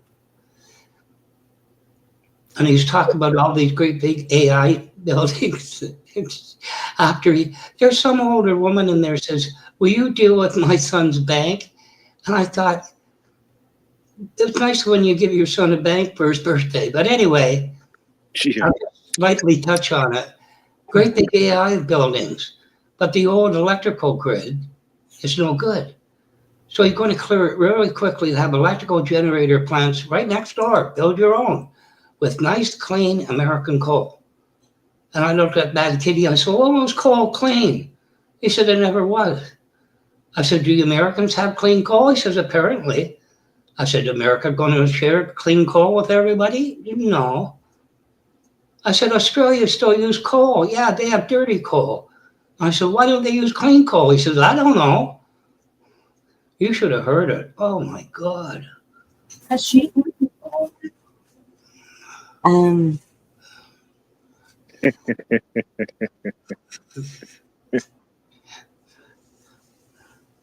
Nice, clean American coal. It's a good thing we cornered the market on that one. I thought to myself, do they serve drinks there on the flight over? Apparently. They're definitely serving something. Like, Jesus. But on a serious note, I bet you he's invested in the AI. I personally invested. So I said, full speed ahead with that for sure. So Bad Kitty says, "Can I get in on that?" I said, "Go get your piggy bank." Took me an hour and a half to get 2 quarters out of it. So I figure I'll double my money in about 20 years. Yep. I just can't get into the Bitcoin cryptocurrency. I just can't do it. I was gotten onto earlier for not getting into it when I was first told about it. But I know somebody that said he did that and he never got the money for it. RXP. Yeah. So I don't know. I've heard some people say they're banking, and I've heard some people say they never got their money. But I Was like, the Bitcoin? yes. Remember that guy I told you about, Kerry Holson? Mm. People would say to him, I want a mining computer. I'll pay you 10 grand. He says, I'm not going to build them to mine Bitcoins. Only invest what you can afford to lose. It's a lottery ticket. And that's the way it sounds to me. That's all it is. Virtual investment. So they're still pushing the green energy at the WEF also? Oh, I don't see why not. I mean, I know they're pushing the global currency, the everything global. And so that's one of the videos I saw with joining Canada and Mexico with the United States, which has already been done, but that it's setting up for the one world everything. I don't know. It's like that documentary we was watching yesterday. Yes. You know, and of course those are just it. They laid it out great, but those are just like talking points that just kind of ultimately lead and open up more doors and things. You know what I mean? More questions. Yeah, Yes. it kind of directs you in a certain path, you know. But yeah, there's a lot Yes. more to it going on behind the scenes, and Hey, Navy Vet. Good to see for you. sure. And so that documentary was called Belly of the Beast. If any of y'all want to look it up. The belly of the beast. They rebranded that one. I've heard a lot of belly of the beast. Into the belly of the beast.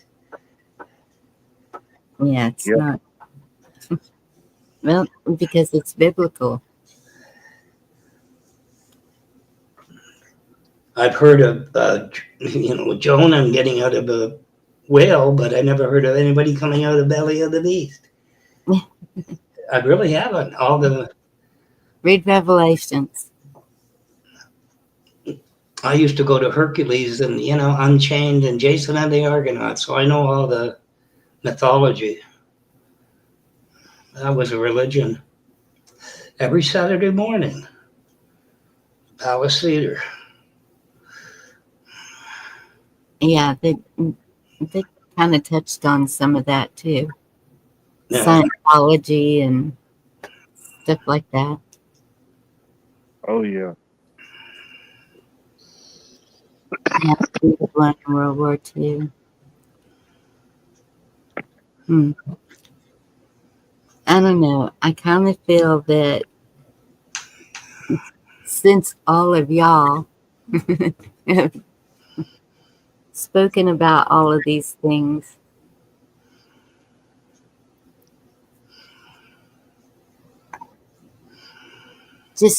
and even looking at the Constitution, going back to day one, this has been a long, thought out thing by a certain group, it seems to be. Oh yeah. And Hexon. Think of it this way. You go back 250 years or whatever. You take the original Constitution, and what is there, 27 or something amendments? All that time you got to do over again to stop the arguing. Well, like Cruz and Carpenter said, there are no winners in war battles. I agree with that. And maybe that Did y'all talk about Trump's goat reflection in the mirror picture yet? I haven't seen that picture. Excuse me. I don't know if I'm familiar with that one yet. I think I'm closing my window tonight. She's going to knock all those plants over.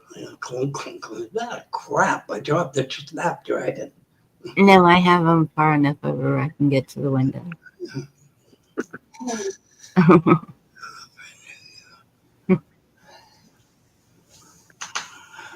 You have to have a fire escape if needed.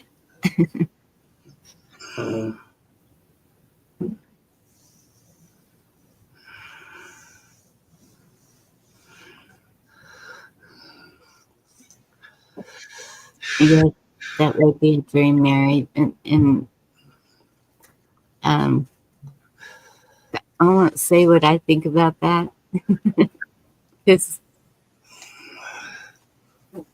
which is here.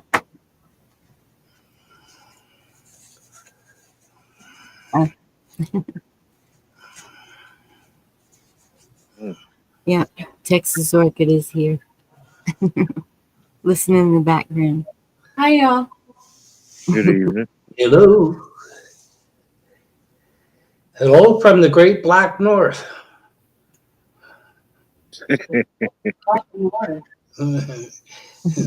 Canada.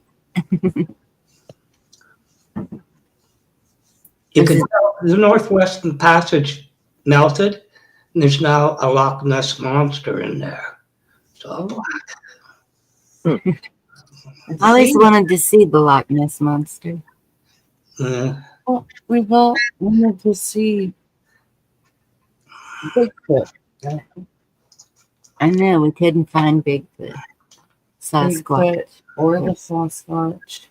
But the video I just showed, you might not want to find him. If he's a skinwalker or It whatever. could be like Harry and the Hendersons. He becomes a family member. I don't know.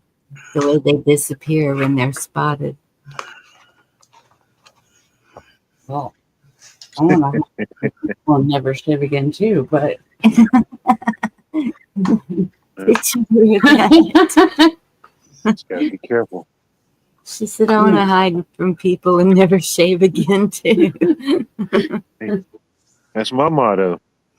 society seems to frown upon it. Yeah, you should put that on a shirt. I know, right? I know it, girl. So I said last night, okay, it's time to buy the island. It's past time to buy the island. There's this guy that goes live from an island, but he's all about the, mostly he talks about the money. And he looks like he's pretty well off. What do you mean by off? Do what? What do you mean by off? Oh, financially. We're all off. Goodness. Could be a little of both, you know, well off and a little off. Definitely well off. Two things can be true. Financially, not.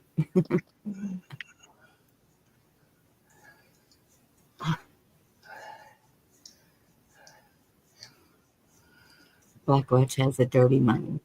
Really? Blackwatch? Yes. I remember my mom said they were married for years before she could understand my grandfather's Scottish brogue. Point being, I listened. I thought I've heard all kinds of Irishmen, and this woman who's a Geordie in Scotland. Anyway, she had a guy up from Dublin, which I didn't care for. I couldn't understand one damn word he said. I really could.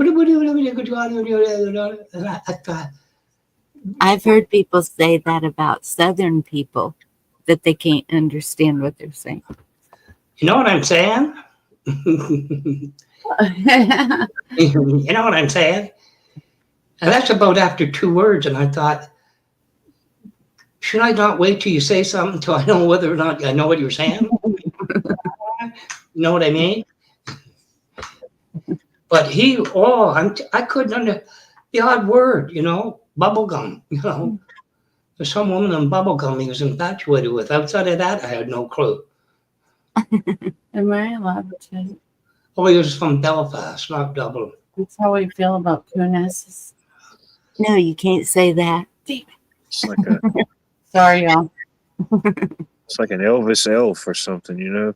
It's interesting, you know, trying to figure out what's happening. You can see that, but I can't see Kunis. Yes. That could be taken as a racist comment.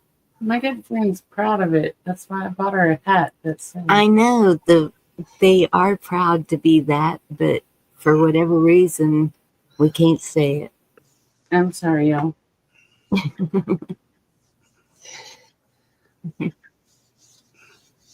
What'd you say? You can't say what you just said? Was that what it was? Yes. Did I say that out loud? But anyway. I didn't know, Mexico and the United States and Canada got separated. I didn't know the earthquake was that sharp. Should we get out the grappling hooks and put it back together again? Hey, catch it. They didn't get separated. Oh, and I can't get that. Let me see if I can get it. Turn the phone. Turn the volume down because I don't want to hear that. Go to me. Never could tell the mark. Is that this one? Yes. What is that? I did it for the money.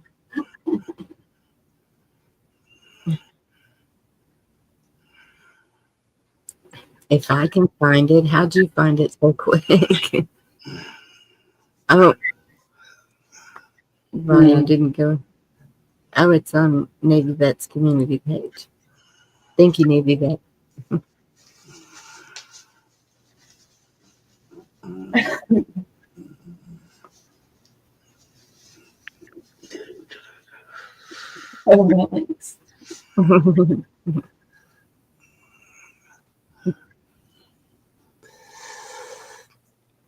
I could be wrong today, but the thing is, if you get into Bitcoins, it's tied to the device. That's why people say, can I go to the garbage pound and dig in the 100 tons of garbage? Because I lost my laptop. Just yeah, truly working good. People in Washington cannot understand my family in Virginia. It's pretty funny.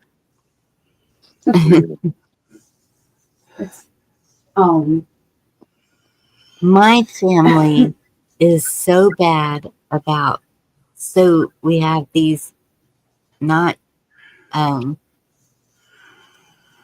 do you call it? Our vocal cords don't enunciate properly. Well, and we're not loud. And so then when you're talking to them on the phone and they start kind of just mumbling it all together, then I'm like, what on earth are you saying?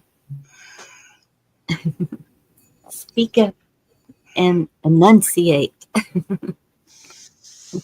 Is that legal in Texas? Definitely not.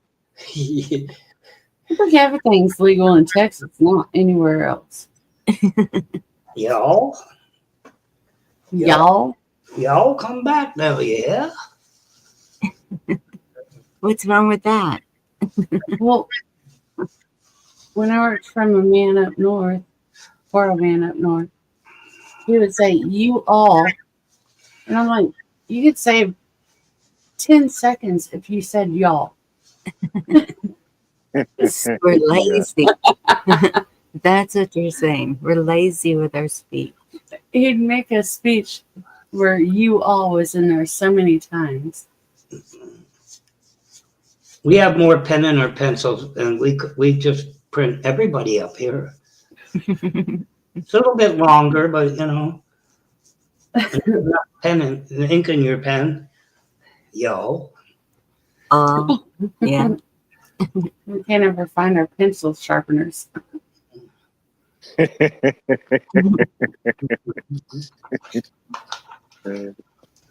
You want to hear one? Listen to Australians. Oh, I love it. I dated a guy from Australia, and yeah, I like that accent. Yeah. Reminder, and you go, why? Reminder, why? And while when you were talking about Morticia, I get it because someone spoke to me in a foreign language in a way that it was like, okay, I really like that. So was it like, Gomez, you're speaking French? Yeah, kind of like that. Parlez-vous français, madame? Being that I can't understand it, it's like, It's okay. It all sounds good this way, you know? Very good. Talk about where they put certain things in men's room. Well, imagine where the table is masculine. Do not put a table in a woman's washroom because it's a masculine table. And woman doesn't want a masculine table looking at her while she's doing odd things. Oh, yeah, you can't have that. No. It's a direct threat to democracy. Tableau. What is a masculine table? There is no inanimate objects in French. They're all gender. Really? Le tableau noir, the blackboard. Black en français, feminine. Feminine. It's gender, or there's no inanimate objects. They're all gender. Everything has a gender. Okay, y'all don't find that odd? It's just like, I guess Spanish, you have the masculine and female version of the words, you know? Le fleur, flower, masculine. Amiga, amigo, you know? Oh, yeah, I can understand that. Senora, senorita.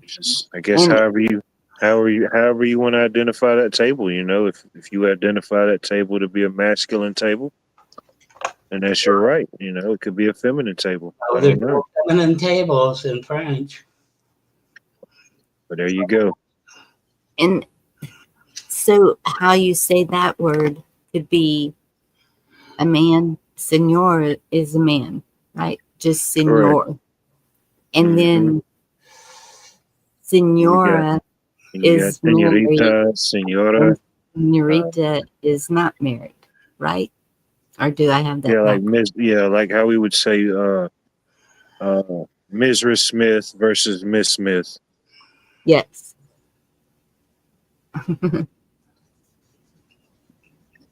Yeah. Covered. Hey, you. There you go. The senorita, senorita, Latino, Latina. Hey man, just point me in a direction to get something good to eat. I don't know what you're talking about. Just give me a beer. Oh, good to see you. You can keep the beer. Just give me some tacos and a good Coca-Cola. There you go. I promise you. Just keep the tacos coming. Just when you think you need to stop, keep them coming more. Yeah. German is very difficult too. That's why I fell for the stupid taco tree. Hey, happens.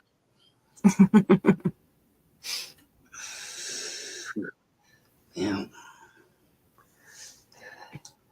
It's a wonder we can understand each other at all anymore. We ever did. I don't know. I can understand most people for the most part. You know, it's got to be pretty far out there.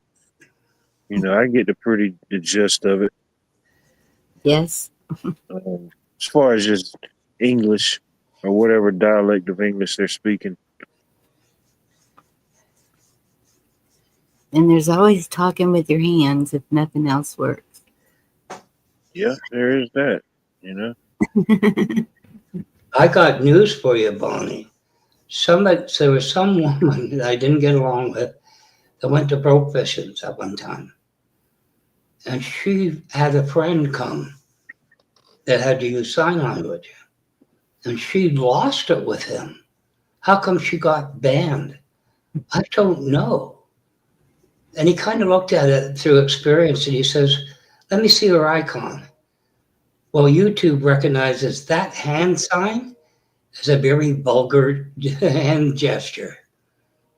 So there you go. Watch how you sign. Cheryl said she's still confused. Hey. On the masculine table in the women's room. And somebody, what? Can you read typo though? I'm getting pretty good at that. Can I do what? Read typo.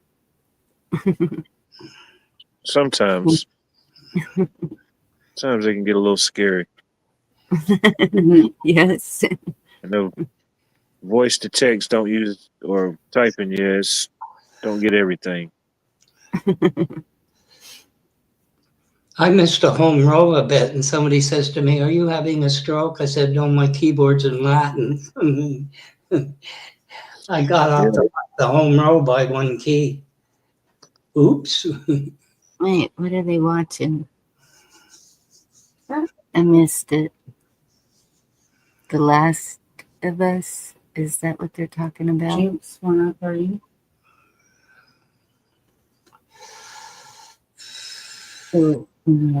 Do you see a show? It's got to be The Last of Us. Maybe. Sounds familiar. I don't think I've seen it, but it sounds familiar. I haven't seen it either. Maybe that's why we all quit. I'm confused. Welcome to the land of confusion. Welcome to the golden dawn of idiocracy.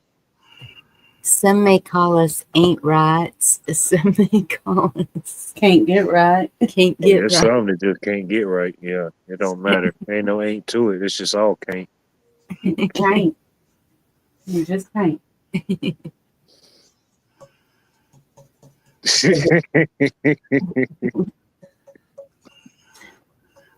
This is it's just a game. If you figure it out, you've won. Yeah, good luck. You May the odds be so ever in your favor.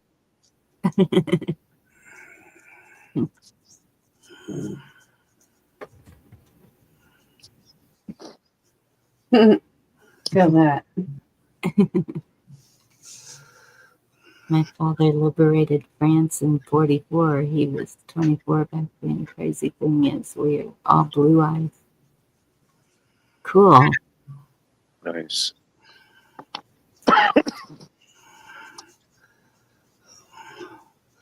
Dark haired with blue eyes. That's a thing. That's why Christopher Reeves was a heartthrob to many. Elevator doesn't go all the way to the top. Yeah, what's up with that?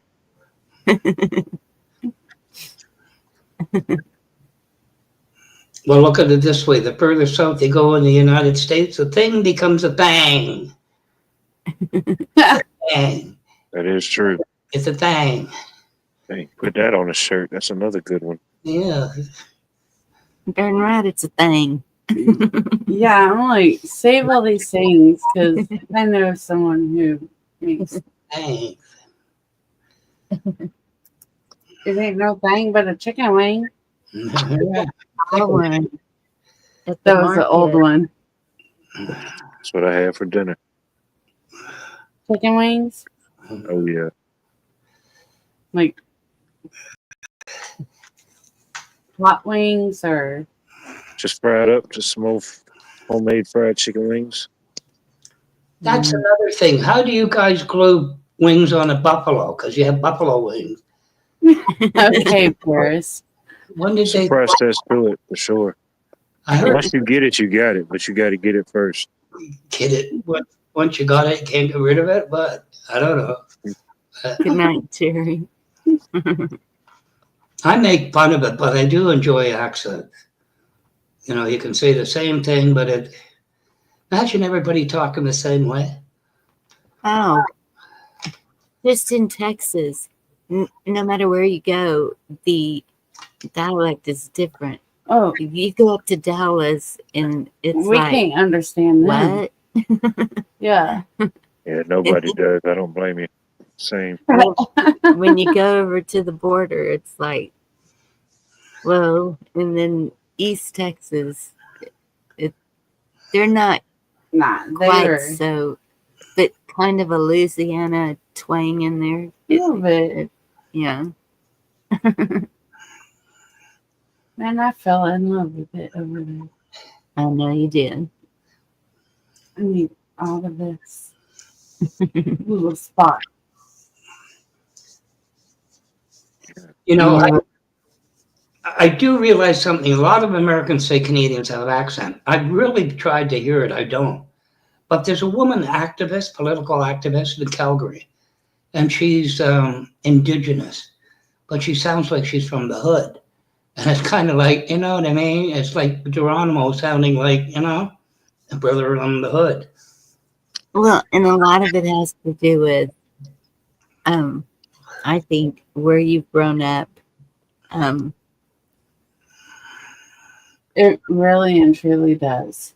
Yeah. The environment, the people you're around. When you talk about Canada, It's Canada, actually. It is. Talking about, I used to watch a show that I was like, why are they talking like that? Well, in Canada was founded like more by French and Right. And Norwegians. Was it Norwegian? They got the northern twang. Yeah. Have you ever heard somebody from Quebec that was born and raised speak English? Now that's French trying to speak English. I bet. We had a prime minister after Trudeau father was Chrétien, Jean Chrétien. You listen to him talk and you watch him, and that you feel like saying, "What's wrong with your mouth? Is it broke?" You know, but French trying to Quebecois is not French by any means. Their own evolution from the Acadians. But anyway, I know. Allegedly, he said. I said hello, boat. No, I'm not in Minnesota. Actually, my daughter's boss came from Canada. Canada. Canadian. Sorry to hear that. Well, so when I talk smack to him, I'm like, you drive around back and forth all day in this tiny town. Takes 5 minutes to get to one end to the other. And he's like, is that all you think I do? And I was like, yes, I think that's all you do. And he gets mad at me. But it's soda. He gives me crap, so I'm giving him crap back. Soda water. Take off, eh? There you go. Take off.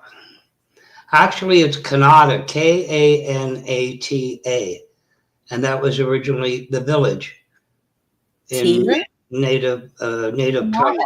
Kanata. The original village people. Village, yeah. With a T instead of a D. Oh, it's like patata.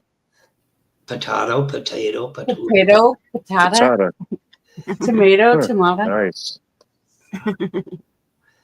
Oh, don't even get them started on pecans. They do Pecans? not. Yes. I said a pecan is what you eat. It's pecan. Yeah, I don't know what pecans are, but I eat pecans. I love them. See, Virginia just put it in there. It's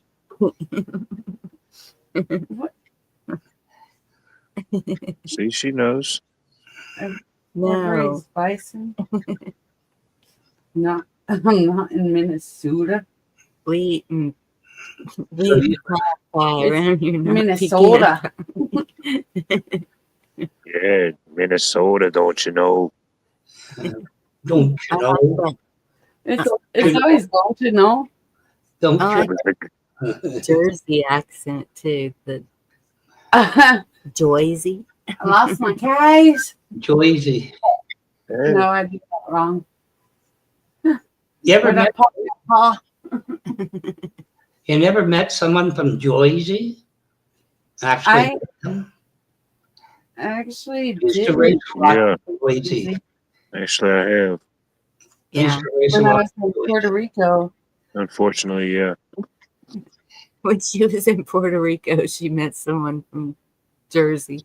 That's how it happens sometimes, you know. He kept the annoying dude away from me, and then I thought these three grandmas getting into the Uber were gonna beat the heck out of him. They're like, "This is my Uber, get away!" Oh, you'd have pissed the Golden Girls off. You're in for it. You just better Yes. move. You know, we used to race a lot, drag race in Jersey a lot, and the Americans would come up once a Labor Day weekend, and the shop sponsored at the track. But the woman had everybody come around, all the drivers, right? Jimmy LaRocca came up from Jersey, and she goes through everything, right? This is where you're going to, line up and then. Then she says, for those from Joyzy that wants to stay behind, and she said, I'll do it in Joyzy language. It was hilarious. Excuse me. So it's behind also.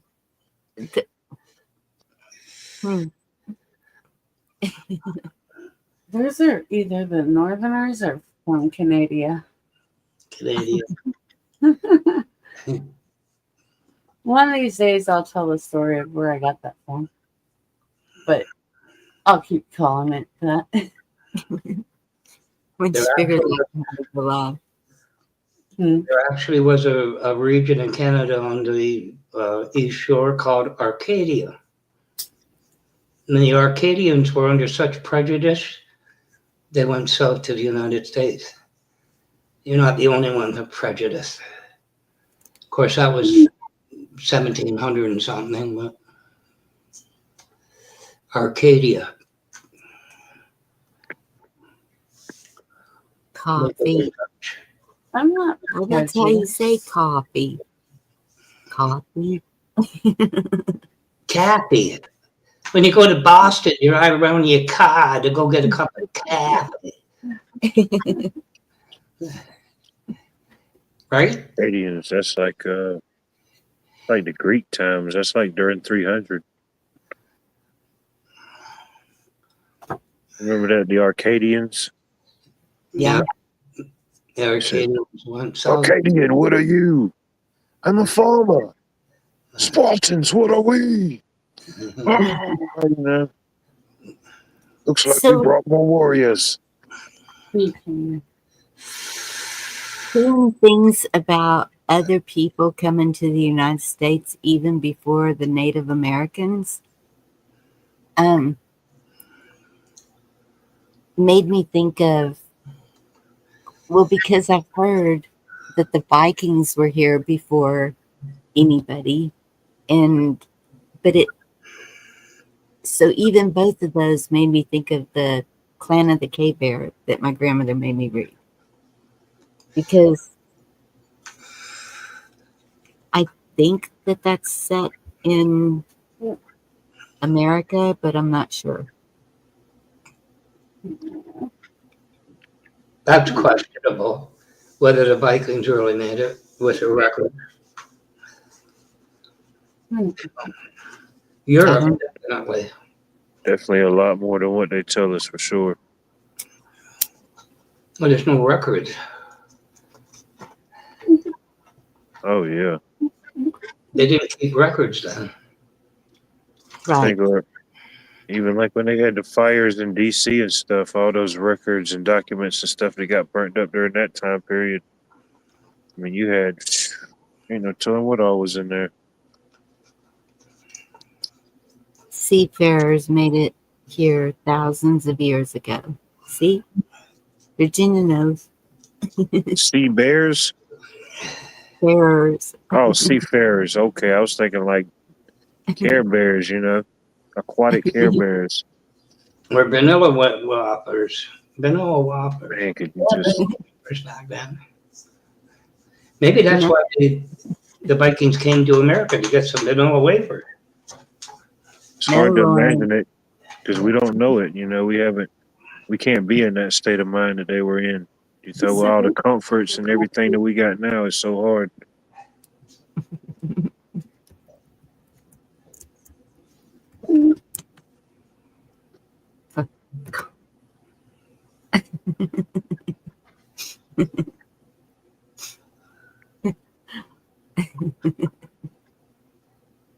Argue over that.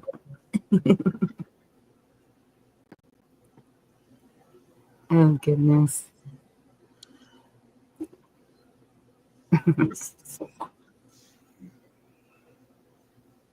gonna have to rethink some of these friendships.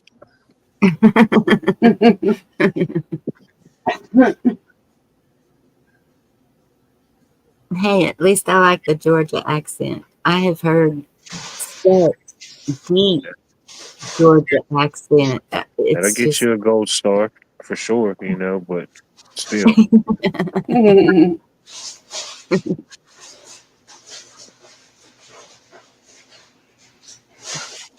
Right lane. Where's where it's at? Into Jesus. It's meant to be, it'll be. I think that's the hardest thing for most of us to accept. It's meant to be, it'll be. We kind of try to make it be. I try to just be. Just try to be in the moment. Well, I'm a planner. I like to have things planned out. Oh, yeah, for sure.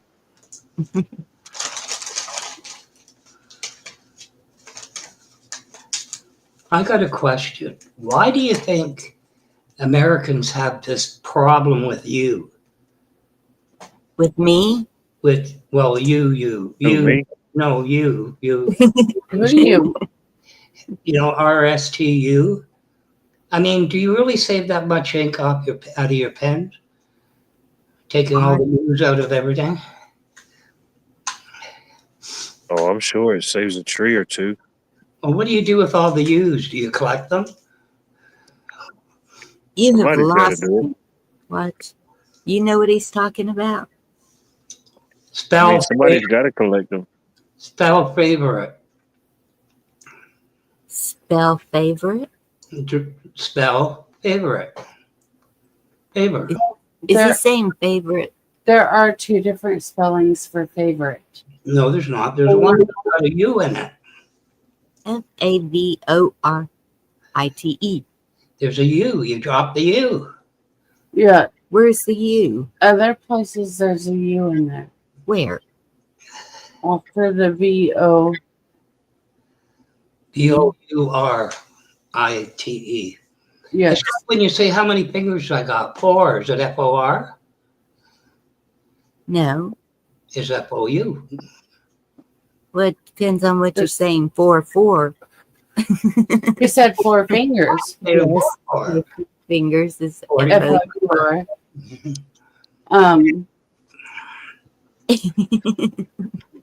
Yes, it is very different. That's why the English language is the hardest to learn.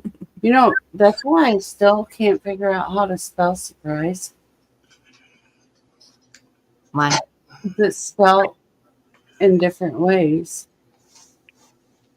You know, in 100 years from now, all the scientists and whoever is still around after the whatever, they'll look back at all these videos and stuff, and they'll call all our emojis. Those will be the hieroglyphics of our times. You know, look at all these symbols. What do you think all these symbols meant? You know? Huh. Yeah. Because they got the darn symbols for dumbness. I think the emojis were our hieroglyphics. You know, it's pretty messed up. That's really bad. Rare Bronze family came here in 1639. Represented all but preferred privacy over fame. Massacres are hard to outlive. I can understand that.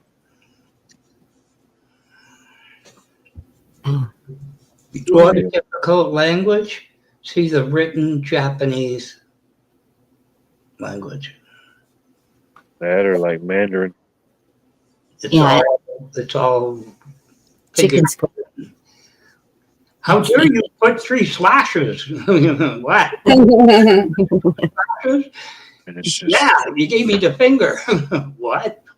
That was too much. But it is a beautiful looking language. I just can't figure out what they're saying. And my favorite subject was English. Instead of speaking in syllables, tones, maybe the calm. I think English was probably my least favorite. Me too. And I wanted to be I wanted to be a lot of things. I couldn't make up my mind what I wanted to be when I grew up. She did amazing poetry. So now it's like, I've been a jack of all trades. I mean, I did enjoy it. You know, look back, I did have good literature teachers, but, you know, as far as overall, it's probably my least favorite. Did they drop their U's too? Depends on if it was after Labor Day.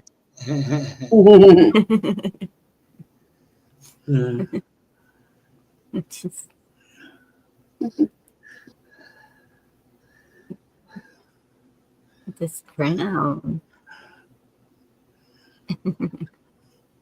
You enjoyed literature, did you? Rare Bronze is royalty.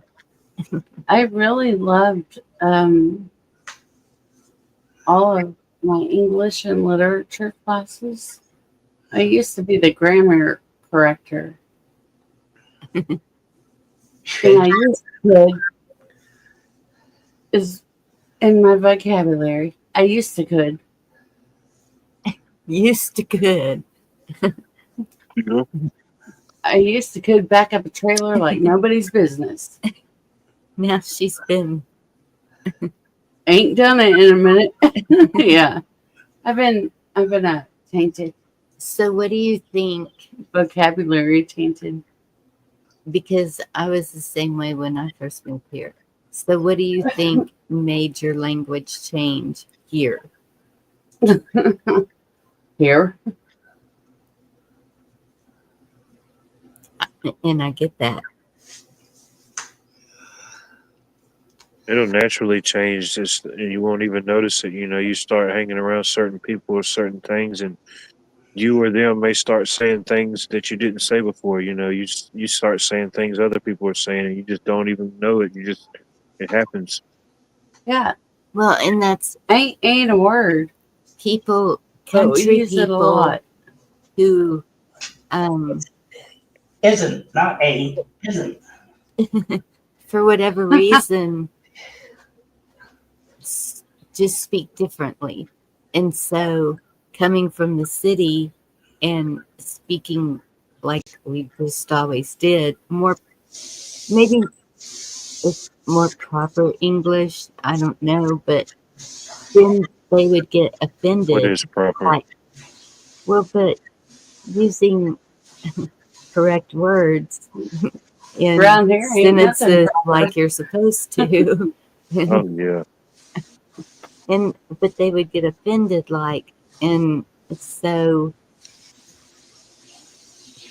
to not offend somebody, you try to change your vocabulary to match theirs. And I think that's kind of not right.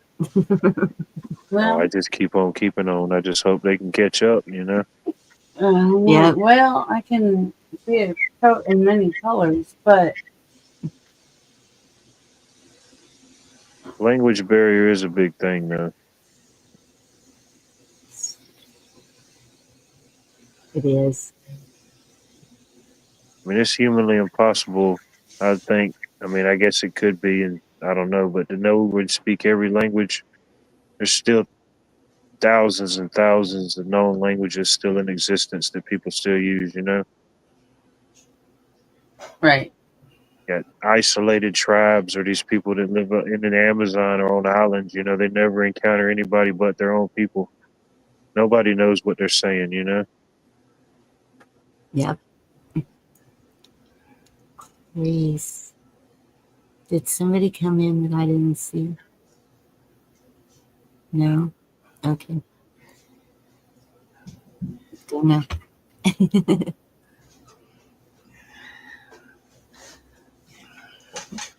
Like that one nomad that's still out there wandering, you know, he's the last of his kind, the last of his tribe, you know. Who's he gonna talk to? Who's gonna listen to his story, you know? Once he's gone, that language is gone. Sadly, yes. That's why I keep saying journal, document everything, record it. Have you ever? So, one of the hardest ones I found was Cockney. Goes in a restaurant, orders a bagel and coffee, and it's 3 pages long. Huh? Hey, Ultra Mega. Good to see you. And it happens, you know, you go into those small town diners, you'll see something like that, you know. Clock me? Is that what he said? I don't know if what he said is what I heard, but I don't know. It could be. I'm hoping it was clock, not the. Yeah, I mean, I was thinking he was ordering some chicken or something. I don't know. Maybe coffee.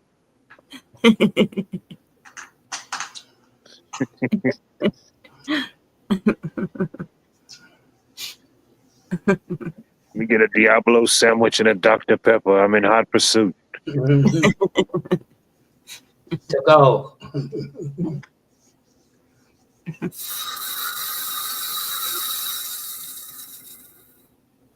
What are you doing?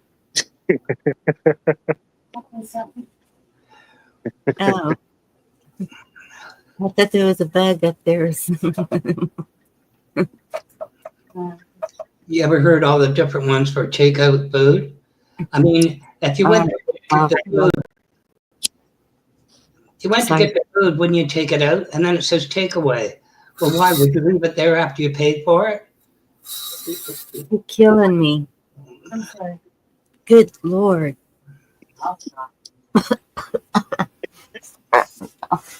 I can't breathe.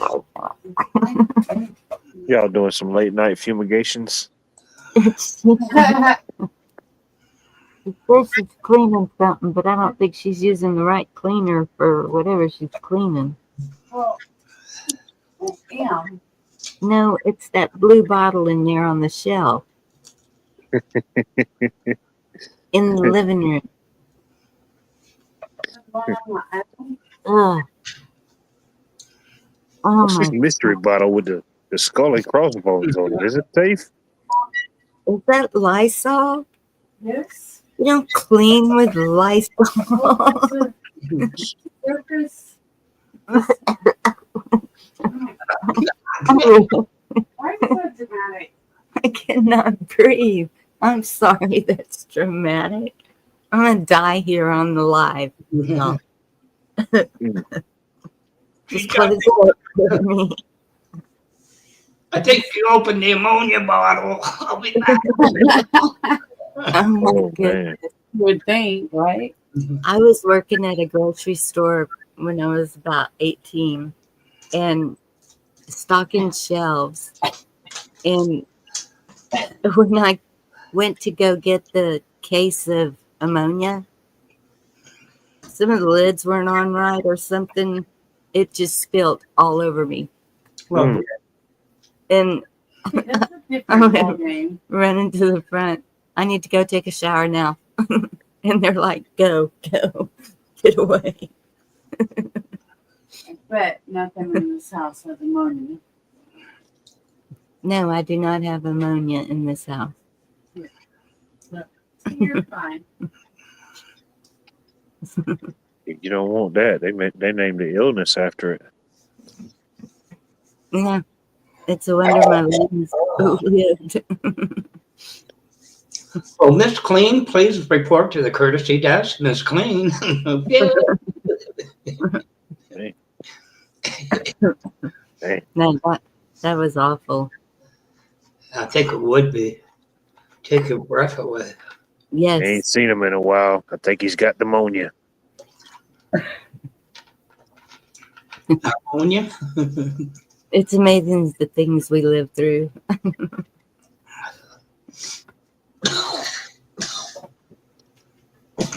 Mm.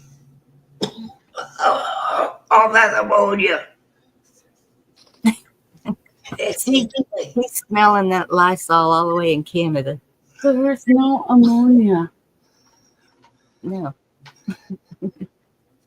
Have you exceeded your carbon output for the week? Guess my room's good and sterile of germs.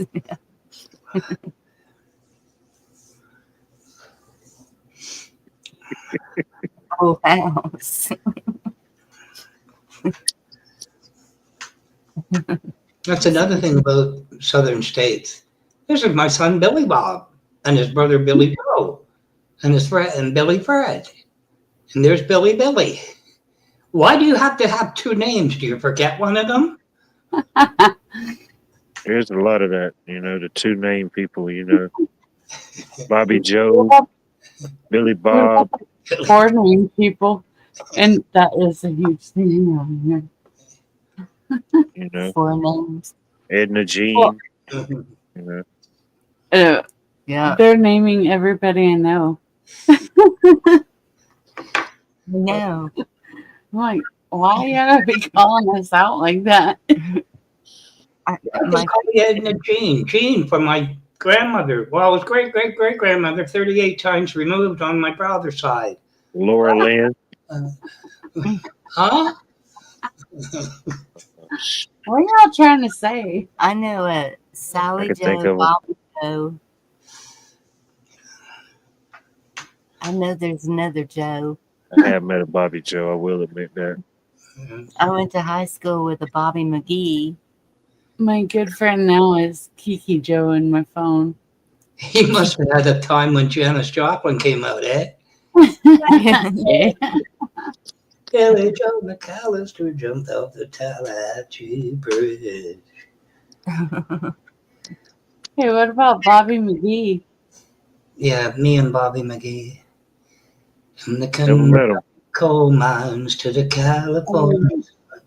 If I were to have another kid, Bobby McGee that I it'd know be is Bobby she. McGee. Yeah. We had a Bobby McGee here in town. Yeah. She's the same one. No, a McGee, but it wasn't a Bobby. There's a Bobby McGee. Bobby McGee ended up at the patent office and he said, I want my money. That's my song. She left the earth too soon. White trash names. Oh my goodness. I have never heard that said. Okay, somebody called it out.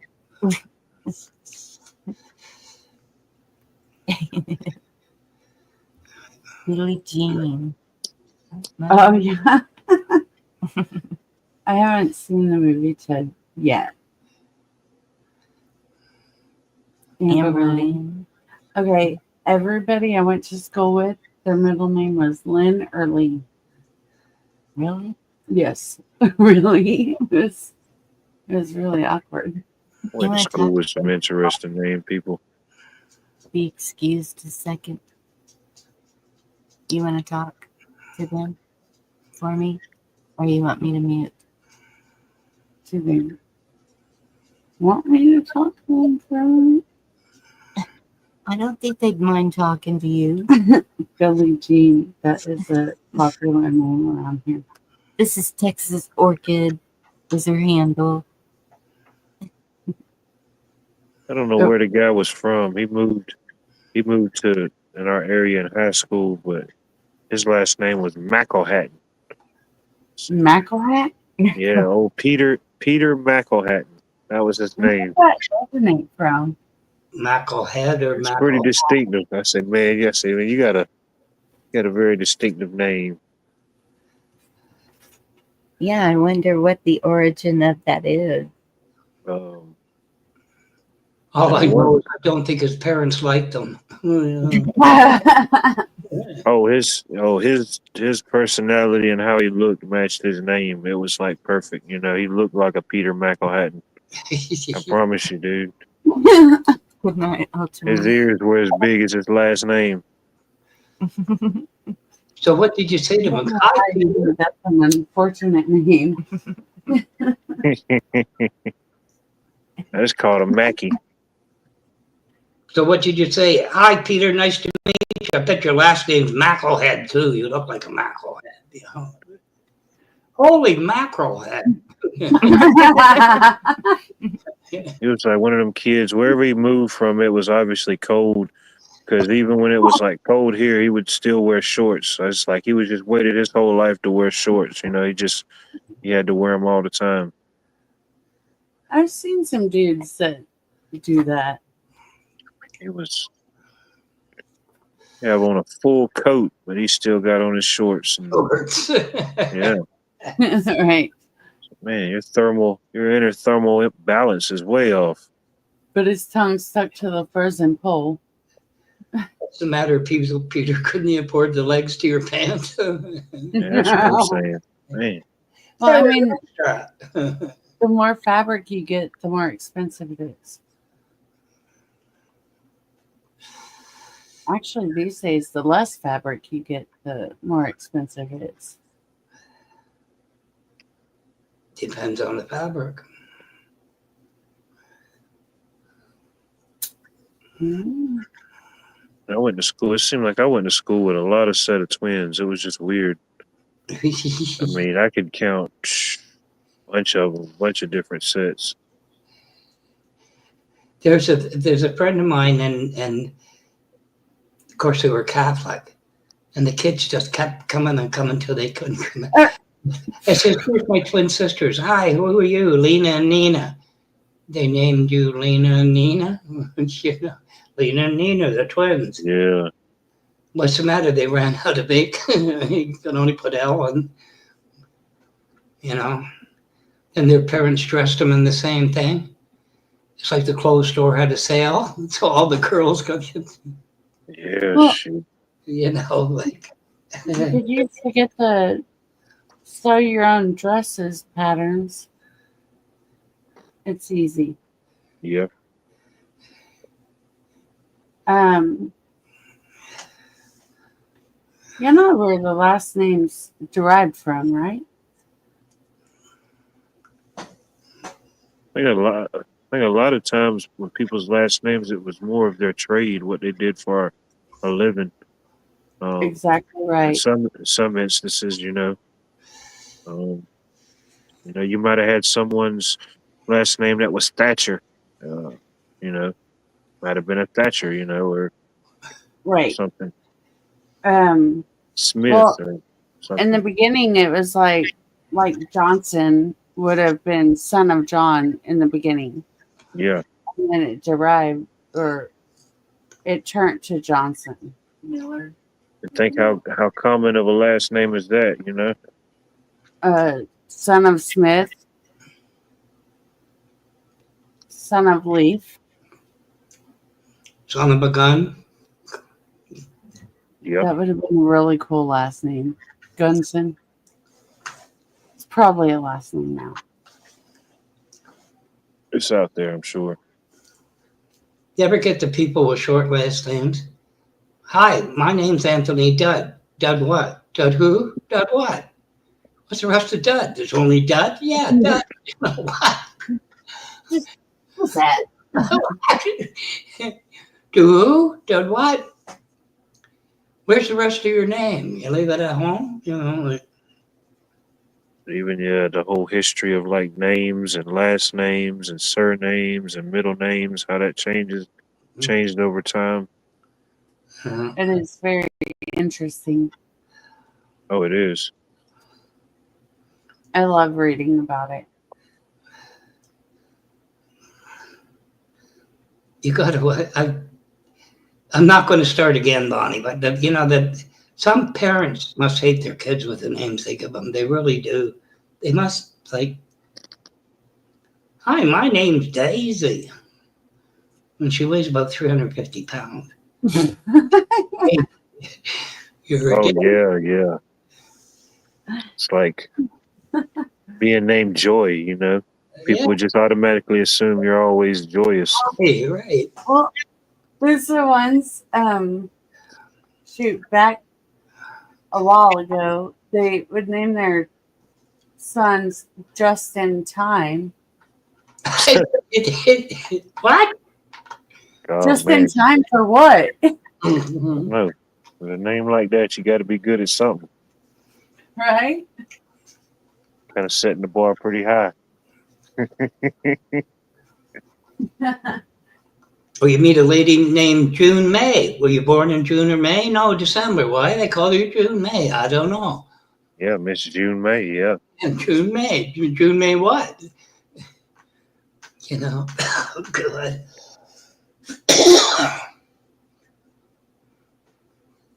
I've even met people named Georgia, or Carolina, or not really Carolina, but like Carolyn. I don't know. There's a few friends named Carolyn. Never met anybody named Canada. Never. Well, yeah. It's got to be something about that, right? Oh no. Depends on if you take out the U or not. Canada. Canada. Sorry. You can't say that anymore. It's trademarked. That was a weird thing between me and a couple friends, and it just stuck. It was back when we were watching Degrassi, way back in the day. Which one? The one that had Drake on there? Yes. Yeah, Jimmy. Yeah, I remember those. I think that was probably the only ones I ever watched, really. Was that I little was era of it. obsessed with that show.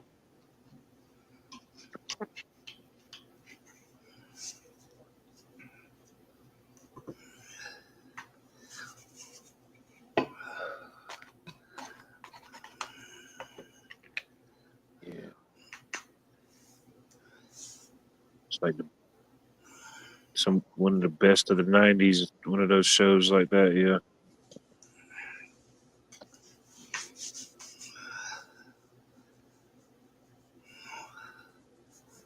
Yeah, it'd be putting my babies to sleep watching those shows.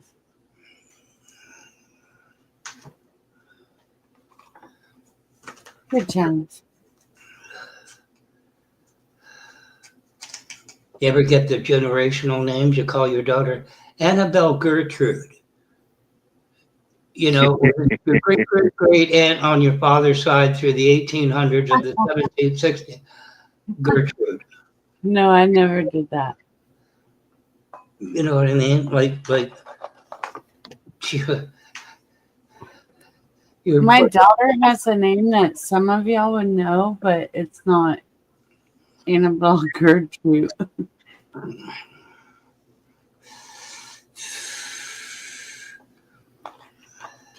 Don't name your kid Skip.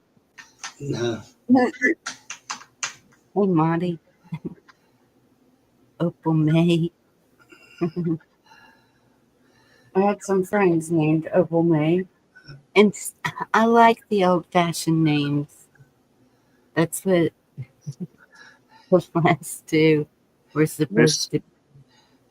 But my last two were old-fashioned. Sean Isaac. Oh. Wow. That's my two songs. Stanley McDougal.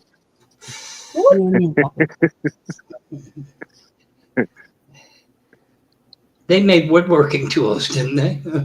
I don't know. It's a pretty distinctive name. Yeah.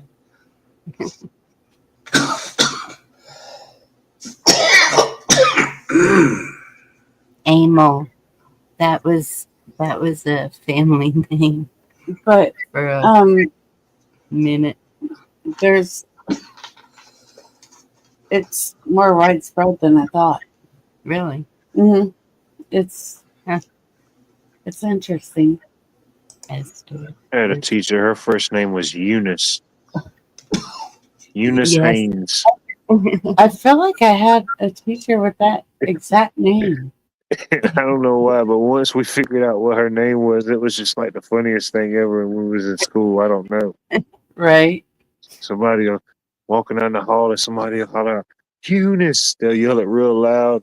She used to get so mad.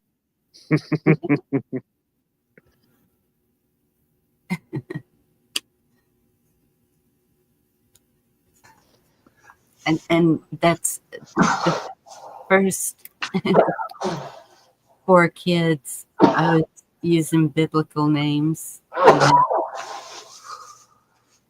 Kathleen. The last 2 was just old-fashioned names. Not a lot of biblical names in the Bible for women. Well, I've heard of people calling biblical names. Here's my son, Bokov. Okay, that's really Bokov. Wait, what? Bokov. Ew. When's the last time you met a Mordecai? It's been a minute. Excuse me. Ezekiel. Actually, not too long ago, we met an Ezekiel. Wait, where's the? What did I miss? Lady Smith. Ask questions. I don't know. Get a bucket. It's coming in fast.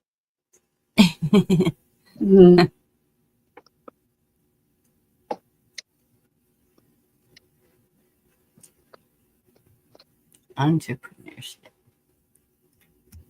Got it. Melissa.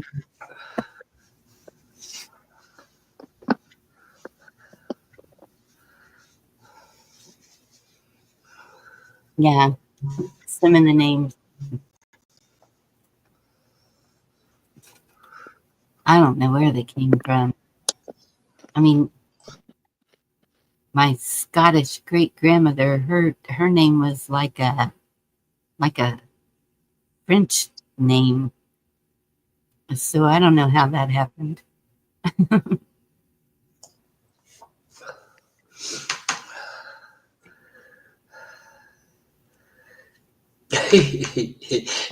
Could be worse, you know. Could be like you're a chef. You name your daughter cottage cheese, you know, like that. You know, people don't think. They really don't. One of my grandfather's names was Lucius.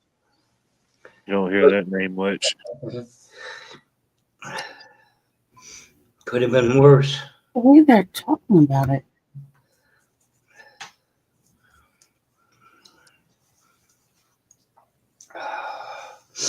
Oh boy.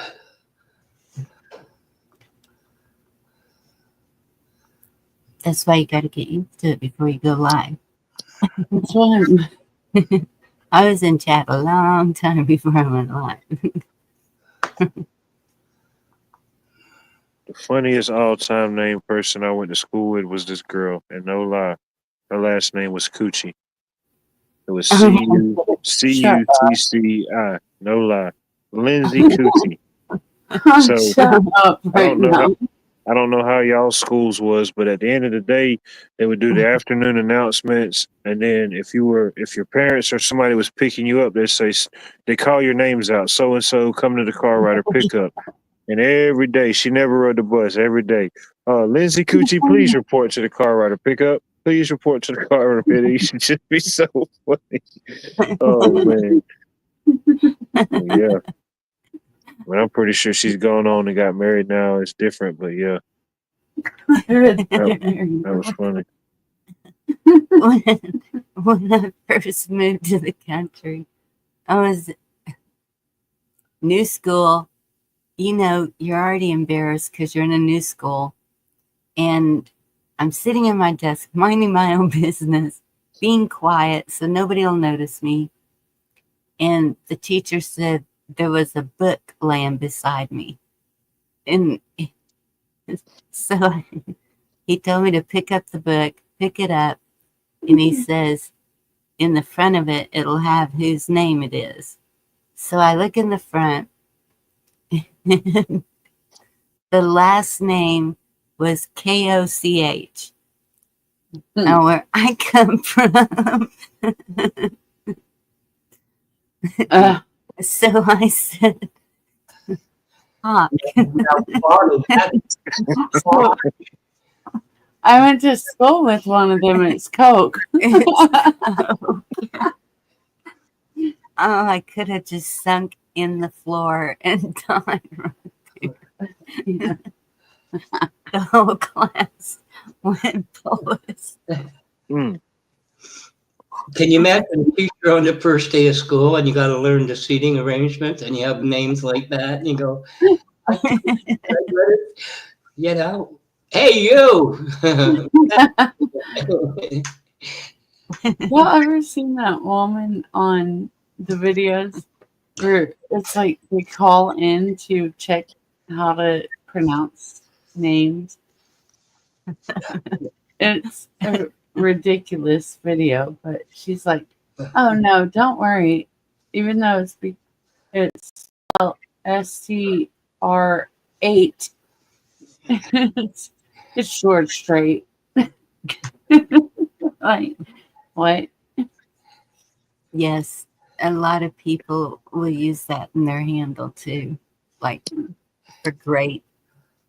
Well, apparently people are naming their kids something like that.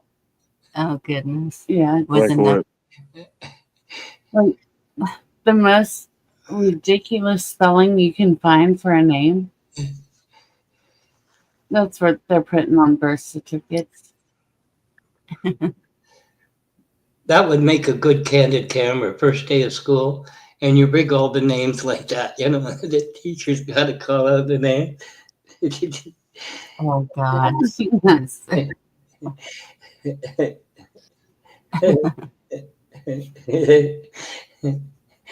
Yeah, I don't think it'll be that funny at the end of the day. No. Is there an AA Ron? Is there an AA Ron here today?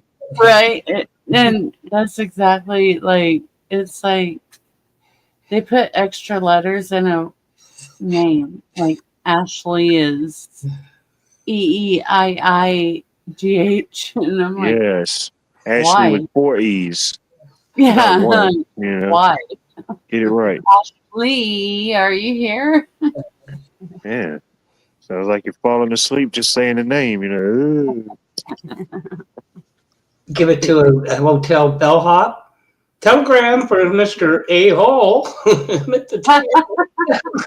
Telegram. What? I don't telegrams anymore. I wonder if they have that. Maybe it's supercalifragilisticexpialidocious. Actually, that was a challenge when I was like 10. One of my friends said, if you can spell this out, I'll give you $20. I spelled it out. Ain't a bad name. Yeah, $20. Can you imagine teaching that child to write that name? About like John Jacob Jingleheimer Schmidt. Right. They had them in the 20s, those names. Oh, yeah. Mr. Speculation. Oh, she's a bad little bitch. She's double. We're talking about strange names, Miss Menderson. Yeah. Hey, that's my name too. Don't know which one it was.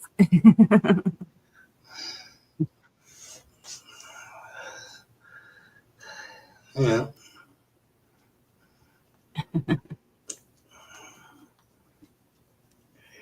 1:30.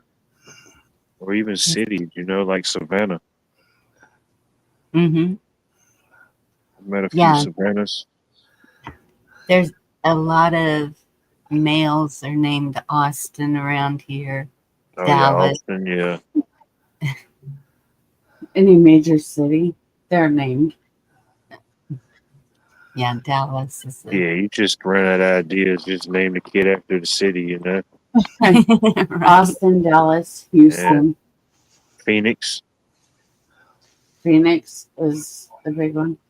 Actually, there is a cache. Oh, yeah, the Phoenix. Oh, I've heard of several caches. Yeah. That's the only There's the cache I name. know. This one that keeps sharing is Cash Kelly, but he spells it with a K. Mm. Yeah. It's that kid that plays for the Bulldogs named Cash. Cash Yeah. Money. Of course, it goes to the Bulldogs. Of course. I mean, it's the only way it can be acceptable at that point. Anything else is just uncivilized. Who's going? Who's going to the top? Somebody breaking into a bag of Oreos? No, but put them away. Look at it this way. They could have called them the Georgia Pekingese. I'm a Pekingese fan, you know, like. Could have been. We definitely dodged that one. You know? Right. The Georgia Pekingese. Yeah, that don't even sound right. No.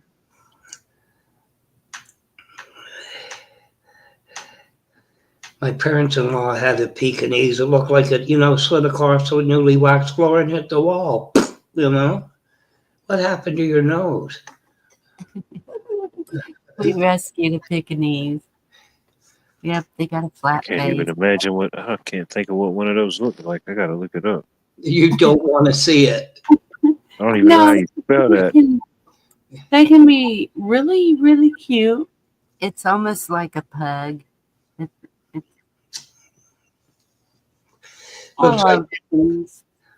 Looks like their eyeballs are half out of their sockets. I wouldn't name They my look like football little team after them. dwarfs. Yeah. Yeah, their eyes do stick out. They're bulgy. Yep. Actually, I feel like that's why There's a couple of Chihuahuas hate breeds me. that, Chihuahuas. what was it that I had? The cherry-eyed Cocker Spaniel. Cocker Spaniel, yes. They're really convenient when the sponge mop on your bee mop wears out. You just slide in a Pekingese.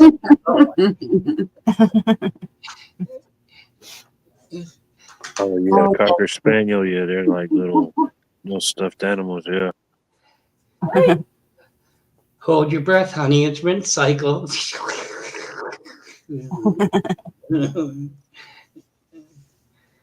God, that was an ugly looking dog. Hmm.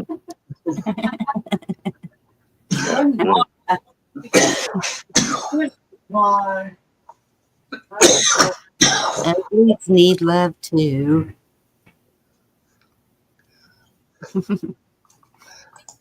They were born that way.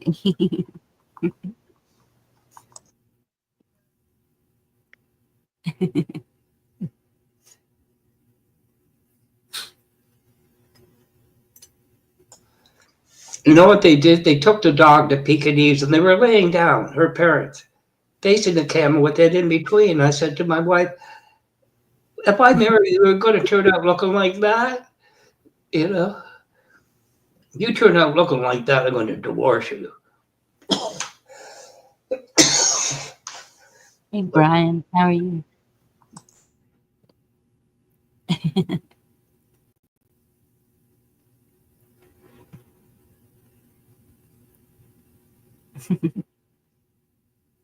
Oh, no. Ready to play?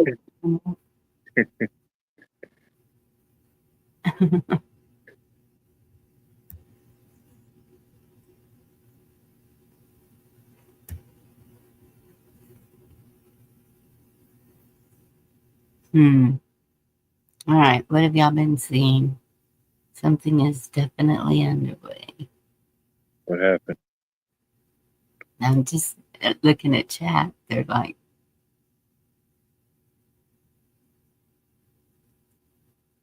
uh-oh, Brian's on a sugar rush.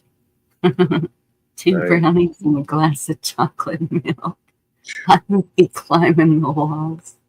Oh, I put a hurting on a pan of them myself. Goodness.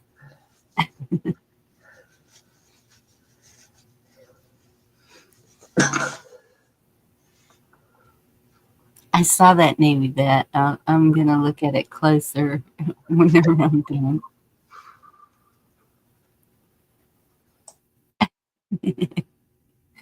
Virginia.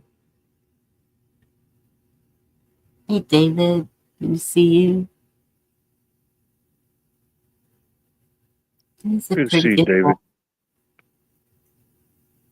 Everybody calm down. Just calm down, everybody.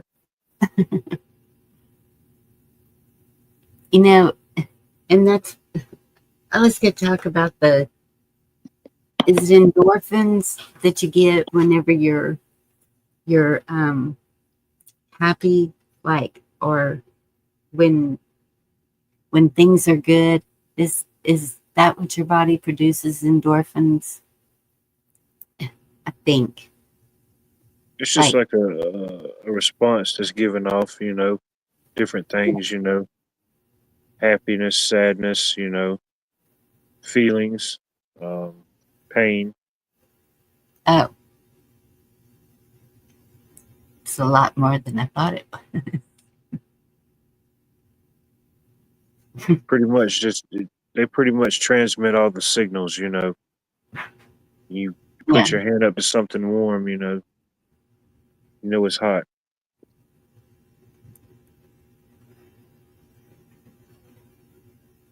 Well, and that's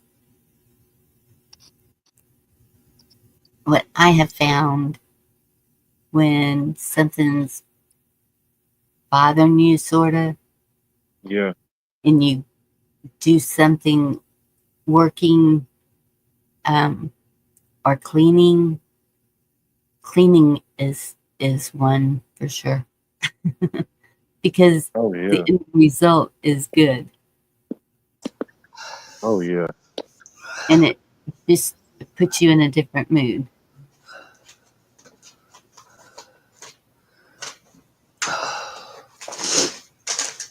We'll play Black Watch.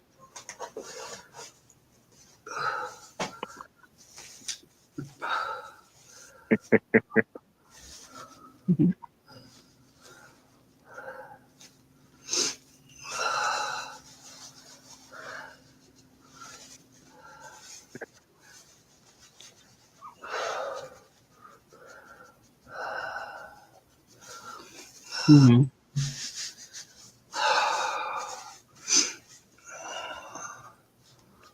Well, I'm going to close this one up. All right.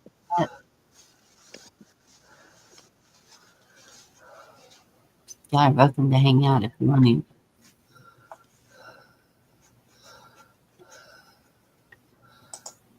Wayne, that's good if she's calling you, wouldn't it?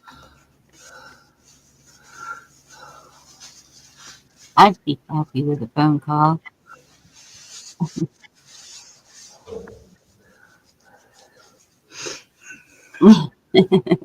Maybe.